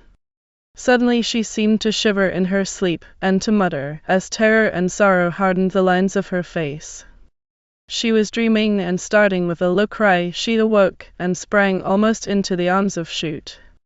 Her lips were white and parched, white as the teeth within them. Her eyes, with a wild, hysterical, and overstrained expression, were fixed on the empty air, while the veins in her delicate throat were swollen, and then she turned to Chute, who kissed her forehead, caressed her hands, and besought her to be calm.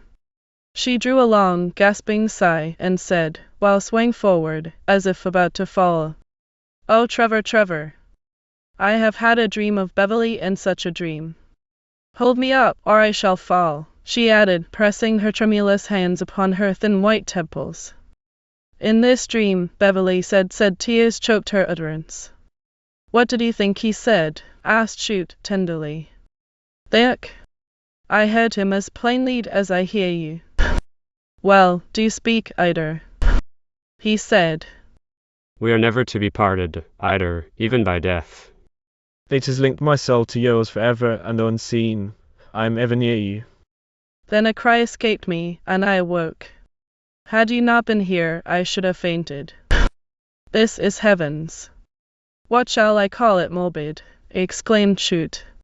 Such dreams come to me unbidden, uncontrolled, continued Ida, sobbing heavily. There seems to be a strange, half sad and sweet, half fearful and subtle, influence at work around me. I am sure that there is a world beyond the grave, an unseen world that is close to us all, Trevor.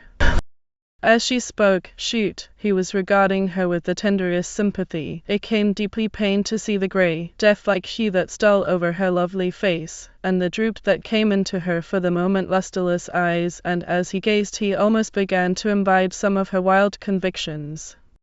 "It is a matter of knowledge," says a writer, "that there are persons whose yearning conceptions, nay, travelled conclusions, continually take the form of images which have a foreshadowing power. The deed they do starts up before them in complete shape, making a coercive type. The event they hunger for or dread rises into vision with a seed-like growth, feeding itself fast on unnumbered impressions.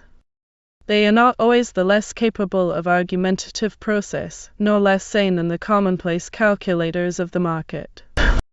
Whenever I think of Beverly, I seem to feel that he is unseen beside me, and this startling and oppressive emotion I can neither control, analyze, or conquer," said Ida, wearily, as Chute led her to another room. Chapter Roman 21. Christmas Eve. It was not in the heart of honest Jerry Vane to harbour much of doubt when pity was wanted, and, so far as Ida was concerned, it fully seemed wanted now. The change that came over her health had been rapid and unexplainable. Her nerves were evidently hopelessly unstrung. She seemed to be pining and passing away in the midst of them all. Her temperament was entirely changed. She could see the light emitted by a magnet in the dark, and always shuddered at the touch of one. The doctors shook their heads, and could only speak of change of air when the season opened, and so forth, while poor Jerry Vane hung about her in an agony of love and anxiety, hoping against hope that she might yet recover and be his dear little wife after all. But when Claire hinted at this, the ailing girl only shook her head and smiled sadly. It was just shortly before Christmas Eve, however, that Jerry felt himself lured and tempted, with his heart full of great pity for the feeble condition in which he saw the once brilliant Ida, to speak to her again of the love he bore her.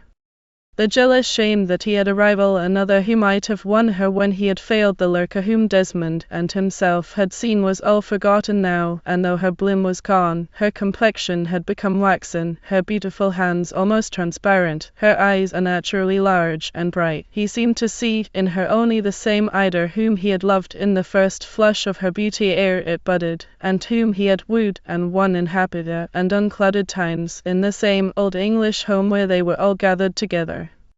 She approached the subject herself by saying to him, when they were alone, "Forgive me, Jerry, if I spoke hastily to you when last we parted." "Forgive you?" he exclaimed, in a low voice. "Yes, surely that is not impossible." "Oh, Ida, forgiveness is no word to pass between you and me. Especially now, Jerry, but though I treated you ill, very, very ill in the past time. Let us not talk of that, Ida." "Of what, then?" "Our future," he whispered, while, drawing near, he took her passive hand in his, and longed to kiss, but dared not touch her, while great love and compassion filled his heart, the love that had never died, but as he held her hand she shivered like an aspen leaf.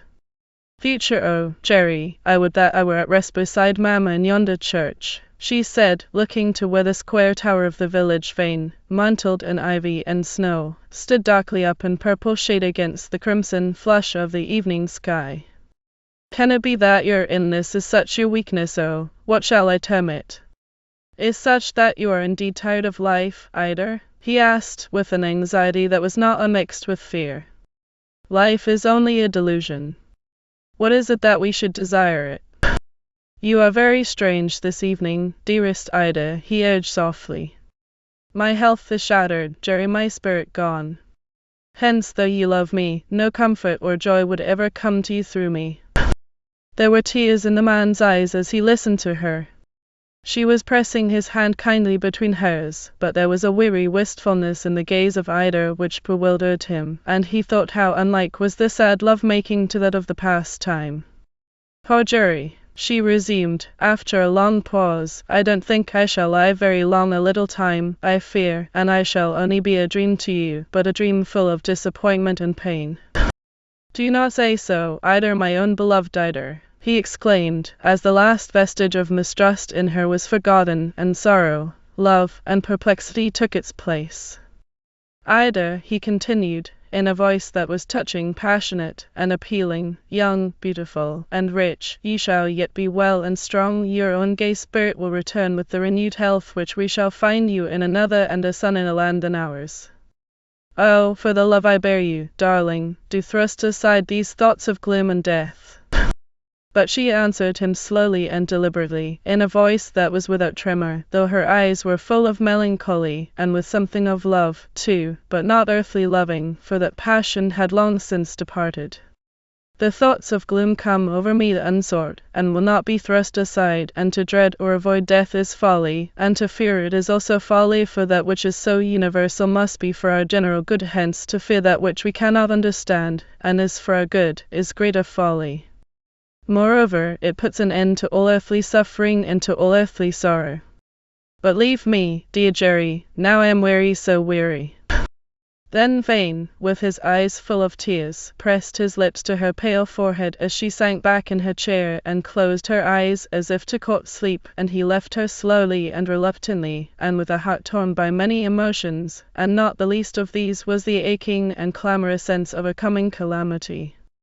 It was Christmastide, when, from all parts of the British Isles, the trains are pouring Londonward, laden with turkeys, game, and geese, and all manner of good things, when the post-bags are filled with dainty Christmas cards that express good and kind thoughts, when the warmest wishes of the jocund season are exchanged by all who meet, even to those whose hands they do not clasp, though eye looks kindly to eye, when the sparrows, finches, and robins flock about the farmyards, and the poor little blue tomtits feel cold and hungry in the leafless woods and orchards a Christmas Eve, whose red signal fires shall glow through gloom and darkness till all the years be done, the season of plum pudding and holly, mistletoe and caroling, and of kind-hearted generosity, when the traditional stocking is filled, and the green branches of the festive tree are loaded with every species of goodies, for excited and expectant little folks, and once a year, the eve that, of all others, makes the place of those whom death has taken seem doubly vacant, and when the baby that came since last Christmas is hailed with a new joy, the eve that is distinguished by the solemnity of the mighty mission with which it is associated, and when over all God's Christian world the bells ring out the chimes in memory of the star that shone over Bethlehem, and even now they were jingling merrily in the old square English tower of Collingwood Church, from whence the cadence of the sweet even psalm, in which the voices of Clare and Violet mingled with others, came on the clear frosty breeze to the old court, the painted oriels of which were all aflame with ruddy light that fell far in flakes across the snow-covered chase.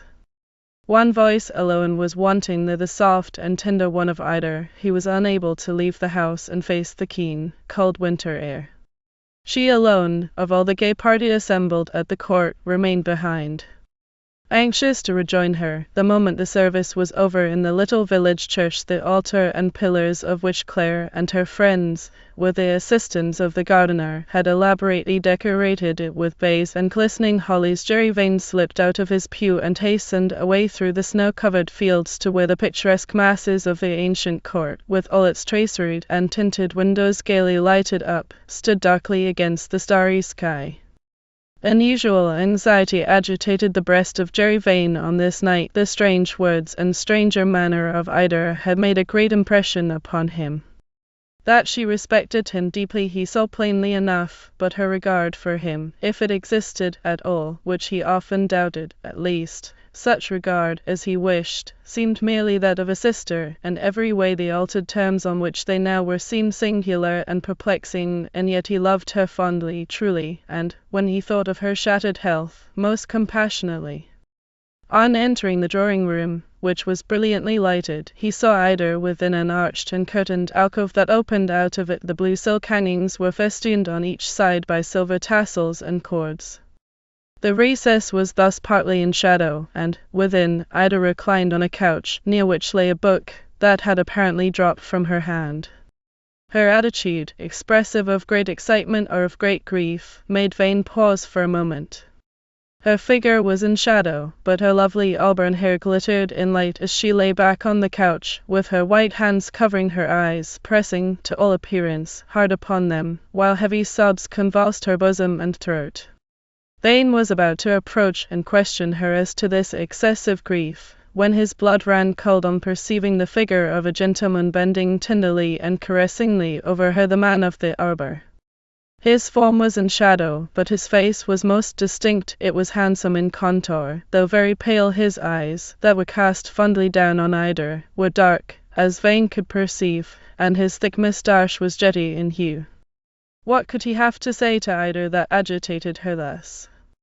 And who was this stranger who seemed to avail himself of every conceivable moment she was alone to thrust himself upon her?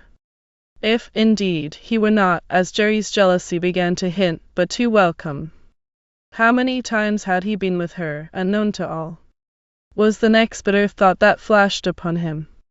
He resolved to bring Chute to the spot, for Chute had never believed the stories of Ida and her mysterious friend or admirer, so, instead of boldly advancing and intruding upon them, he softly quitted the room, and met the captain in the entrance hall. "Where is Clare?" he asked. Gone to take off her wraps, replied Chute. Quick, said Jerry, in an agitated voice, come this way. What is the matter? You shall see. The honor, that I should speak of it. The honor of Ida is dearer to me than life, said Vane, in a voice which indicated great mental pain. Yet what am I to think, unless her brain is turned? He leaned for a moment against the console table, as if a giddiness or a weakness had come over him. Jerry, are you unwell? Asked Chute anxiously. I don't know what the devil is up, or whether Ida, with her face lovely as it is, and pure as that of a saint in some old cathedral window, is playing false to me and to us all. False? Exclaimed Chute, astonished by this outburst, which was made with great bitterness. Yes, false. Ida, why, how? Because that mysterious fellow is with her now. Where? In the arched alcove off the drawing-room. I know not what he has been saying to her, but the effect of his presence is to fill her with grief and agitation. These are manifest enough, whatever may be the secret tie or sympathy between them. They were for the present alone, Chute and Vane.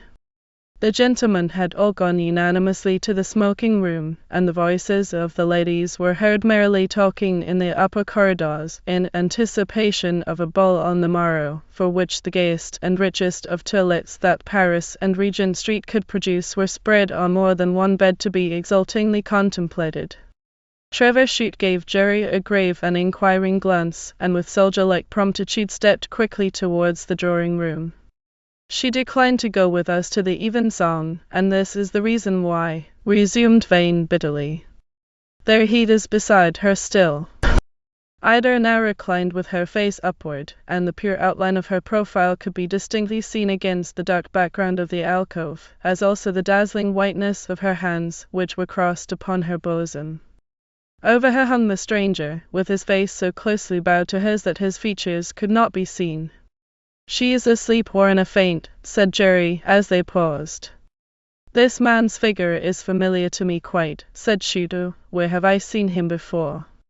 As he spoke, the stranger raised his head, and turning to them his pale, now ghastly, face, gazed at them for a moment with eyes that were dark, singularly piercing, and intensely melancholy. There was something in their expression which chilled the blood of Vane, but for a moment only did he so look, and then the face and figure melted, and in that moment a thrill of unnatural horror ran through the heart of Trevor Chute, who stood rooted to the spot, and next, as a wild cry escaped him, fell senseless on the carpet, for he had beheld the visual realization of that which he had begun to fear was Ida's haunting spirit, the face and form of Beverley, or of a demon in his shape.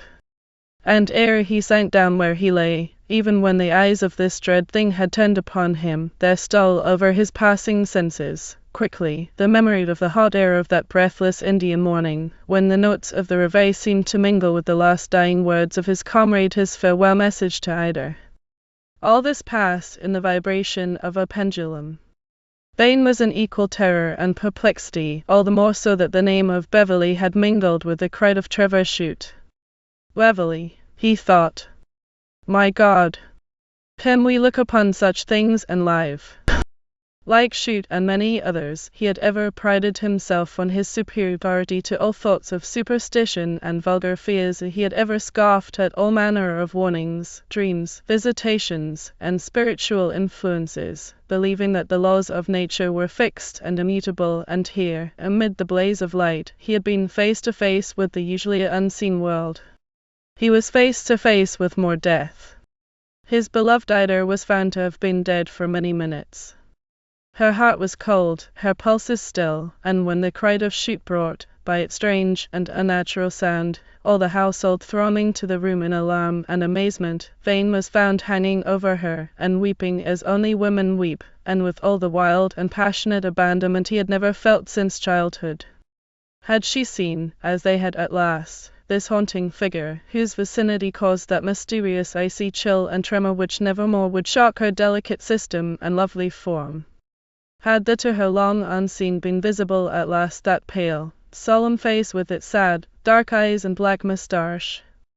It almost seemed so, for terror dwelt on her still features for a time, then repose, sadness, and sweetness stole over her beautiful face, still most beautiful in death. Had she died of terror, of grief, or of both, inducing perhaps a rupture of the heart? The pressure of her hands upon her breast would seem to say the latter, but all was wild and sad conjecture now in the startled and sorrowing household.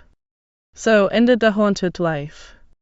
But the doctors discussed the subject learnedly, and her nervous thrills or involuntary tremors were accounted for by one who asserted that such an emotion was producible in persons of a certain nervous diathesis by the approach alike of an unseen spirit or the impingement of an electric fluid evolved by the superior will of another. It was urged by some that anything supernatural could only be seen by a person who was under an extraordinary exaltation of the sensuous perceptions, and certainly this was not the case with either Desmond, Fane, or Chute. Thus it was deemed doubly strange that such men as they should have seen the singular and terrible presence, when she, whose system was of the most refined and delicate nature, and rendered more spiritual by her sinking health, should only have felt that something unseen was near her, until, perhaps, that fatal night. What miracle, diablerie, or spiritualistic horror was this? Speculated all, when the story came to be sifted around the couch whereon the dead Ida lay, like a marble statue, with her skin soft and pale as a white camellia leaf.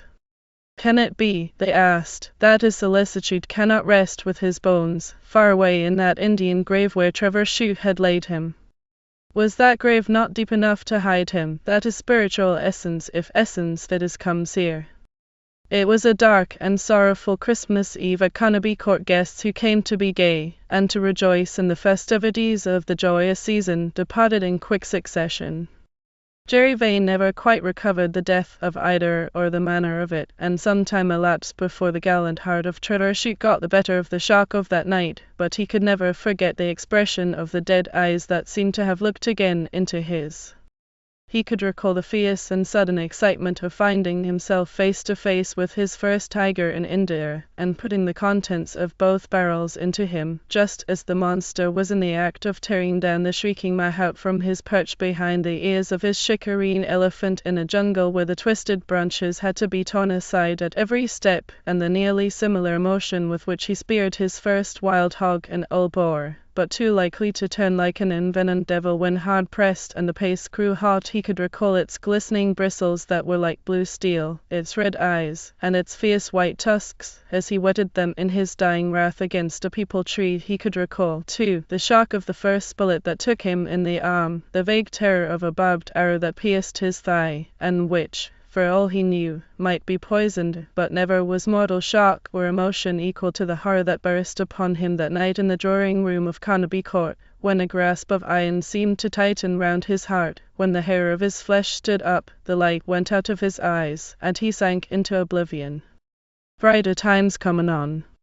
None can sorrow for even though that of the inmates of Carnaby Court did not pass away with the snows of winter, nay, nor with the sweet buds of spring or the roses of summer, when they climbed round the oriels and gables of the grand old mansion. Thus it was not for many months after that night of dread and dismay, that most mournful Christmas Eve, that the merry chimes were heard to ring in the old square tower of the Saxon church for the marriage of Clare and Trevor Chute, who passed, with chastened looks and much of tender sorrow, amid their long-deferred happiness, the now flower-covered garden of the gentle sister who had been indirectly the good angel who brought that happiness to pass.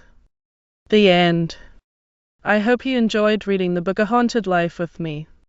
If you like this, please remember to like and subscribe. Please visit at Audionomy if you want to see different types of videos we produce. For statistics on our videos, visit at Audionomy Core. Visit our story reading channel website at https://audionomy.com/audionomaproject/audionomastories/. Happy tube travels!